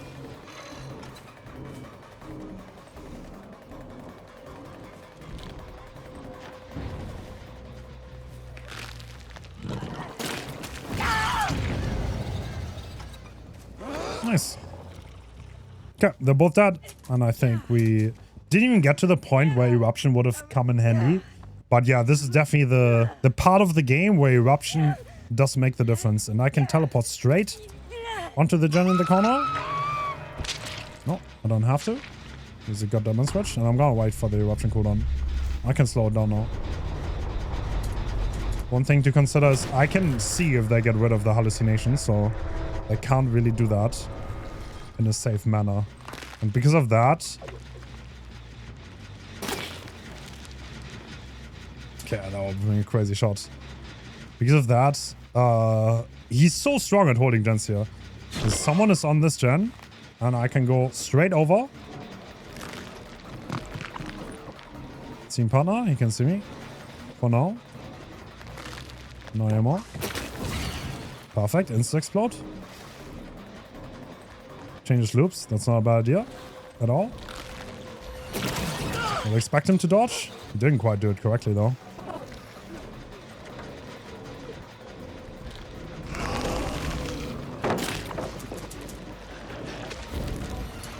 He didn't camp the pallets. Good decision by him.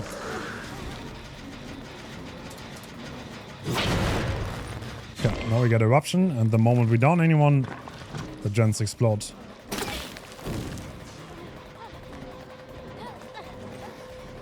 Like that. And... Bro, I wanted to shoot way higher. Alright, Daddy. Last chase of the game.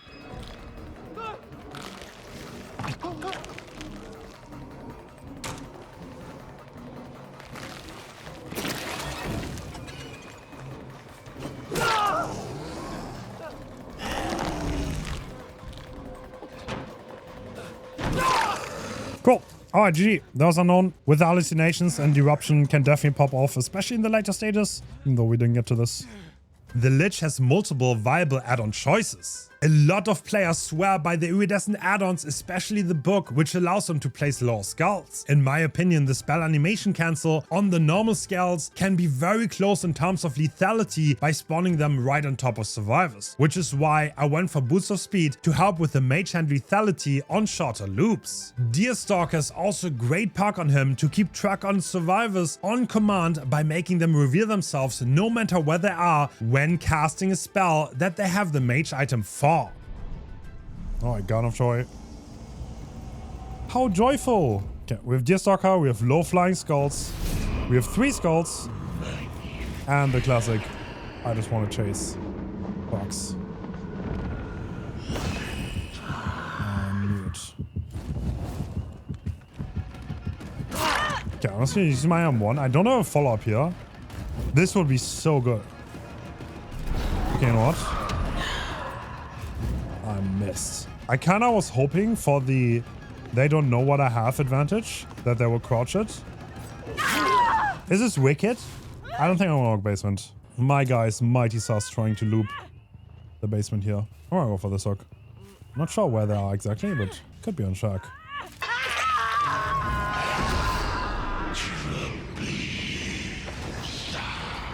Alright, by doing that, I blocked the window, by the way. That's why I'm doing it. I don't even want to fly out, but this window is blocked for 45 seconds, which is an absurd amount of time, honestly, to block a window for. Let's see, do I see aura with this? No, I don't. There's 2 items, but none of them are with sphere. Do I commit this? I could. Could also go for her here.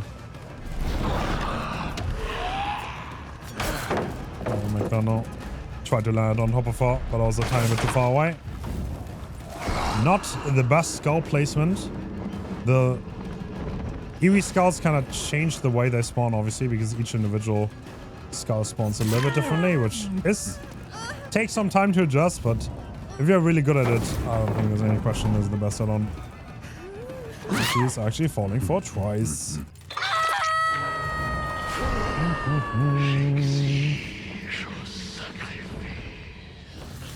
Okay, crazy thought. Okay, so whoever that is, they have the mage hand item. That's good to know. Deerstalker's gonna reveal them for the rest of the game. If I use mage hand. That is Ada. Okay.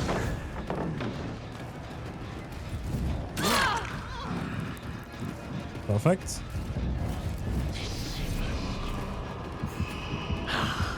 Is mage hand and skeletons. Good items. So if I use either of those spells, she's gonna be revealed no matter what she is. Wow, regression limit. Somewhere in this tile. The survivors are being very sneaky here. Oh, hello, Laura.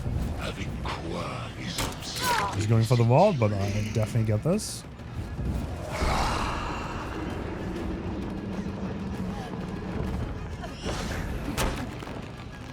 He's trying to vault back, but obviously with the... Yeah, honestly, the fly spell blocking windows is honestly almost better than the low flying skeletons in my opinion. It's really good. It makes fly a lot more generally useful. Than that.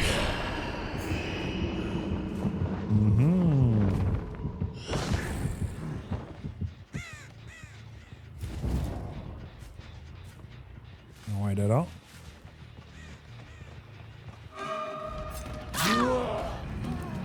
I would love to use Turn Back the Clock on that gen, but I don't think it's worth it. I would rather chase here.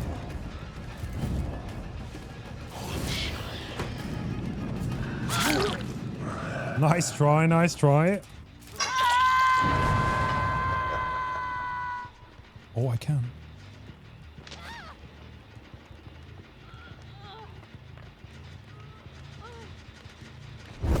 Perfect.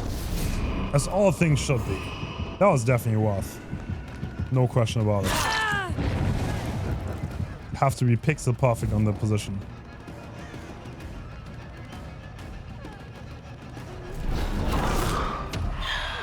Okay, I was a little bit off. Like, ideally, if I spawn the skeletons below her, you know, she tried to crouch that, but that doesn't really matter. If I position the skeletons properly, even if she crouches, she's gonna die. Which is the big, big advantage of these skeletons. But only having a limited number obviously means it's harder to actually do that and takes a lot more skill. I usually play without this add-on, so it's not something I'm crazy used to. Hopefully I can demonstrate a little bit here anyway. Oh wait, Ada. I have cooldown after I fly. I cannot attack that fast. Don't have to worry about that.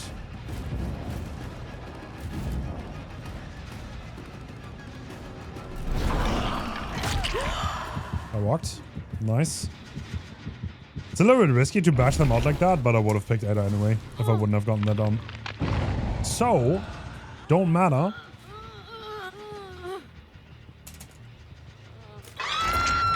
Yes. And Deerstalker revealing another survivor. Let's go. Wait, why? Hello? There we go. That was well placed. Now I have less cooldown, which allows me to down her instantly. Yeah, I should be able to use Mage Hand here. No. Power skeletons. Do I see someone behind this gen? Powered Sphere. Is everyone in a locker? Powered Fly. I smashed out every spell. Oh. Okay. I found someone. What?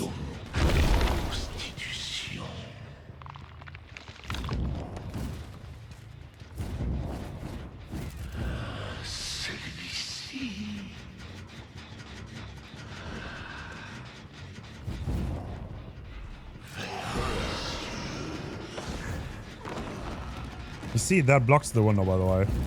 You don't have to touch it much at all.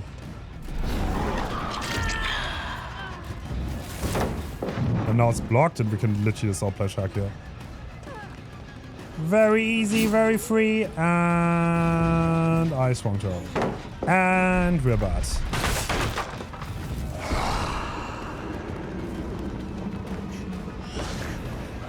My window now.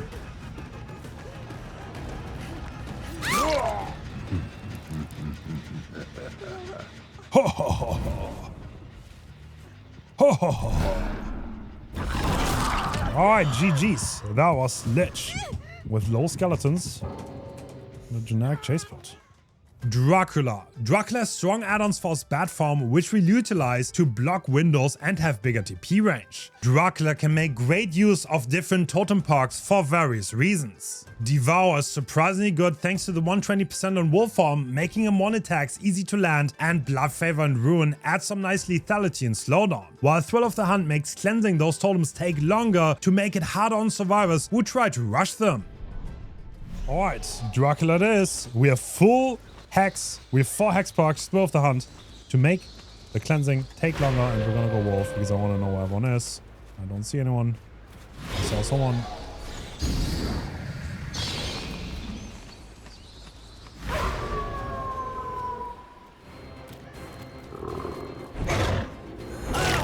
Perfect, first hit.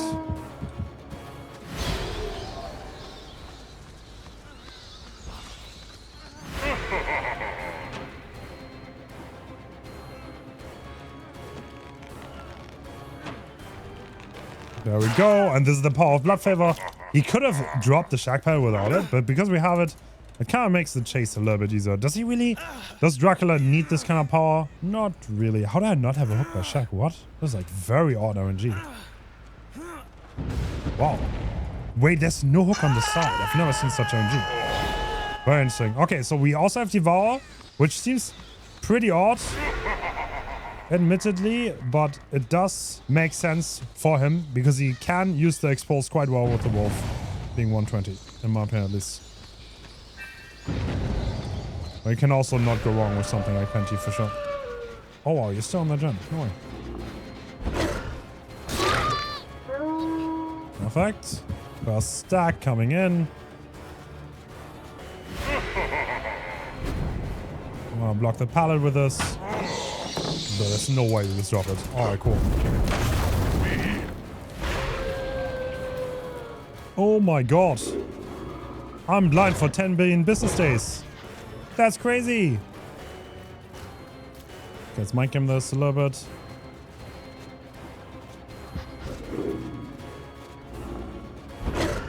Oh. Oh, I didn't think you could go there actually. Okay. Want this. Dude, this guy's such a sender. I love it. Oh my god, they're just holding W. Bro, they're actually just send it. No matter what. I like it. Okay, get it? So we lost 3 totems. We still have Ruin. But that means the survivors spent a lot of time on this. And there shouldn't be much damn pressure at all. That's the trade-off with totems. But with Throughout the Hunt, it is a trade-off that, in my opinion, is worth it. I think I doubled this, actually. Alright, first hit. Okay, the first is going to be a second hit, too. I think there was someone else on this gen that's probably going to unlock any second now, but that's okay. We see someone on this gen. Okay, we know where everyone is then. That's good. We know exactly when they let go.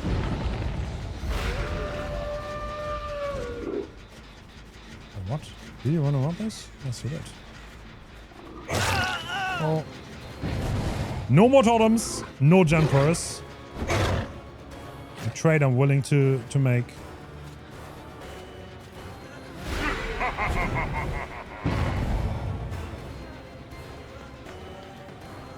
Are these survivors ascended? I'm realizing, like, they don't wait for anything. Well, definitely not the ideal game for a totem build, but this is part of the deal if you sign up for it. And yeah, with Thrill, I think you get quite a bit of regression out of it. Anyway, because of how long it takes to cleanse them all. First, find them, and B, cleanse them.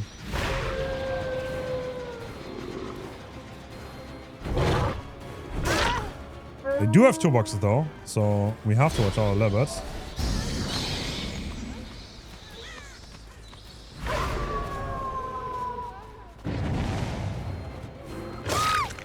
Perfect. Another fresh hook collected. We're parkless, but if you look at the hook status, the survivors have 4 gens remaining. I don't know, I think it's okay. In my mind. If you play well enough on a killer like this.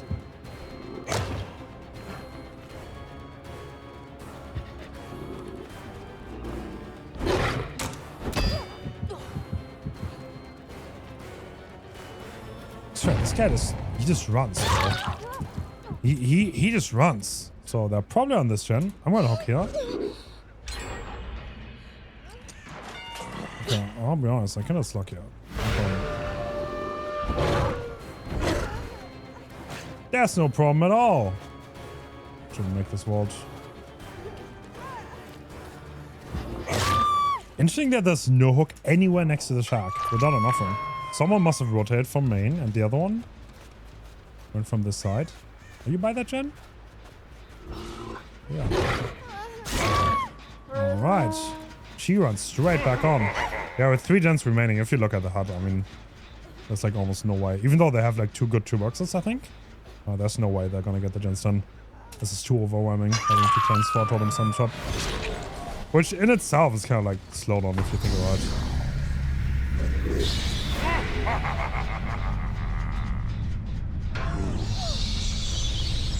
Oh, wow. Run, you fool! Zeb cheer go hands.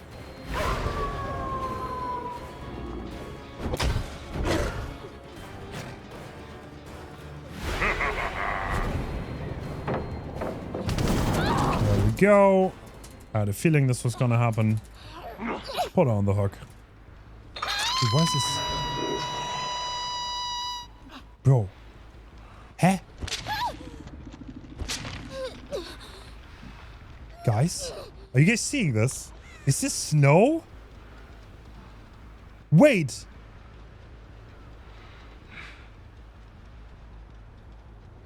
What am I watching, bro? What? Okay. Let's not question the technology too hard.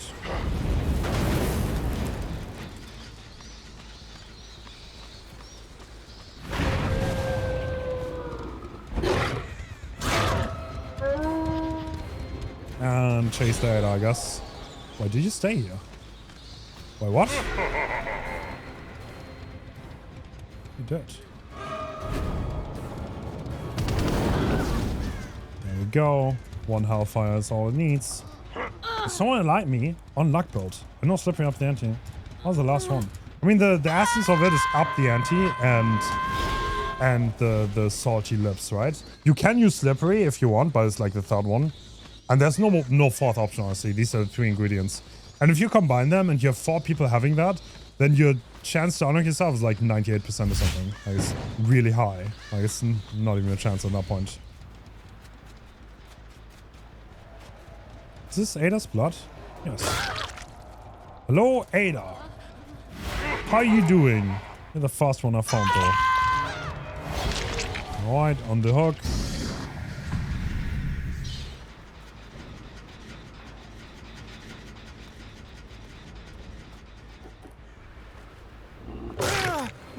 Hello, Leon.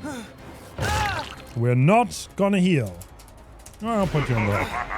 I mean, it's not the best map for totems, for sure. Okay, I cannot not look at this. Like, what? Is this like... Wait, is that all the snow on the map? Wait, is there no snow? It's like all the snow on the square? I captured the snow. We stole the snow. I mean, it is spring after all, so maybe it's only right. Bro, I've never seen this. Have you guys seen this before? Is it like Dracula only bug or like what?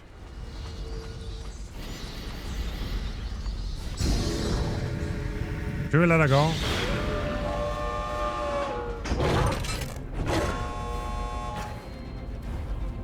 Pet me! Pet me! Pet me! What the fuck?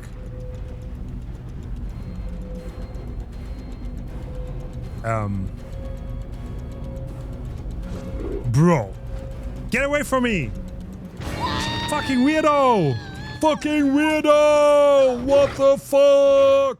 Houndmaster is a killer that combines mobility and lethality. I like running a single Starstruck on her to help with more lethality while not totally relying on a gimmick. More often than not, it is very feasible to stay on the survivors and get into a chase within those 30 seconds. Since she has a strong chase power, the classic turn back the clock Pain Rest Corrupt works very well on her. Alright, time for Houndmaster. We do have Starstruck. We are playing on a map that has a lot of safe pallets, but let's see if we can make it work. Starstruck is going to be good. I think Starstruck is a park that can definitely be very valuable on this killer because it is a really good exposed killer. The other parks, obviously, they can also work really well. No question about it.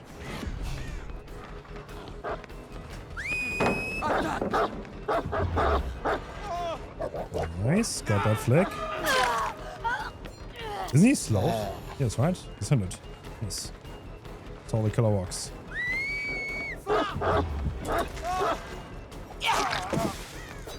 Alright, getting that double injury. Splitting the pressure is honestly not a bad idea. He didn't have a fall sound, which probably means we are looking at balance landing on the Jake. This should not be playable for her, right?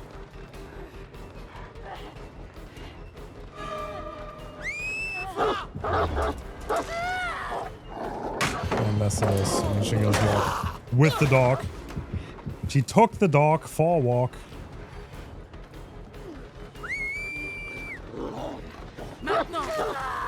Perfect. That's a lot of jump pros here. He definitely used his toolbox. 2 gens done, but we have Starstruck here. This will give us an exposed effect. And I think she wanted to go for the pick, but she reconsidered her choices. This door's broke. Wait, this door's closed.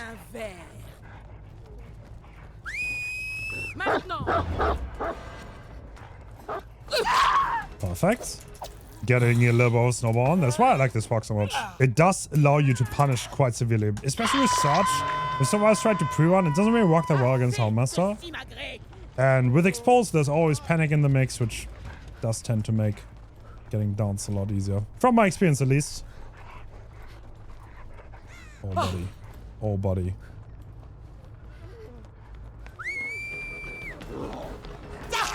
Okay, so I think everyone has a toolbox, by the way. If I see that correctly, so... Gotta be ready to face some fast generators on this match.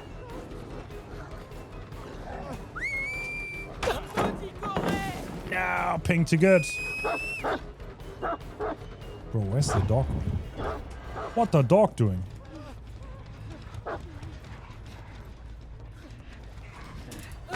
Yeah, since it's all 2 boxes, I don't think we have to worry about much in terms of flashlights. And there are no gens to regress, so... It's gonna be a hinder, which means he doesn't get as far. And we will have to get rid of some pallets on this map. Shouldn't be too bad though, to be honest.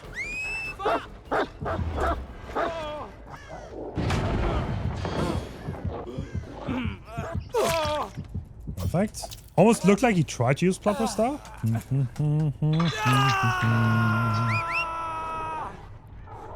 Have you met the devs before? Not in person.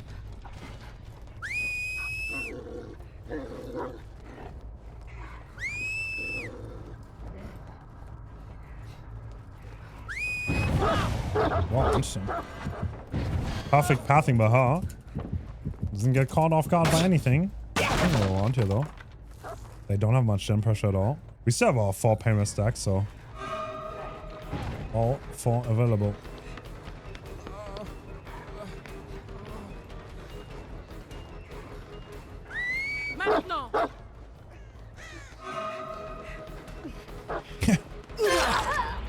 Nice. Good DH. They have... Actually, this person has a flashlight. I was wrong. It's not all 2 boxes. This is not a good palette though to play against Houndmaster, so this is gonna be trouble for her. Down she goes. Let's take the first payments of the match before we lose more gens. Did you see that correctly? This was the painless? Yes, this is definitely gonna be...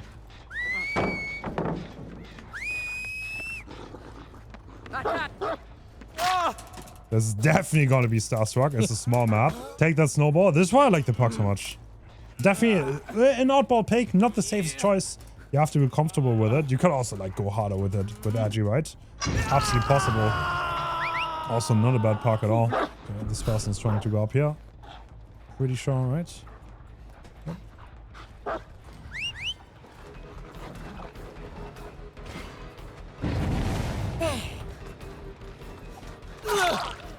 Oh, they're stuck here.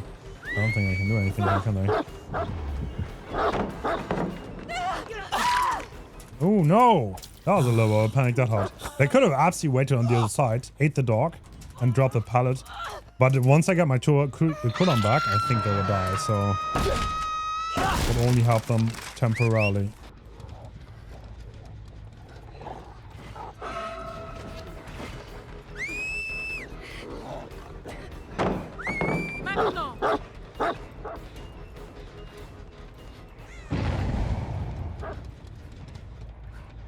Actually, aren't you stuck? No, you're not. Nope, not stuck. Now you're stuck, though.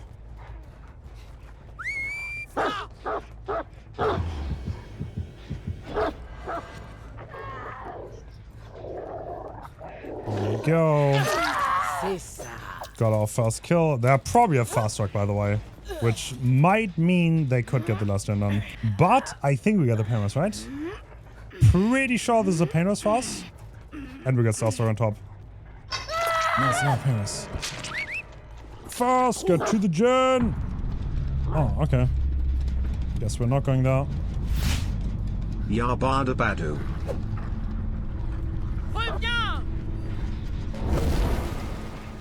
Alright, what do you want to go for here?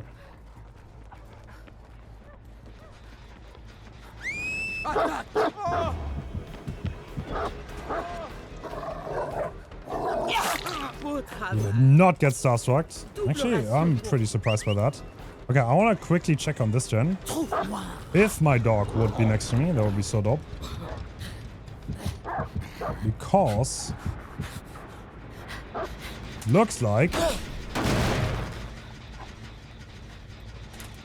there is someone on the gen. Okay, can we get a painless here? Hopefully we do. Because we still have one available. Perfect. Oh.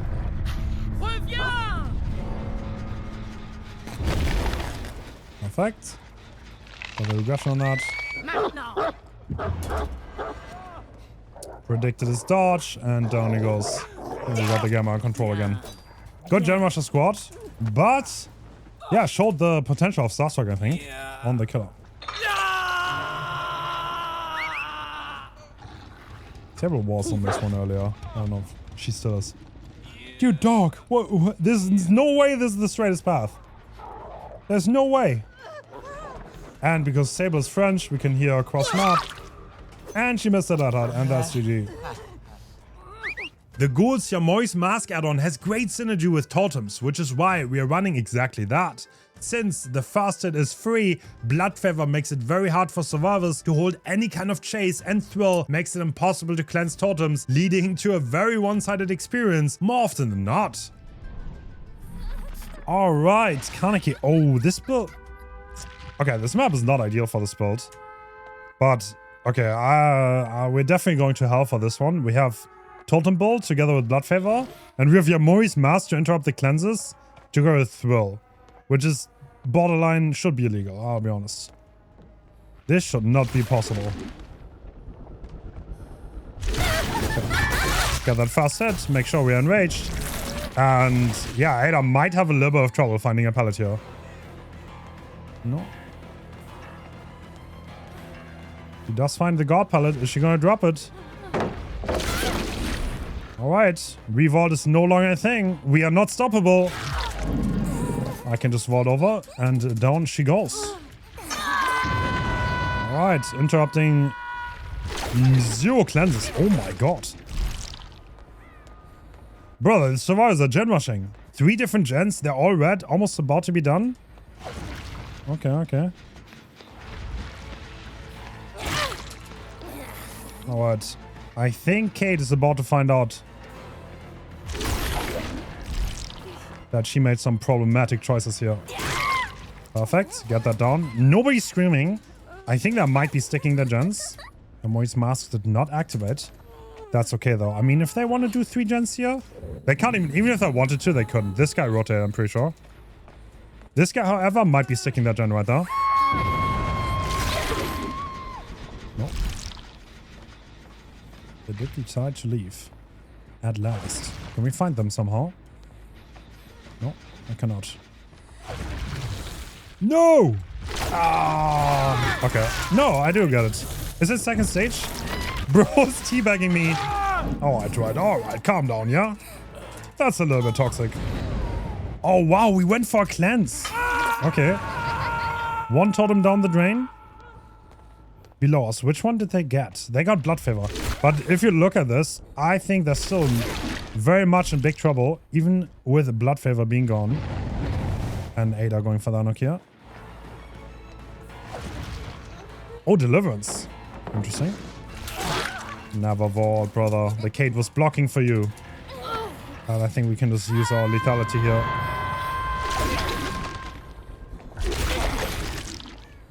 They just got interrupted on this totem. They are trying to cleanse. Interestingly enough. Okay, no blood favor for him. That's good, but... does it really matter? No, it does not, because he got Classroom. And my boy is already on the verge of giving up. God damn. Yeah, this is a very, very cruel build. I can't understand. Ada also not wanting to play.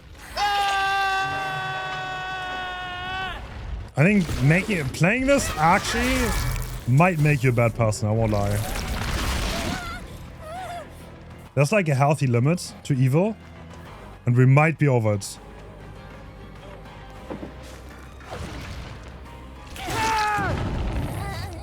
Okay, they're going for that knock. I'm gonna hook that right.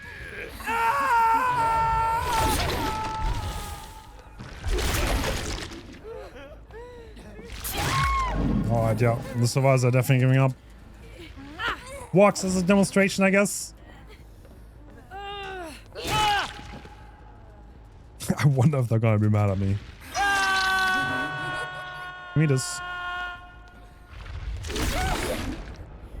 Are they knocking this one? No, they're not. I don't want to give anti-camp if I can somehow help it. Oh, they healed. Okay, can we find the hatch? How's Ada gonna be lucky? She is not going to be lucky today.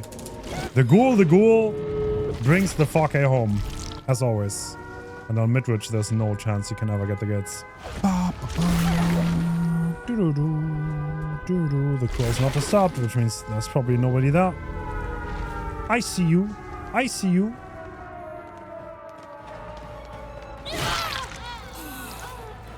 Alright, G to the G. This feels illegal. It actually does. Springtrap has a good chase power but suffers from getting pre-run or the use of exhaustion perks, which is why I love running Fearmonger on him. Arriving through a door on a generator means survivors cannot use Lithe or Sprint Burst to get away, making his chase a lot more consistent. Foxy's hook adds more lethality on loops that his power would usually be bad at, and Restaurant Menu makes missing a lot less punishing. Alright, Pale Rose. We have Springtrap, and I believe Turn Back the Clock is going to be quite insane. Because this allows us to arrive at a door. Yo! Arrive at a door, regress the generator, and then instantly chase survivors, which is something like Pop or Eruption possibly can't do. So I think it's going to be great on killers like him that just want to chase really fast. And now we got our first down. And we can hear this gen being pressed, so let's go say hi. Do you want to pre-run? No, you don't. She's exhausted with the Mindbreaker, so even if she has Lithe or whatever exhaustion of her choice, it's not going to come into effect this chase, which I appreciate quite a lot. Exhaustion's definitely one of the most annoying things to deal with for this killer, and I'm a big, big fan of the Spark.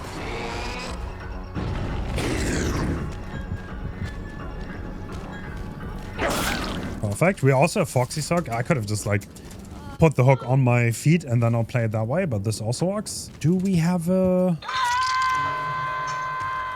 door nearby? I think I'm just gonna walk here. This gen is high progress. Now we're gonna arrive here, turn back the clock, and let's see. Obviously the survivor wants to walk here to get the exhaustion back. It's only natural. We walked through the pallet. I wouldn't have minded. Oh my god, I don't have my axe. Alright, might be a little bit silly though.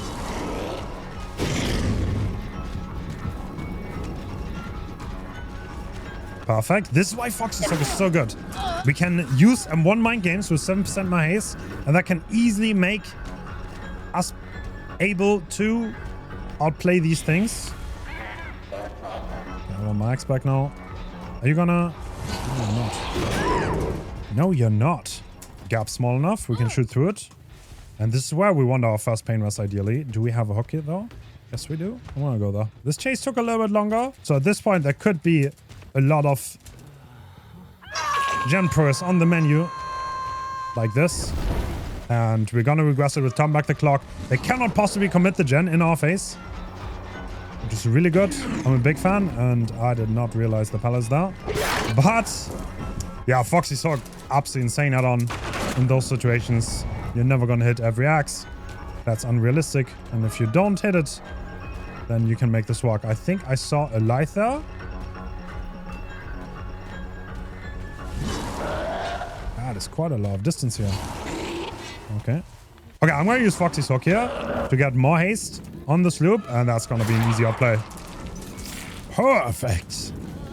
The synergy between these two, like Foxy's Hook and the axe, is quite high and allows to outplay a lot of things that would otherwise be awkward to outplay with the axe. And I'm not going to reclaim my axe. I want to be 115, and I'm going to take chase on 11 here. She's another fresh hook. The doors are quite awkward on this map. There are definitely some maps where it's a lot better and a lot more useful. This is sadly not one of them. Now we're going to recall the axe. Good play though. Good stun. I'm going to get rid of this and presumably go into a door here because I don't want to be run into oblivion. And I think we should have a free hit here, right? Yep, we do. Hello, Lara. Easy down. Love that. And I think we should be able to make that payment sometime, right? The survivors are also blind. Don't underestimate that. No, we do not make that payment. That's okay, though. There are more gens to care about, including this one. Is someone here? Doesn't look like it. Yeah. Let's go back. I'm gonna go onto the main gen. Someone is definitely on the way here. And... interesting. This is Shoulder the Burden coming in from 11. She's going to be exposed for a little bit, but I don't think we can follow up on that.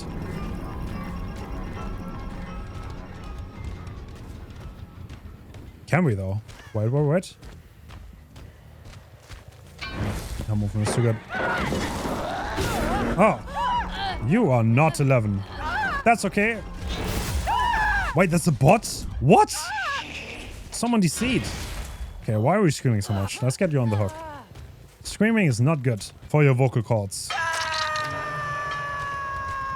Alright, I'm gonna look for a target again. Where can we use Turn Back the Clock? It is such a neat perk. So easy to use. Okay, I'm gonna play into Foxy's Hook again, but they realized and they left. Yo.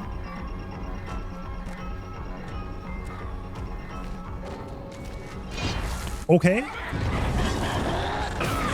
Seems like another survivor has a little bit of intent issues. I don't know what that was about. But yeah, on Springtrap, don't get this twisted. In my opinion, your biggest slowdown is lethality. Kill them faster than they can do gens. Trying to hold gens with perks is a bad idea. But this is where Turn Back the Clock is quite useful because you can do it on the fly and you don't have to lose your chases while using it, which makes it pretty decent. Alright, I have a strong feeling the Ada's doing this gen. I think, did it just pop? Yeah, it did. I was a tiny bit late on that. Alright, Ada, this should be a hit. I don't think you make this window out. Perfect, first hit. In the bag. We still have a little bit of undetectable. But given the situation, I think we should be able to just close out this chase.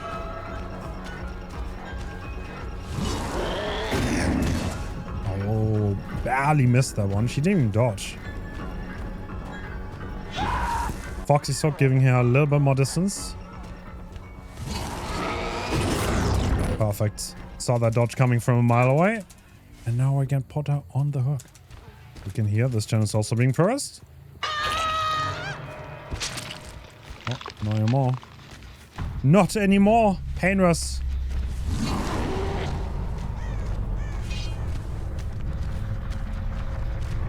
Being the gold park again. Yeah, Painless and Turn Back the Clock I think are really, really good parks. Could also use Deadman Switch for sure. That would also not be a bad choice. Another park that is very good at passively slowing down. And I think these parks are better than the active ones, like Pop. And yeah, Springtrap has synergy with our parks. They're not bad. You can definitely put on Barbecue and Chili. Just to know where to go on the doors. But if you have a lot of game sense and you roughly know how to do everything, then I don't think you would need it necessarily. And another one is that. Turn Back the Clock once again. I could have like kicked it, to be fair. But this works. 5% more regression. And let's go venture out, see where they are. I would guess they're on this one. Let's see. This is also a good door. Because if you're walking the gen, you cannot see the handle, which means you will not be able to pre-run as well. Okay, nobody on that. Nobody's on anything. Okay, they have to be on this one. Let's go back to this one.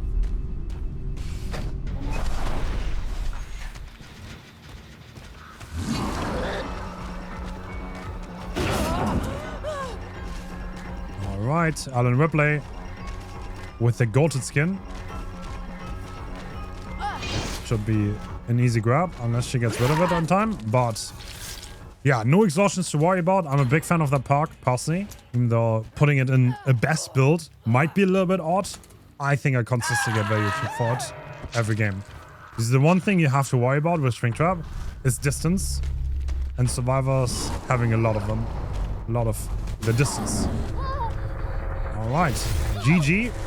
That was Springtrap. I like this. Krasue's strongest build revolves around the endgame add-on, which completely removes shrooms from the map after the gens pop, meaning survivors who don't have one already cannot possibly get a new one. Together with an endgame build, this can make it incredibly easy to snowball to victory, especially if one survivor is already dead by the time endgame arrives. Chickenhead also gives a great start into the match and a free down in most cases, which makes killing one survivor by the time the endgame comes around pretty reliable and easy. Alright, we got a really good map here. We do have Forgotten Ruins. We are playing Krasue and the survivors are already getting rid of it. We have endgame Krasue with Dissolution and we found our first survivor. Love it. And they tried to go into a locker, but there's no shot. Perfect. Get the free down thanks to the infection at the start. And wait, is someone with no mither in this lobby actually? Hold on. Someone has no mither. Interesting, interesting.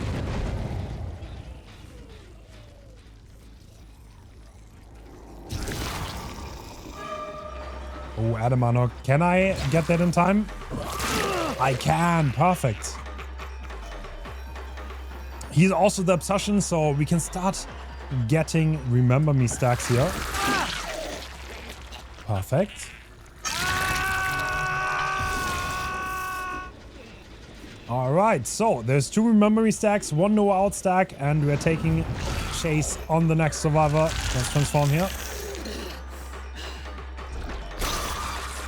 Right. That's an injury. Oh, look at that. They actually did an invocation here. That is kind of funny because... Oh, we're actually getting hard counter now, aren't we? I just realized. We are kind of getting hard countered by no mither. That is gonna make it so much harder to get across the line in endgame. Because slugging is kind of the essence here. We want to get to that endgame with no out stack, with Remember Me stacks. And with the add-on, we don't want any of them to have any mushrooms in the hand.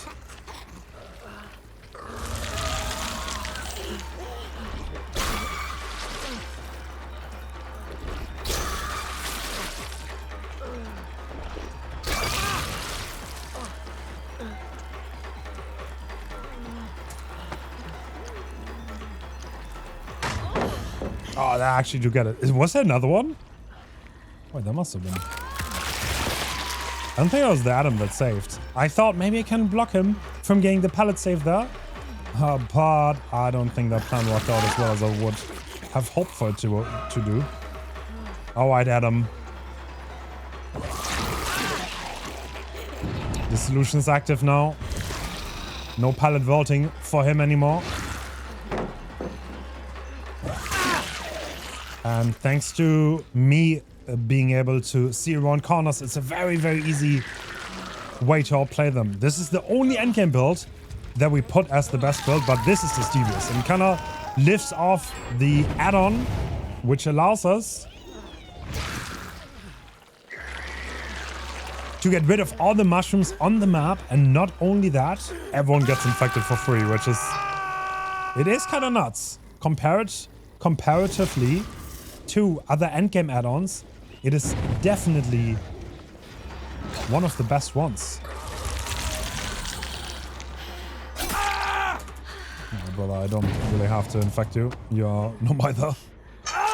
So, we are almost done, honestly. We have 4 stacks on Remember Me. We do have...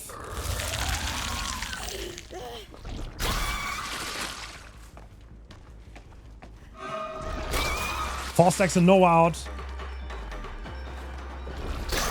Means we are ready to rumble. More or less. Now Dissolution activates. I do want to kill the Obsession ideally before the endgame happens. And the reason for this is quite simple. Because they're the only one we can open the gates fast. And I think 5 is the cap, right? Up to 5, so we can actually kill them. That doesn't matter. Yep. Okay, our big job here is to make sure nobody has a mushroom in hand. If we see someone with a mushroom in hand, we kind of want to infect them and get that mushroom out of the way. Ooh. Like that. See, this is the mushroom. We don't like that. We want to get that out of the way. So, can we get the infection here? Not quite. Come on, follow up. The reason for that is quite simple. This is the only way they can possibly heal. Oh, what? Oh, those crazy bones. Oh, I got the infection up. Perfect. And there's only 1 gen left. And you're gonna eat the mushroom, right? Okay, show me your hands, show me your hands.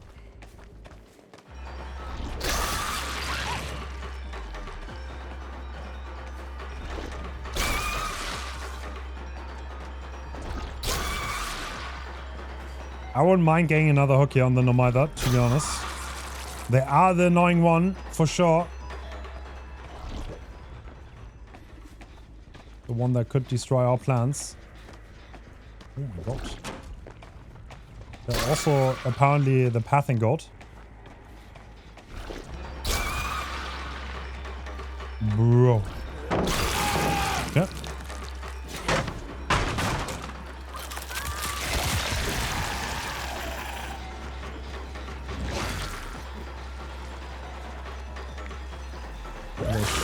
Should be down unless they have that hard, which they do not. All right, they're both healed. But the thing is, they will become broken once the end game starts. And we also get a pretty nasty map here, which is going to make this even stronger.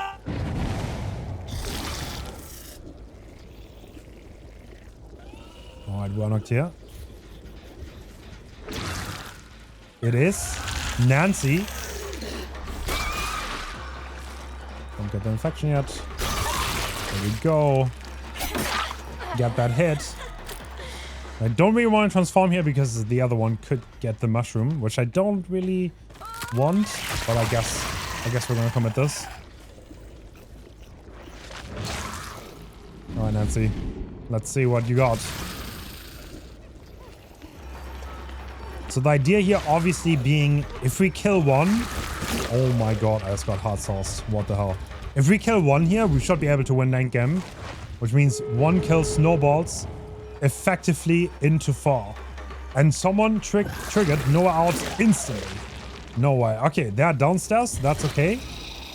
I can't. I would have loved to done them, to be honest, but that's okay. 2 mushrooms here. This is one of them. But they're still infected as of yet. They just got rid of it.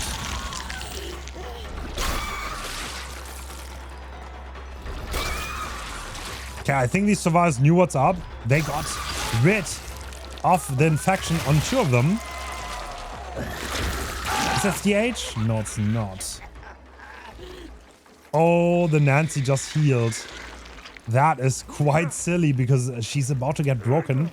And no mushrooms respawn, by the way. So in this endgame, I can transform if I want to. And essentially the survivors will end up being broken. With no way to get rid of the infection. Which means I can just run around and I can end them and murder them. And there's not much they can do about it. Which, I mean, we didn't get to the endgame with the strongest survivors. But do be that way. But essentially what you can also do is literally just Rancor the Obsession when the end game kicks. And if you have a few Remember Me and No Out stacks, you can play the 3-1, get them all infected, they're gonna be broken, and then you can slug them to death, which is incredibly strong. We've seen it in the No Restriction tournament, this exact build. It is a build from a pure 100 Krasue main, Aki, who is terrorizing the EU servers sometimes with this. Are you here? My watch.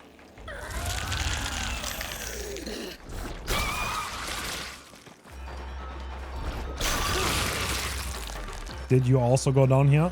What, can I grab you? No way that does hit. No way. Alright. I mean, you are gonna be broken, buddy. That's how it goes. Nancy's already like, there's no way. What can we possibly do? They are giving up because this gate takes minutes to open. You might be like, oh my god. Can't he just open the gate right now? No, he cannot. It's gonna take forever to open that gate. And he's gonna be broken again. So, and yeah, mushrooms don't despawn. But you shouldn't hook. Like, don't do what I did, because that gets rid of the infection. So in almost any case, it is better to slug with this build. Right, only one survivor left here. Not the craziest game for it. I'm gonna be real. If I play this build, like, I would probably need to play like 15 times to get survivors who can actually deal with this consistently. And Dissolution just proc, by the way, because they just got broken. Which is also something to think about in the endgame, because it's definitely going to happen. Alright, GG's. That was Krasue with the endgame build. Quite a unique one. Hardcore carried by that one add-on. And actually they get disinfected when they die from endgame. Interesting. Henry's strongest build is by far the Totem one. Hivemind makes rotations easy, while Ruin helps regress generators, especially good when survivors have to get off gens to reduce the Worldbreaker timer. Overall, an incredible build that have yet to lose on in DBD. Alright, Hawkins. And this is the build that I would propose to be the best on Henry Vecna, the first, however you want to call him. It is the build I used for the streak, with one difference. We have the cassette on, which should make the first hit a little bit easier, because now we are already in Worldbreaker. And the world. Hopefully we can get it down instantly here, which we don't. We sadly miss. Okay, I can do someone this, no problem. So someone is already getting rid of our timer. That's no problem though. Let's try to get a quick hook and then engage into the next chase, because we're still gonna have quite a few seconds left. And on this map, it should be pretty easy to also land an undergate attack. So keep in mind that now we can see the jump press very, very easily. And this could be the one that did the clock. Hello? Alright, so we see an add-on in play. I'm pretty sure this mech has sprint burst, but we have rare remains, which means that they get exhausted the moment I start my attack, which is exactly why this add-on is so good. And we are shooting max range through the wall. This is some distance. We know roughly how far they are. And the timer pauses now, once again. So I can carry this hook very far, and I don't use any of my timer. So that is always great. Love that. Big fan. And we see the next survivor. So maybe we can go for the triple. Triple injury. Triple down in one Worldbreaker timer.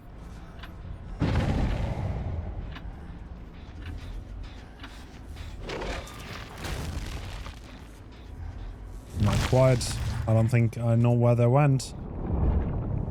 Okay, I'm gonna let the timer tick out here, because I think I'm better off trying to hit a hit an undergate attack, because now the timer starts once again. So an injury in this case is not that important compared to getting the timer back up. And yeah, we know there's not much jump press to be found, so don't have to worry about anything. And yeah, let's hold it maybe. He seems to be the one that dodges quite a lot, so got that though. Perfect. And yeah, no gen is very red. We can carry this towards the only gen that's being progressed. And yeah, the Hive Mind makes it so easy to know exactly where to go, keep the pressure up at all times, and overwhelm the survivors with it.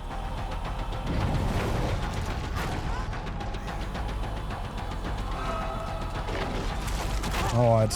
Double hit, actually. Oh! Alright, brother. Jonah, I don't think he's having a lot of fun this game. I think the survivors are starting to realize that there's no way they're gonna win. And yeah, they're not even gonna come close to winning. There's no one on the clock too, so they don't even have that going. And that's the thing, if you have so much pressure here, there's not much the survivors can do at that point. And you know what? You're gonna die autopilot, no problem at all. There's only one left, and this is the mech, and she healed somewhere here. And that's the first hit. Let's follow up on it. She's exhausted now.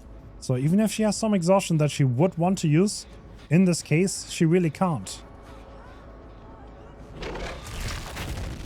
Oh, that's important to know about. You cannot walk around elevation. And the first surface you aim at, you have to shoot at, unlike Nas. Pretty important to keep in mind. And that's her being down, and that's the game won. Very deadly build. Combines information with slowdown together with the clock slowdown. Incredibly deadly, and in my opinion, definitely the strongest build. The cassette to get going, not much more to say.